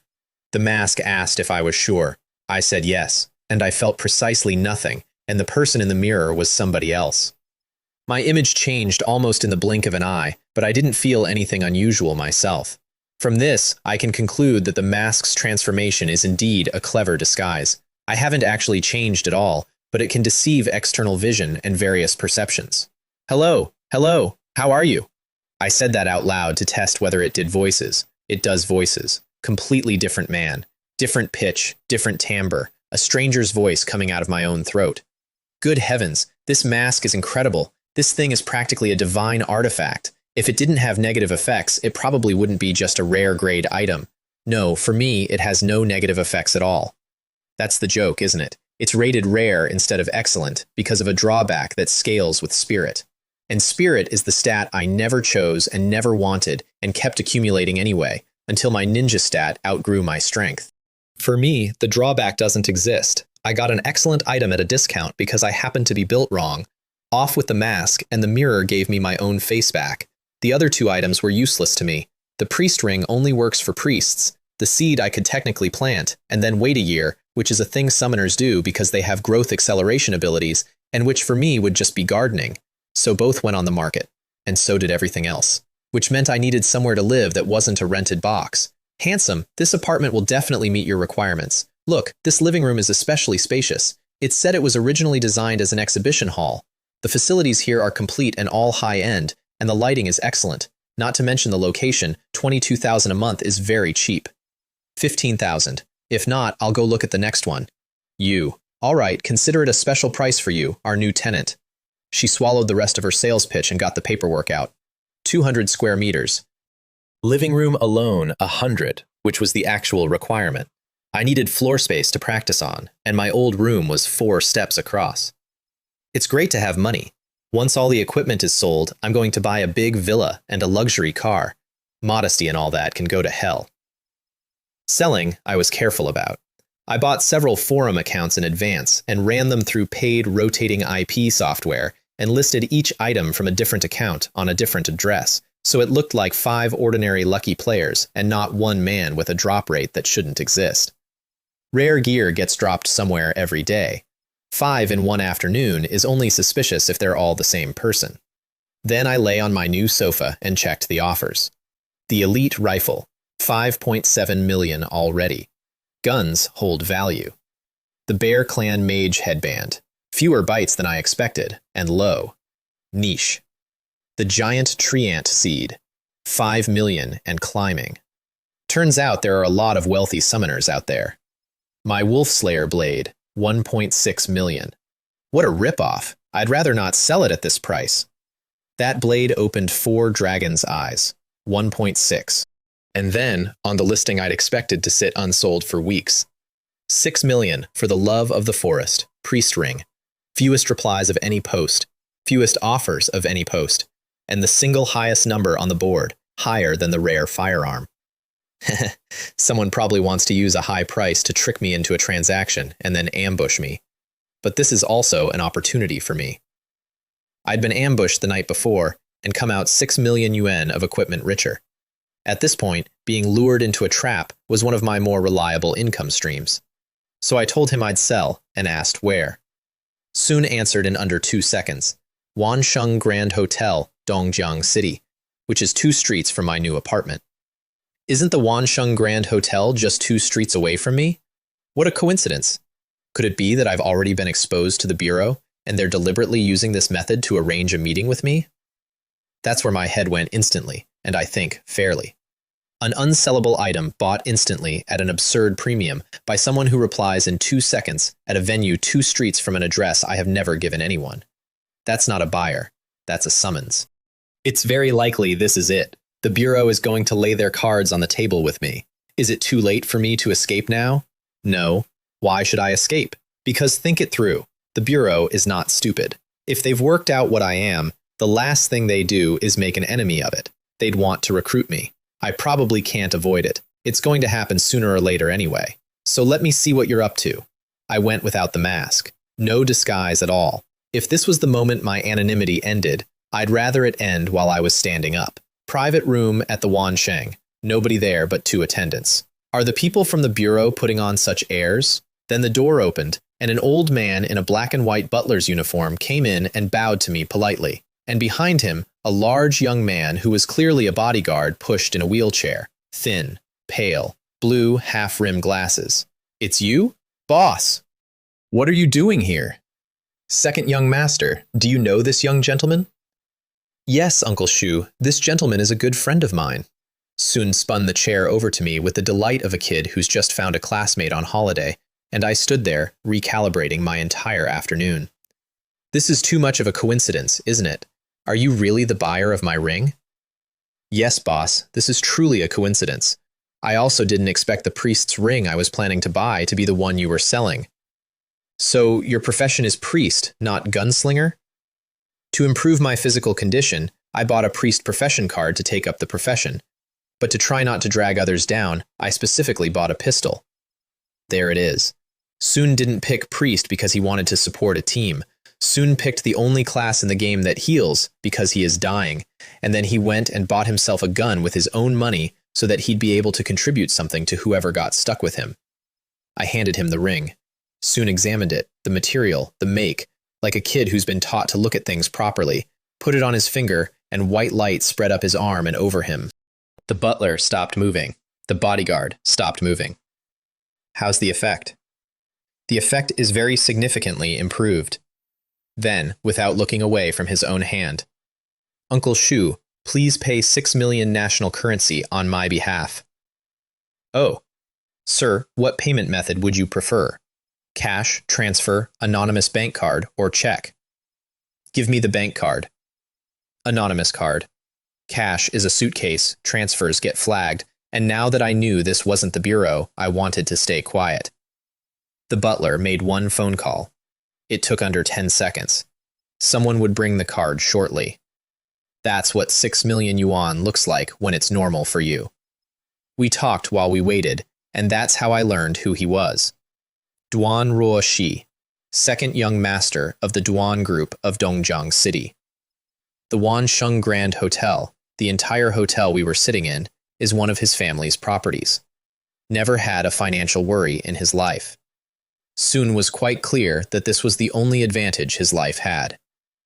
Ruoshi, since your family is so rich, why don't you just find a high-level priest player to treat you? Why bother becoming a player yourself and taking on such a big risk? That's the obvious question, right? Rich family, sick child, hire the healer. Regarding that question, first, our family doesn't have many connections with the Bureau. Before this year, my family and I knew very little about players and never paid attention to it. Then, high-level priest players are simply too scarce. My high-priced requests for medical help on the forums only attracted some scammers, and writing to the Bureau also yielded no clear response, only telling me to wait patiently. But I don't have much time left to wait, so I personally became a priest. Money doesn't buy a healer. There aren't enough of them to buy. They're rarer than my class, and my class is a punchline. The big organizations have all of them, and if you don't already have connections, you cannot get within a mile of one, no matter what you offer. So, a boy who couldn't get a phone call returned wrote his own name onto the roster of the most dangerous job on Earth, because at least that way something was happening. We talked for a long time after the card arrived. I turned down dinner, which I now regret, but we swapped contact details. That night, back in my enormous, empty apartment, I practiced until late, and then found 2 messages waiting. Yang Ruoshi and Duan Ruoshi, both asking me to team up for tomorrow's dungeon. I'd never done that. Not once. Every dungeon of my life had been a random queue with strangers, because teaming with people who know me in reality is exactly how a secret dies. But the reason for the rule had expired. I don't really care about teaming up or not. I told Yang Ruoshi yes, and mentioned I might bring a low-level priest friend. She asked for details because she's a professional, and a dungeon is a life and death appointment she keeps every single week under enormous pressure. So I told her the truth. Wheelchair, novice, 1 healing spell, carries a pistol he bought himself. And she came back baffled, and she was right to, because the community learned this lesson early and painfully. A strong player bringing a weak player does not make the dungeon easier. The dungeon scales to the strong one. So the veteran ends up short a real teammate, and the novice usually dies in the opening minutes. Taking Duan Ruoshi into a dungeon sized for me was, by every rule the forums had, a way to get him killed. I told her I'd already cleared 1 with him and it had gone fine, and that I was confident I could carry the team, and that I had exactly 1 life too, and was not about to spend it on being a good Samaritan. She thought about it and said yes, because she'd fought beside me and had her own opinion about what I could do. Duan Ruoshi needed no convincing at all. Sun said yes immediately. Of course he did. Sun was rich and dying and level 2, and there was not 1 player in that city who would take him anywhere because his money was worth less to them than their own skin. I was the only person who'd said yes. Breakfast in a private room at the Wansheng, paid for by a 13-year-old. Duan Ruoshi was already there when I arrived, because a person on a clock does not sleep in. Yang Ruoshi got there the same moment I did, and she lives the furthest away, which told me exactly how much this team meant to her. Hello, Aduan. I'm Yang Ruoshi. They shook hands. A bureau summoner in a gray jumpsuit and a boy in a wheelchair, and me eating a very expensive breakfast and complaining to Yang Ruoshi that she looked worse than last week, which she did. I'd predicted that when I quit. 1 fewer body on a rota that never shrinks.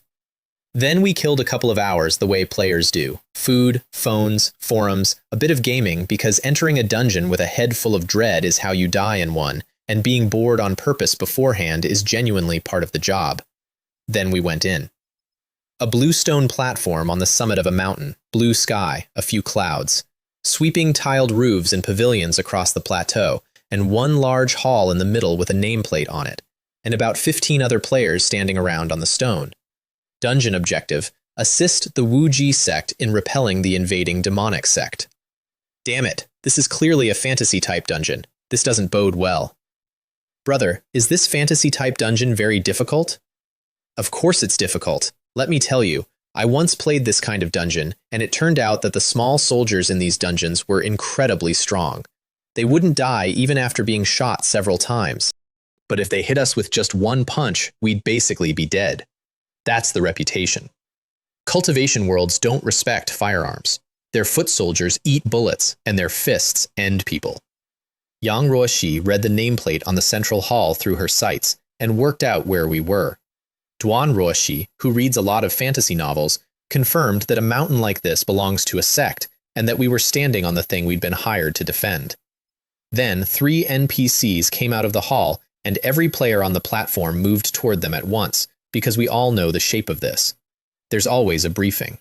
A tall, long-haired man of about 40 in black and gold martial robes, with a young man and a young woman a half-step behind him.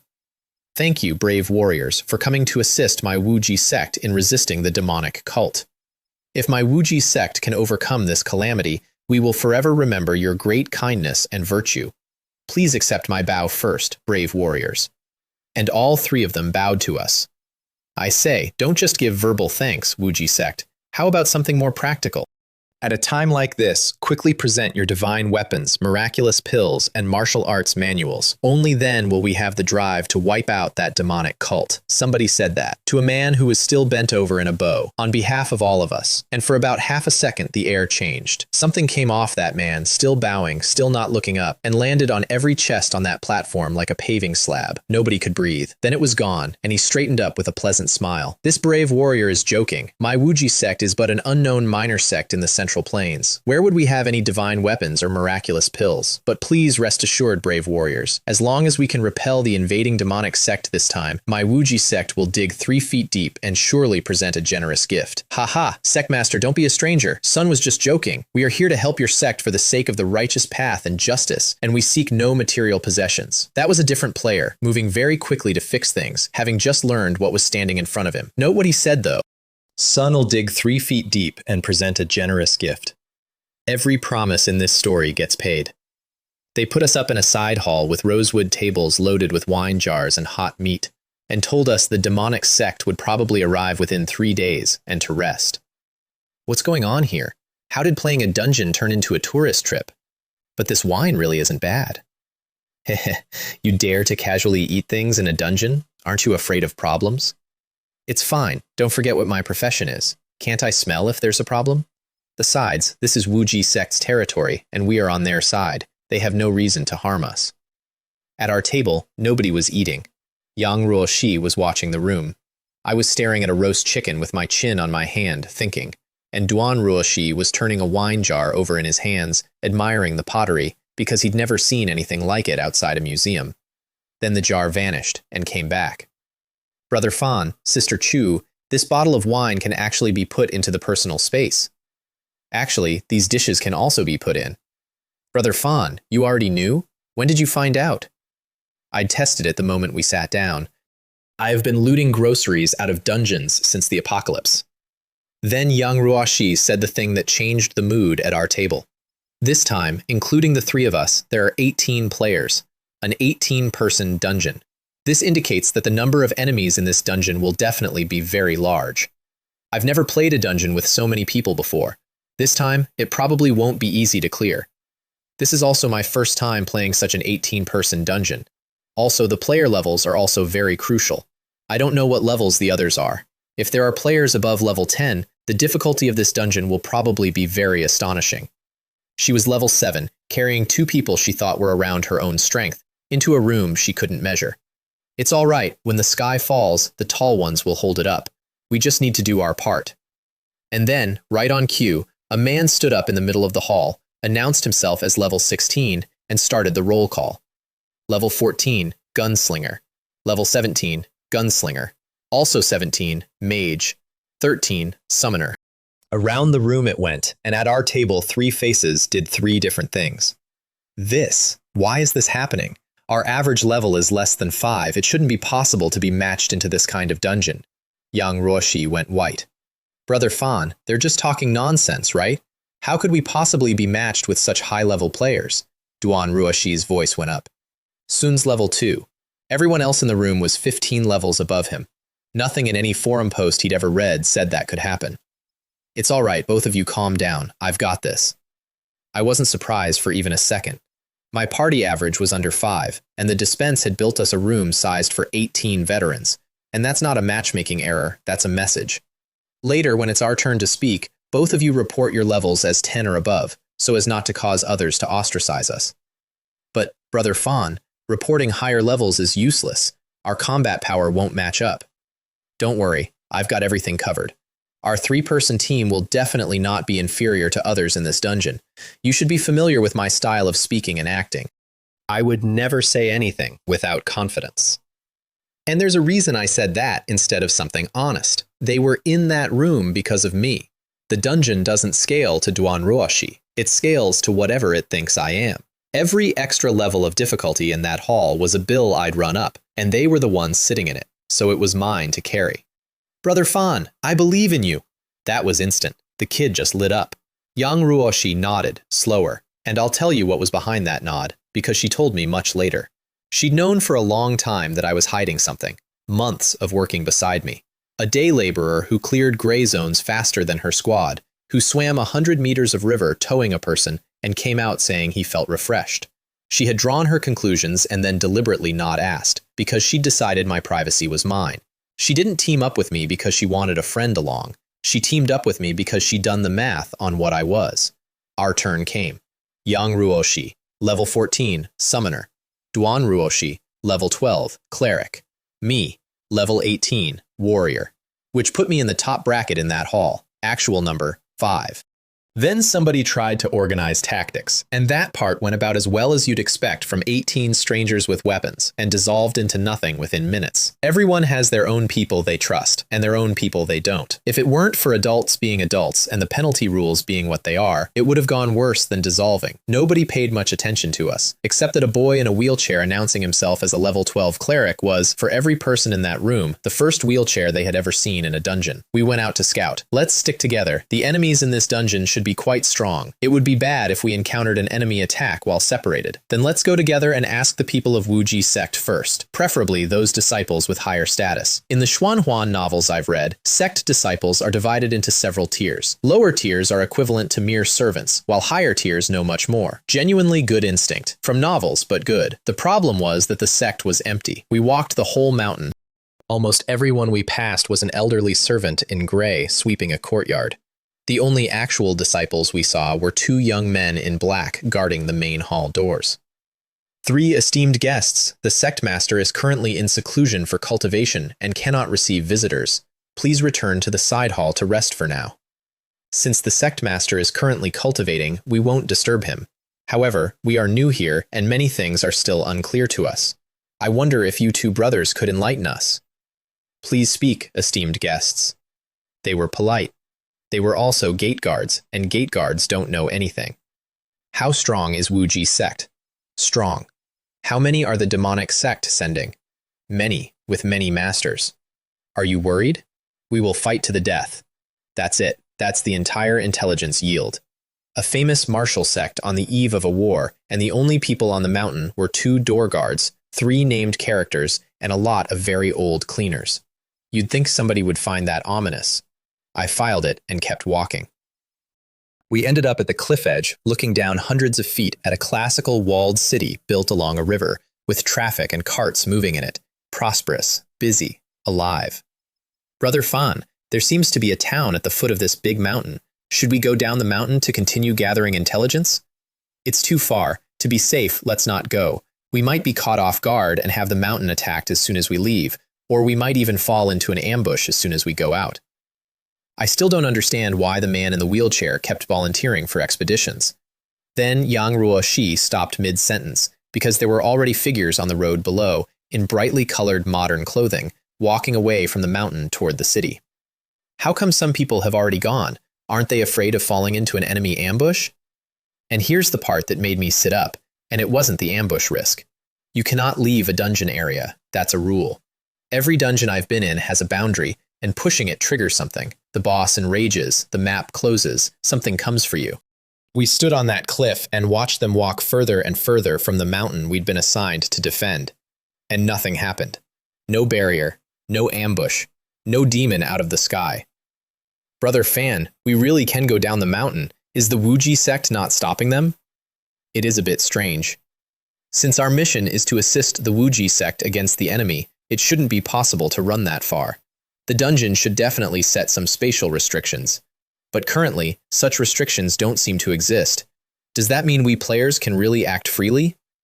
And then the ugly thought arrived. Then if some people take advantage of this loophole and intentionally hide in a safe place, waiting for other players who stayed in the sect to fight the enemy and reap the benefits, wouldn't that be very unfair? Regarding this situation, I heard it mentioned in a lecture at the Bureau. Yang Ruoshi, who gets actual training, explained it, and it's the cleverest, cruel thing I've learned about this game. The exit isn't a loophole. The exit is the difficulty setting. The reason this situation exists is actually because the dungeon deliberately uses human weaknesses to increase the dungeon's difficulty. For example, right now, some players have already left. If they don't return when a battle occurs, it means our strength has been reduced, which will undoubtedly increase the chance of dungeon failure. Furthermore, this behavior can easily lead to more extreme situations, which is that the vast majority of players leave the battlefield due to psychological imbalance or loss of confidence in battle. Such a result could very likely be disastrous. Read that again. It leaves the door open on purpose, not to be kind, because it knows that if a few people walk out, everyone else watches them walk out and starts doing arithmetic about who's going to bleed for whom, and then more people leave, and then the ones who stayed lose anyway. The door isn't an escape route, it's a lever for turning 18 players into 3. It can be like that? So, if everyone runs away, this dungeon will definitely fail. What will be the fate of us players then? Will we be forcibly erased? Or will we be forced out into the real world? That, it was also mentioned in the lecture. It is said that doing so will cause players to lose the possibility of completing the dungeon, but since the players have not died, they will remain in the dungeon forever, unable to return to the real world. Forever. There's such a good thing? I said that out loud. I regret nothing. According to this, players can just choose a dungeon world with better conditions and use this method to stay there, avoiding the dangers of repeatedly entering dungeons.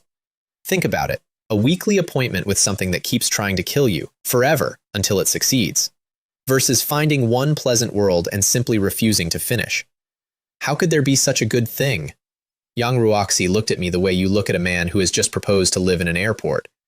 The Bureau has had cases in this regard. Those who stayed in the dungeon world using this method were not free from then on. They would either face endless pursuit from enemies in the dungeon world, unable to return. Sister Chu, how did your Bureau know about such things? Because there have been actual cases, and not just one. This includes people from our Bureau who stayed in the dungeon world this way and were eventually killed as dungeon objectives by their Bureau colleagues who entered later. Sit with that. A Bureau agent quits, refuses to finish, stays, and then the dungeon recycles him, takes the man and makes him the objective, and the next team through the door is his own colleagues, and their mission is him. If the person who entered the dungeon later didn't kill him, and they stayed in the dungeon world together, wouldn't that work? Impossible. By the time the person who entered later found him, he had already completely turned into a madman.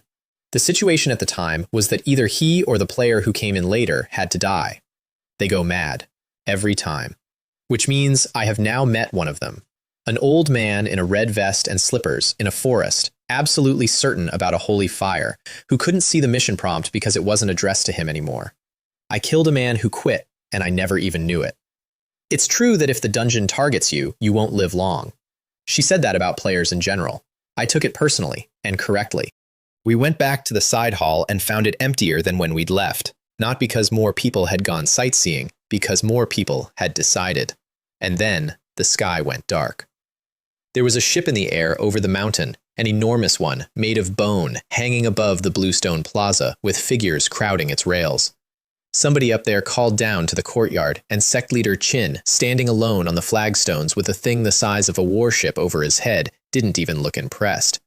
Mere demonic cultists, do not be so presumptuous. Even if every one of us from Wuji sect dies in battle today, we will not give you a single advantage. Then he stamped his foot on the flagstone hard enough to crack it like a gunshot and launched himself into the sky, straight up, at the ship, alone. Damn it, this sect leader of Wuji sect is too reckless, isn't he? I fully expected to watch my quest objective die in the opening 10 seconds, and then the ship started making noises. Sun landed on that deck wrapped in golden light and went through it with his bare hands. No weapon. Punches and kicks moving too fast to follow, and every one of them removing somebody from the fight permanently. This person is so fierce? No wonder he dared to be so reckless. 4 of their masters had to converge on him at once to slow him down. 4, and they only managed to hold him. And here is the truest thing about me. Watching that, I did not feel fear. I got excited. I drew the Wolf Slayer blade, not the Thunder Dragon blade, the old rare grade one, from my very first menu, the one the market wouldn't pay 2 million for. Partly to hide what I actually had, but mostly because I wanted to know something. I had gone to bed a decent blade user and woken up a first-class master of basic saber technique from a piece of paper. I had never once tested what that alone was worth, with no dragon powers, no epic anything, just a body and a blade and level 8 technique. I wanted a control experiment. Then the deck rails emptied. Figures came off that ship like rain, dozens at a time, dropping onto the plaza. Within about 3 seconds, there were more demonic cultivators on the ground than there were Wuji disciples, and they surrounded everything, including me. A bald man who must have weighed 400 pounds came down at me, trying to land on me with his backside. I stepped aside and took him at the neck the instant he touched stone. And then I found out what the answer to my experiment was. They were not weak. That's the thing. These were the foot soldiers that shrug off gunfire, and each of them could have finished a normal player. They just could not touch me. My body was several categories above theirs, and my technique was refined past the point where they had any answers, and the combination meant that a blade that couldn't fetch 2 million yuan was ending one of them per motion. I cleared everything within reach of me, and then went to help the disciples. They fight like their leader. Bare hands, no weapons, pure body cultivation. But without the golden light, and against enemies with actual weapons, they were losing. Bravely. Steadily. Losing.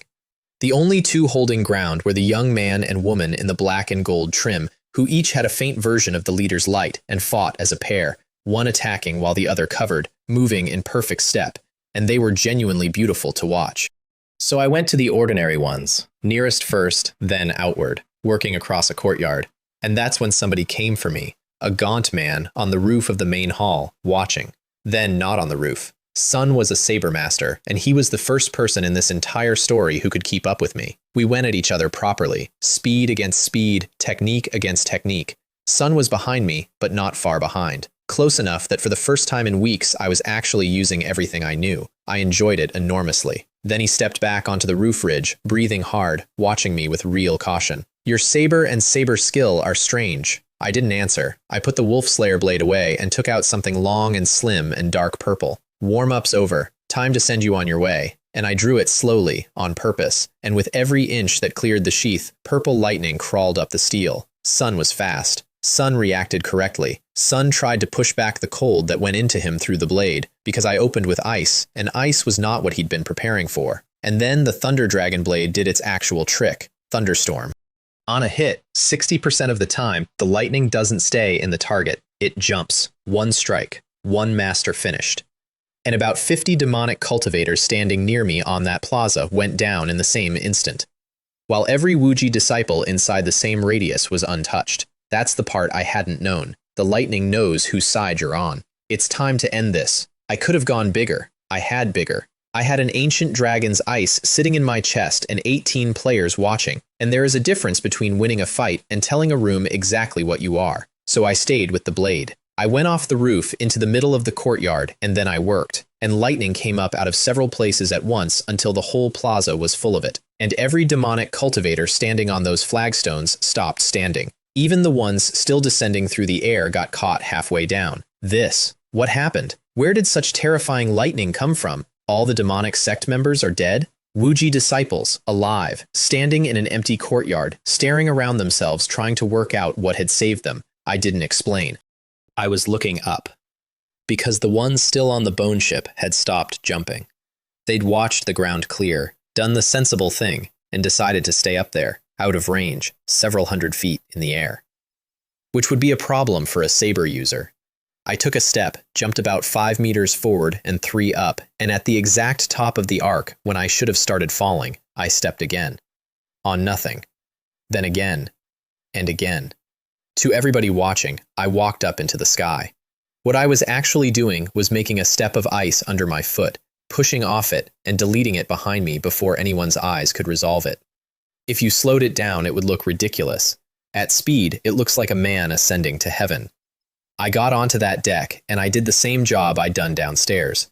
First cut didn't trigger the lightning, but did trigger double damage, and took an iron tower of a man and the enormous hammer he was holding in the same motion. The second cut went horizontal through a group of them, and the lightning came, and after that, the deck of that ship had purple running all over it like 1,000 thin dragons. And everyone within 200 meters of me stopped being a problem. And by the way, I hadn't forgotten my friends. I'd left a dream self parked near the side hall the whole time, watching Yang Roshi and Duan Roshi the entire fight.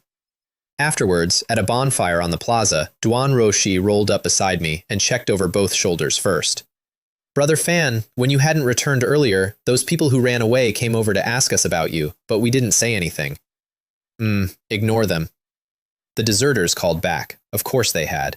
And their first move on return was to walk up to a woman and a boy in a wheelchair and ask questions about the man who'd cleared the sky. I've already taken care of the target I was chasing, but the instance still hasn't ended. I don't know what the situation is exactly. That worried me more than the battle had. If the dungeon wasn't closing, either something had escaped the net, or the dungeon was simply keeping me in the room a while longer for its own amusement, and those two problems need opposite responses. There shouldn't be any missed kills. Before you left, Brother Fawn, Wuji sect sent people to seal off the surrounding area to ensure no enemies could escape. I hope so. Then a young disciple in black and gold trim came across the plaza and bowed to me. Young hero Lin, our sect leader requests your presence in the main hall. Please make sure to go. Please lead the way. Yang Ruoxi and Duan Ruoxi followed at a distance out of curiosity. So did a number of other players, less curious and more calculating.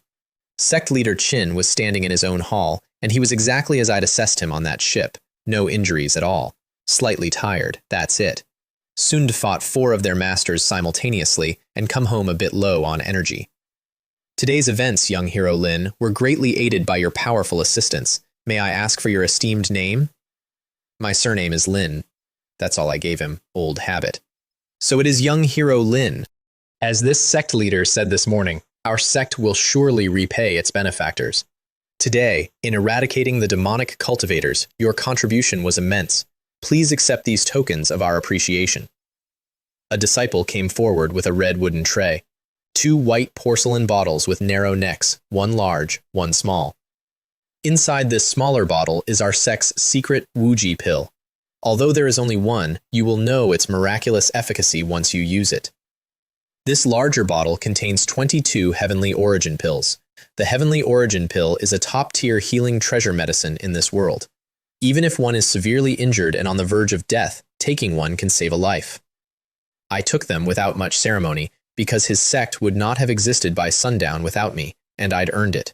And the moment my fingers touched the bottles, the game told me what they were. Wuji pill. Excellent grade. A treasure only the sect leader and true disciples are permitted. Upon consumption, all attributes permanently increased by 10 points, and the passive skill Exceptional Talent level 8. Exceptional Talent level 8. All cultivation practice speed increased by 100%, and breakthrough rate increased by 10%. Heavenly Origin pill. Excellent grade. Aside from being unable to bring back the dead or regrow lost flesh and bone, this pill can treat various injuries and intractable diseases. The specific effect depends on the severity of the condition and the dosage. 22 of those. I'm going to leave that sitting there for now. 22 pills that cure intractable diseases, in the pocket of a man who had just left a boy with leukemia sitting at a bonfire outside. Young hero Lin, I see that you are young yet possess great strength, and you have the righteous heart to uphold justice and eliminate evil. This is truly commendable. I wonder if you would be willing to continue cooperating with my Wuji sect and become a guest elder of our sect. Guest elder? Me? I genuinely did not follow. Sun's an NPC. Sun's a person inside a dungeon that ends in an hour, offering me a job. Young hero Lin, please rest assured, becoming a guest elder will not impose many restrictions on you. You don't have to stay on Wuji Mountain daily. You can go wherever you wish, and there won't be any mandatory, complicated chores. It can be said to be very free. As for the benefits, our sect will provide you with a secluded courtyard on Wuji Mountain, a monthly stipend of 1,200 taels of silver, and you can use our sect's body-tempering cold pool for 3 days each month. Sun was really selling it. Courtyard, salary, gym access, and while he was in the middle of his pitch, a line of text arrived in front of my eyes that he could not see. Detected that the Dungeon World character Qin Tianyun has invited you to become a guest elder of Wuji sect. If you agree to his request, you will gain permission to enter and exit this dungeon world 3 times a day. 3 times a day. Every dungeon of my life has been a locked room I get shoved into once a week and have to survive to leave. This one was offering me a key. I said yes so fast that he looked delighted and produced a small black and gold token and immediately started walking me around the mountain to show me the cold pool, chattering the whole way like a man giving a new hire the tour. And behind us, at a polite distance, stood a crowd of players, including several who had spent the battle in a tea house in the city below, trying to get near me. Sun ignored them completely. Every one of them. As far as sect leader Qin was concerned, the people who had deserted his mountain were furniture. Meanwhile, the reward list had opened. Please independently select your dungeon rewards, maximum 5 items. 5. Note, due to dungeon characteristics, these rewards will be issued directly to the player's personal inventory. Rare tier had the Quenching Edge weapon series from something called the Mechanist Sect, Jade Silkworm soft armor, a wind concealment hat, a body tempering cold pool, a body quenching fiery spring, a bottle of earth essence pills, and a red deer horse. And then, at 0.01%, Mysterious Chaos Secret Realm. Excellent. You have obtained a Mysterious Chaos Secret Realm about 1,000 cubic meters in size. You can freely choose a location to fix it. When you cultivate within it, the cultivation effect of all your skills is increased by 120%. Over time, it will slowly enhance your spirit and physique, up to a maximum of 30 points in all attributes. And there is a possibility of awakening various special talents during cultivation. 30 points. In everything. For sitting in a room. Limitless Golden Body Skill. Excellent. The Wuji sect's signature art, known for its impeccable golden light defense, unpretentious combat style, and powerful body refining effects. Cultivating it to its peak allows one to single-handedly destroy millions of powerful enemies without injury. Warriors cultivate it at double efficiency. That's the golden light. That's what let a middle-aged man punch his way into a warship alone. Both excellent picks were automatic. Then 3 rare slots. The Quenching Edge weapons were nice and completely outclassed by the blade already in my hand. The pools I skipped, both of them, and this is the kind of thing that separates a good haul from a wasted one. The Secret Realm does what they do and more, and there was a note at the bottom of the list warning that stacking multiple special environments can conflict and produce side effects. 2 gyms in one basement is worse than 1 good gym. The extra healing pills I skipped because Sect Leader Chin had just handed me 22 of the better version for free. So, Jade Silkworm soft armor because I'd been walking around in the shredded remains of a wolf pelt. The wind concealment hat, which overlaps a bit with the mask but grants actual optical invisibility and which suits a blade user perfectly. And the red deer horse, which has no combat ability whatsoever and which I took anyway because of one line in the description. Heavenly Horse, speed limit 880 kilometers per hour, can gallop through the air. You can ride it up to 5,000 kilometers per day. It flies at airliner speed and never needs feeding. I have wanted a flying horse since I was 6 years old, and I am not going to pretend otherwise. Back in my apartment, I took the Wuji pill first. Small, unremarkable, faintly warm going down, Constitution 49. Then I took the Limitless Golden Body Inheritance and pushed it into my head and got the whole thing at once, and with it the history that came attached, which I did not expect and have not been able to shake. 1,400 years ago, it wasn't a signature art. It was a cheap, common body tempering technique called the Great Strength Iron Body Skill, sold everywhere, worth almost nothing. Mastering it completely got you 2,000 caddies of strength and a tough hide, and that was the ceiling. Then, a young man from a poor family who could not get access to anything better spent his entire life on it. Sun practiced from childhood into old age, and then spent the rest of his years trying to improve it, and people laughed at him for it, an ordinary talent trying to do what geniuses wouldn't attempt. Sun died having improved it by nothing at all. But he handed his notes to his students, and a century later somebody built on them and got somewhere. And then, over nearly 1,000 years, generation after generation kept refining it, until a junk technique anybody could buy had become one of the great arts, and a sect grew up around the strength of the bodies it produced. I never expected the birth of this excellent grade cultivation technique to be so convoluted, taking 1,000 years of continuous effort from generations of ordinary people and geniuses. It's truly inspiring. A man wasted his whole life on it and failed. And it worked anyway. It just took 10 more lifetimes than his. I'd been handed the finished product off a menu in about 4 seconds. The soft armor I put on immediately. White jade silk, light, thin, wearable under a jacket, 25% physical damage reduction, and 15% to everything. I decided then and there I'd just wear it with a coat over it and never take it off unless something better showed up. The hat is a bamboo woven thing with a black gauze curtain around the brim, which sounds absurd, and I went into the bathroom to test it in front of the big mirror. I turned on the invisibility, and the man in the mirror stopped existing.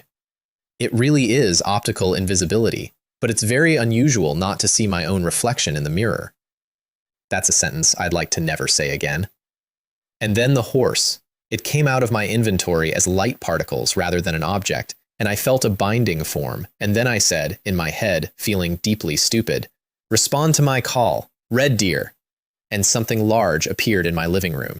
A tall chestnut red stallion standing on my floor, coat like burning flame, eyes steady and calm, breathing quietly in a rented apartment in Dongjiang City. Fiery on the outside, completely serene on the inside. His whole thing is that he's quiet. He moves near silently, which is why he's called Silent, which is a wonderful name for a horse that goes 880 kilometers an hour. I stroked his neck. Sun was warm. It's a pity there isn't enough space here for you to carry me soaring through the sky, but we'll have plenty of opportunities in the future. See you next time. Then I dismissed him and he vanished out of my living room. There was one thing left on the list that I couldn't do anything with yet. The mysterious chaos secret realm came out of my inventory as a murky, yellowish ball of light. I couldn't absorb it. It's a marker. You choose a place, fix it, release it, and 1,000 cubic meters of cultivation cave unfolds there permanently. This mysterious chaos secret realm is crucial for my future cultivation. I can't just release it anywhere. That would easily attract unnecessary trouble. It's best to wait until I buy a large villa and place it underground. I had a room-sized artifact that adds 30 points to every attribute I have and nowhere to put it, which meant that for the first time, the thing standing between me and getting stronger wasn't a dungeon or a dragon or a level. It was real estate. Real estate. That was the bottleneck. I had 1,000 cubic meters of miracle in my pocket and a rented apartment I wasn't allowed to dig a hole in. So the next morning I went to see Duan Ruoshi and I brought a pill. And I'm going to be honest about my motives, because they were not pure. I had 22 heavenly origin pills. I had a friend with 2 incurable conditions, and I had a shortfall of about 10 million yuan. I provide a precious medicine. He cures a terminal illness. It's only right that I charge a bit more for doing so. After all, their Duan group has plenty of money. Those 3 facts were sitting in my head at the same time, and I would be lying if I said the third one wasn't part of it. Sun took the pill in the sitting room of his family's mansion, with Uncle Shu standing beside the wheelchair. Then the 2 of us stared at him for a solid minute, like people at a zoo waiting for a panda to do something. How is it? Do you feel anything? Second young master, do you want to call a doctor? Brother Fan, Uncle Shu, I don't feel anything obvious. This is normal. My lower body has always been without sensation. And he said it kindly. That's the part that got me. Sun was being gentle with us because he'd done this before, many times. Experts, treatments, trials, imported medicine. Sun had built a whole way of letting people down easy when their miracle didn't work, and he was using it on me. Don't rush. If there's no effect, just wait a bit longer. It's only been less than 2 minutes. I had been treating an excellent grade item like a wish, which is a mistake I'd told myself not to make. A few more minutes. I was drawing breath to ask him again when he shouted, Brother Fan, Uncle Shu, my legs seem to have feeling. They're so numb. My legs feel so numb. Second young master, Uncle Shu reached out and tapped his leg. Second young master, do you feel it? Yes, it's true. And I think I can move my legs myself. And while he was still saying it, 2 thin legs that had been dead weight for years lifted off the footplates. My legs moved. My legs moved. My legs really moved. The old butler in the perfect black and white uniform started crying before Duan Ruoshi did. Don't get too excited. The effect of this pill should be more than just this. Wait a little longer. Don't move your legs around too much. Don't strain your muscles. Brother Fan, really, the medicine just now really worked. I can already feel my body below my chest. Steady yourself. Don't move around. Sun wasn't listening, so I put a very small amount of control on him and held him in place. Not because I know medicine, because I know what happens to muscles that haven't been used in years when their owner suddenly gets excited. Okay, Brother Fan, you really don't need to hold me down like this. I've calmed down. I'll definitely take it slow. I let him go. All right, now slowly, try to be as slow as possible and see if you can stand up from the wheelchair. I asked because I needed a measurement. If 1 pill could get him to his feet, 1 pill was enough, and I didn't need to spend a second. That's what I was thinking. Dosage. For you, it's nothing. You do it 50 times a day without noticing. Sun had to work up the courage. Then he had to remember, actually remember from years ago, what the shape of standing up out of a chair feels like from the inside, and try to send that shape down into a body that had been quiet the whole time. Uncle Shu stood behind the chair, and I stood in front of it, both of us ready to catch him. It took 3 minutes. 3 minutes of a boy gripping both armrests and slowly, carefully, without help, pushing himself upright. And then he was standing. I'm standing. I'm standing. I'm standing. Sun said it over and over. Not loud, just the same 3 words, while the whole thing came out of him at once, every year of it. I didn't say anything to him. There wasn't anything to say. I turned to the old man with tears all over his face and gave him instructions instead. Mr. Butler, Aruoshi should rest more now. The medicine I gave him should continue to have a greater effect. When you have time, you can go to the hospital for a checkup. Perhaps the leukemia situation will also improve. Thank you, sir. We will not forget the help you've given second young master. I will immediately inform the master and madam. The master and madam will give you... I waved that off. Old butler, don't be so eager. Let's discuss this tomorrow. Once the medicine Aruoshi took has fully taken effect tomorrow, and his hospital examination results are fully confirmed, then we can talk about other things. And then I left, because I was not going to stand in that room conducting medical observation, and because I did have things to do. Also, I'll admit, because I just watched a kid stand up for the first time in years, and I did not entirely trust my own face. The rest of that day was business. I stopped waiting for better offers and started closing. Different accounts, different IP addresses, contacting my highest bidders and asking who wanted to move today. The rare grade rifle, the mage headband, the giant treant seed, all of it out the door. One buyer tried to grind me down on price when I got there, having correctly guessed I was in a hurry. That didn't go the way she planned. Another one was in Xi'an City in Beishan Province, a mountain city full of hillside mansions half an hour away. Half an hour. By horse. Through the sky. At a speed I was deliberately keeping below the maximum because there's no reason to find out what 880 kilometers an hour does to your eyes. I had a flying horse, and I was using it as a courier service. And the next morning, Duan Ruoshi's message arrived. Also, a doctor just came to my house to examine me, and my leukemia is more than half cured. It's basically almost completely recovered. Thank you so much, Brother Fan. Please be sure to come to my house for dinner at 5 o'clock later. More than half. In one day. From one pill. The exclamation marks in that message were doing a lot of work and had absolutely earned it. So I went to dinner. And I want to be precise about what dinner was, because it was not really a dinner. It was a negotiation with a man who had just been handed his son back. The head of the Duan group is not a person who says thank you. Son's a person who settles accounts. So, little Lin, you want to buy a villa to live in? That's too simple. I'd mentioned, in passing, that I was looking for property. Little Lin, I've long forgotten how many villas I actually own. Anyway, there must be around 30 or so in Dongjiang City. Some I bought when I was young, some were gifts from friends. 30. In one city. And he'd lost count. You said you wanted a villa with a larger footprint. How about this one? The base area is 888 square meters, a very auspicious number. It comes with a garden and a swimming pool, which you young people should like. It's just a bit out of the way, beyond the Third Ring Road. And there's this riverside villa. I remember a friend of mine commissioned an internationally renowned designer to design it a few years ago. The design fee alone cost several $100 million. I personally lived in this house for a few months, and the designer truly has skill. Sun kept going. Sun had a stack of deeds, and he was flipping through them like a menu, and I took the first one. The 888 square meter one, out past the third ring. Not the riverside one with the famous designer and the 9-figure design fee. Because I wasn't shopping for a house. I was shopping for floor space with a fence around it, somewhere quiet, where nobody has any reason to look, and I could put a door to another dimension inside a wardrobe.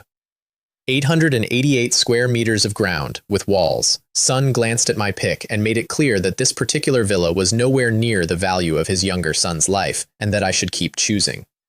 No need, Uncle Duan. One villa is enough for me. More would just be a waste. Besides this villa, I'll also give you some shares of our Duan group. Don't worry, they're just dividend shares. You only need to wait until the end of each year to collect some money. You don't need to concern yourself with anything else. 1%. Sun signed it at the table. Sun's the actual helmsman of that group, and his signature is the whole process. 1% of the Duan group paid annually, forever, for doing nothing. 5 weeks earlier, I had been counting out 1,000 yuan from a man called Brother Jing and thinking about how far it would stretch. By 7 that evening, I was driving a brand new BMW through Dongjiang City, having gone into a dealership, looked at the cars until one of them appealed to me visually, and spent 2 million yuan without a test drive. Zero research. I just liked the shape. The villa was not, in fact, in the middle of nowhere. It was on a busy street, just outside the core downtown. Not bad. Surveillance cameras are installed on the walls and iron gate. Look at this fragrant garden. Look at this beautiful swimming pool. And this spacious, bright, and grand 3-story detached villa. This will be my lair from now on. 3 floors, a garage, a pool, a garden that takes up nearly half the site. The property company had kept it immaculate, and there were so many flowers and ornamental trees in it that it looked like a scaled-down imperial garden. I parked the BMW, closed the iron gate, and then walked every meter of that property looking for the right spot. Garage, garden, pool. All 4 corners of the perimeter wall, every room of the house. Because this decision was permanent. You fix a mysterious chaos secret realm once. I ended up in the 2nd floor bedroom, in front of a tall, heavy rosewood wardrobe. I'd first thought about putting the entrance behind it, and then thought about shoving a rosewood wardrobe across a floor twice a day for the rest of my life. So, inside the wardrobe. The doors were tall enough and wide enough. Hang a few coats in front of it. Put a lock on the wardrobe if I'm feeling nervous. And that's a doorway to another world, sitting behind a locked bedroom door, behind a locked house, behind a walled compound with cameras on the gate. I took the hazy yellow light out of my personal space, reached into the wardrobe, and set it. It spread out of my hand like ink dropped into water, ran across the inside of the wardrobe, and the back panel stopped being rosewood and became a softly glowing door. It's done.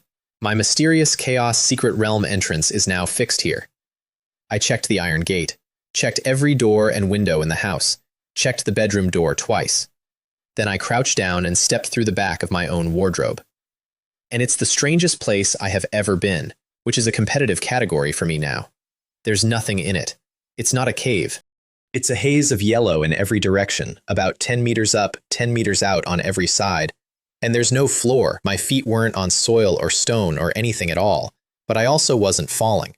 I just stood on a surface that wasn't there. Is this what the mysterious chaos secret realm looks like inside? It's quite different from what I imagined, but it doesn't matter. Let's just start cultivating. I set an alarm on my phone so I wouldn't lose the next day, put the phone down on the nothing beside me, took out the Thunder Dragon blade, and got to work. All night. Sometimes moving through the forms, the strange, drifting, almost weightless saber work the Great Dream Saber Sutra teaches. Sometimes sitting cross-legged in the yellow. Sometimes lying flat and going straight into the dream. The alarm went off at 9 in the morning, and I opened my eyes and checked the panel. Constitution, 52. Strength, 45. Agility, 43. Spirit, 49. Every attribute up 3 points. Overnight. From sitting in a room. Constitution past 50, which is a number other players do not have. Spirit at 49, 1 point off 50, still my highest stat, still outrunning strength and agility both, on a warrior. And the Great Dream Saber Sutra had gone from level 1 to level 2, which came with the second technique in the inheritance, Dream Bloom Saber Art, a mid to close range area attack that deals heavy physical and spiritual damage inside the bloom of the blade light. And it works for the dream selves too. That's the real prize. My clones already walk through walls and can't be hurt by anything physical. Now they can also clear a room. The combat power of my dream self has more than doubled as a result. And one night did that for a reason. It wasn't just the room. 4 things stacked. The secret realm, plus 120% to all cultivation. My class. The Saber Sutra explicitly gives Saber class players a 300% efficiency bonus. The garbage class. Again. The Wuji Pill's exceptional talent at level 8, another 100%, plus 10% on breakthroughs. And basic Saber technique at level 8, which doesn't multiply anything on paper, but means I understand what I'm doing at a level where nothing snags. 4 multipliers, all of them bought or won in the last 4 days, all firing at once on the same night. That's not luck. That's what happens when you can choose your own rewards, and you choose them to fit together. I stepped back out through the wardrobe, closed it, went and washed, and got a phone call from a number I didn't know. May I ask if this is Mr. Lin Jianmin? Yes, it is. Hello, Mr. Lin. I'm Secretary Feng, General Manager Duan's secretary. All the transfer procedures for the Dongcheng Villa that General Manager Duan asked me to handle for you last night have been completed. I'm calling to ask when you are free so I can deliver all the documents to you. Overnight. A property transfer, through official channels, done overnight. Thank you. I'm free all morning today. Okay, please wait a moment. I'll deliver the documents to you in half an hour at most. So instead of driving my new car into town for a nice breakfast, I walked out my own iron gate to an ordinary place on the street and had a few big meat buns, some fried dough sticks, and 2 bowls of century egg and pork congee. 2 million yuan of German engineering in the garage, 1% of a conglomerate in my name, and I went and had buns at a shop front because it was closer. A black sedan pulled up as I got back. A tall, thin man in his 30s got out, shook my hand, and handed me a blue document folder. Mr. Lin, all the ownership documents for Dongcheng Villa are in this document bag. This villa has now been completely transferred to your name. You can check it on the official website at any time. Thank you for personally delivering them. Would you like to come in and sit for a while? Haha, Mr. Lin, you're too kind, but I have many things to attend to today. Sun got back in the car and left, in a hurry, the way people are in a hurry when their boss has told them something is important. And I stood at my own gate and watched the car go and thought something that I want to end on, because it's the only unfinished business in my head. I feel like there might be some trouble coming from the Duan family in the future. I hope it won't be too complicated. Because I didn't just do them a favor, I proved something. I proved that somewhere out there is medicine that cures the incurable, and that I have access to it, and that I will hand it over for a house. You do not show that to a family with 30 villas and expect the conversation to be finished. They know what I am worth now. They will want the next thing, and the thing after that, and the day I say no will be an interesting day.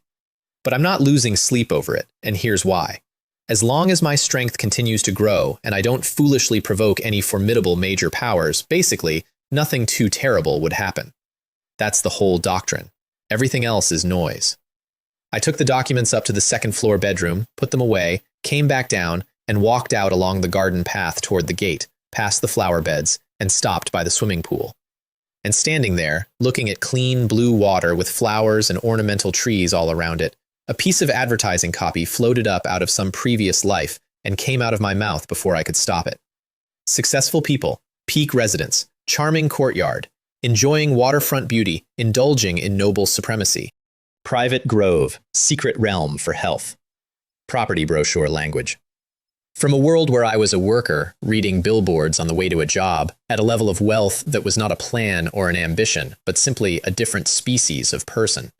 And it described, word for word, the place I was standing in. It's truly wonderful to have money. Whether it was before I transmigrated or in the original owner's memory, I never imagined being able to own such an expensive villa, but now it's so easy. So let me lay out the accounts, since I'm apparently a man who does that now. 5 weeks ago, I woke up on the floor of a cave, inside a body that was already leaving, and the last thing that body ever saw was 2 strangers standing over its treasure chest, feeling sorry for it, because the chest was empty and they had somewhere to be. That man died in the dirt with nothing, and the game gave him nothing, and the 2 people who found him agreed it was very unlucky and walked away. I got up in his place with 1,000 yuan, a rented room I could cross in 4 steps, and a menu. This morning, I own an 888 square meter walled compound with a garden and a pool. A car I bought because I liked the shape, 1% of a conglomerate, an ancient dragon's ice, a blade full of lightning, a horse that flies, a face I can change at will, and a door in my wardrobe that makes me stronger while I sleep. And I still can't stop. Because the thing that arranged all of this hasn't gone anywhere. It gave me 3 cripples against a level 4 boss when I was a beginner. It gave me a corpse king that hunted me across a whole city for 1 entire day while nobody else in that instance was touched. It gave me 4 dragons when the world record was 3. And when killing me stopped working, it changed strategy and started wasting my time instead, out of what I can only describe as spite. It is going to keep doing that, and it is going to keep escalating, and every single time it fails, it hands me something enormous by accident. That's the deal I'm in. That's not a metaphor. It's a weekly appointment. So I went back up to the bedroom and put on everything I own. Jade silkworm armor under a jacket, rage gauntlets, berserk bracers, iron mountain belt, spider cloth shoes, the chapter of obscurity, the wind concealment hat with its black gauze curtain, the thunder dragon blade, fully armed, in a bedroom, in my own house, in the morning. Because I wasn't going to today's dungeon yet, I took out a small black and gold token, the one Qin Tianyun pressed into my hand while he was cheerfully showing me around his mountain. 3 trips a day, to and from the world of the Wuji sect, whenever I like. I was going back for groceries, if you want the boring truth. My supplies from the dead city were running low, and there's a whole functioning civilization on the other side of that token where the food goes into my personal space and stays there for the next time something traps me somewhere for 3 days. But I armed myself completely before I touched it, because of something I worked out on the drive home from that mountain. Sect leader Qin did not make me a guest elder because he was grateful. Soon gave me a courtyard, 1,200 taels a month, access to his sect's treasures, and a permanent key to his world, after watching me clear a warship out of the sky by myself. You don't put a stranger on that kind of retainer to say thank you. You put him on retainer because you know what's coming, and you know your sect can't handle it, and you have just watched something walk up out of nowhere that can. The demonic sect sent 1 ship. Nobody sends 1 ship. I can't rule out the extreme situation where the Wuji sect has already been annihilated by demonic sect experts and couldn't send a summon. When I go over, I must first confirm this point. If anything seems off, I will immediately return. So that's where I'm standing right now, fully kitted, in a bedroom in a villa I was given for a pill, holding a token that means a man in another world is counting on me and hasn't called yet. The summons Qin Tianyun mentioned hasn't come. The question is whether that's because it isn't time, or because there's nobody left over there to send it.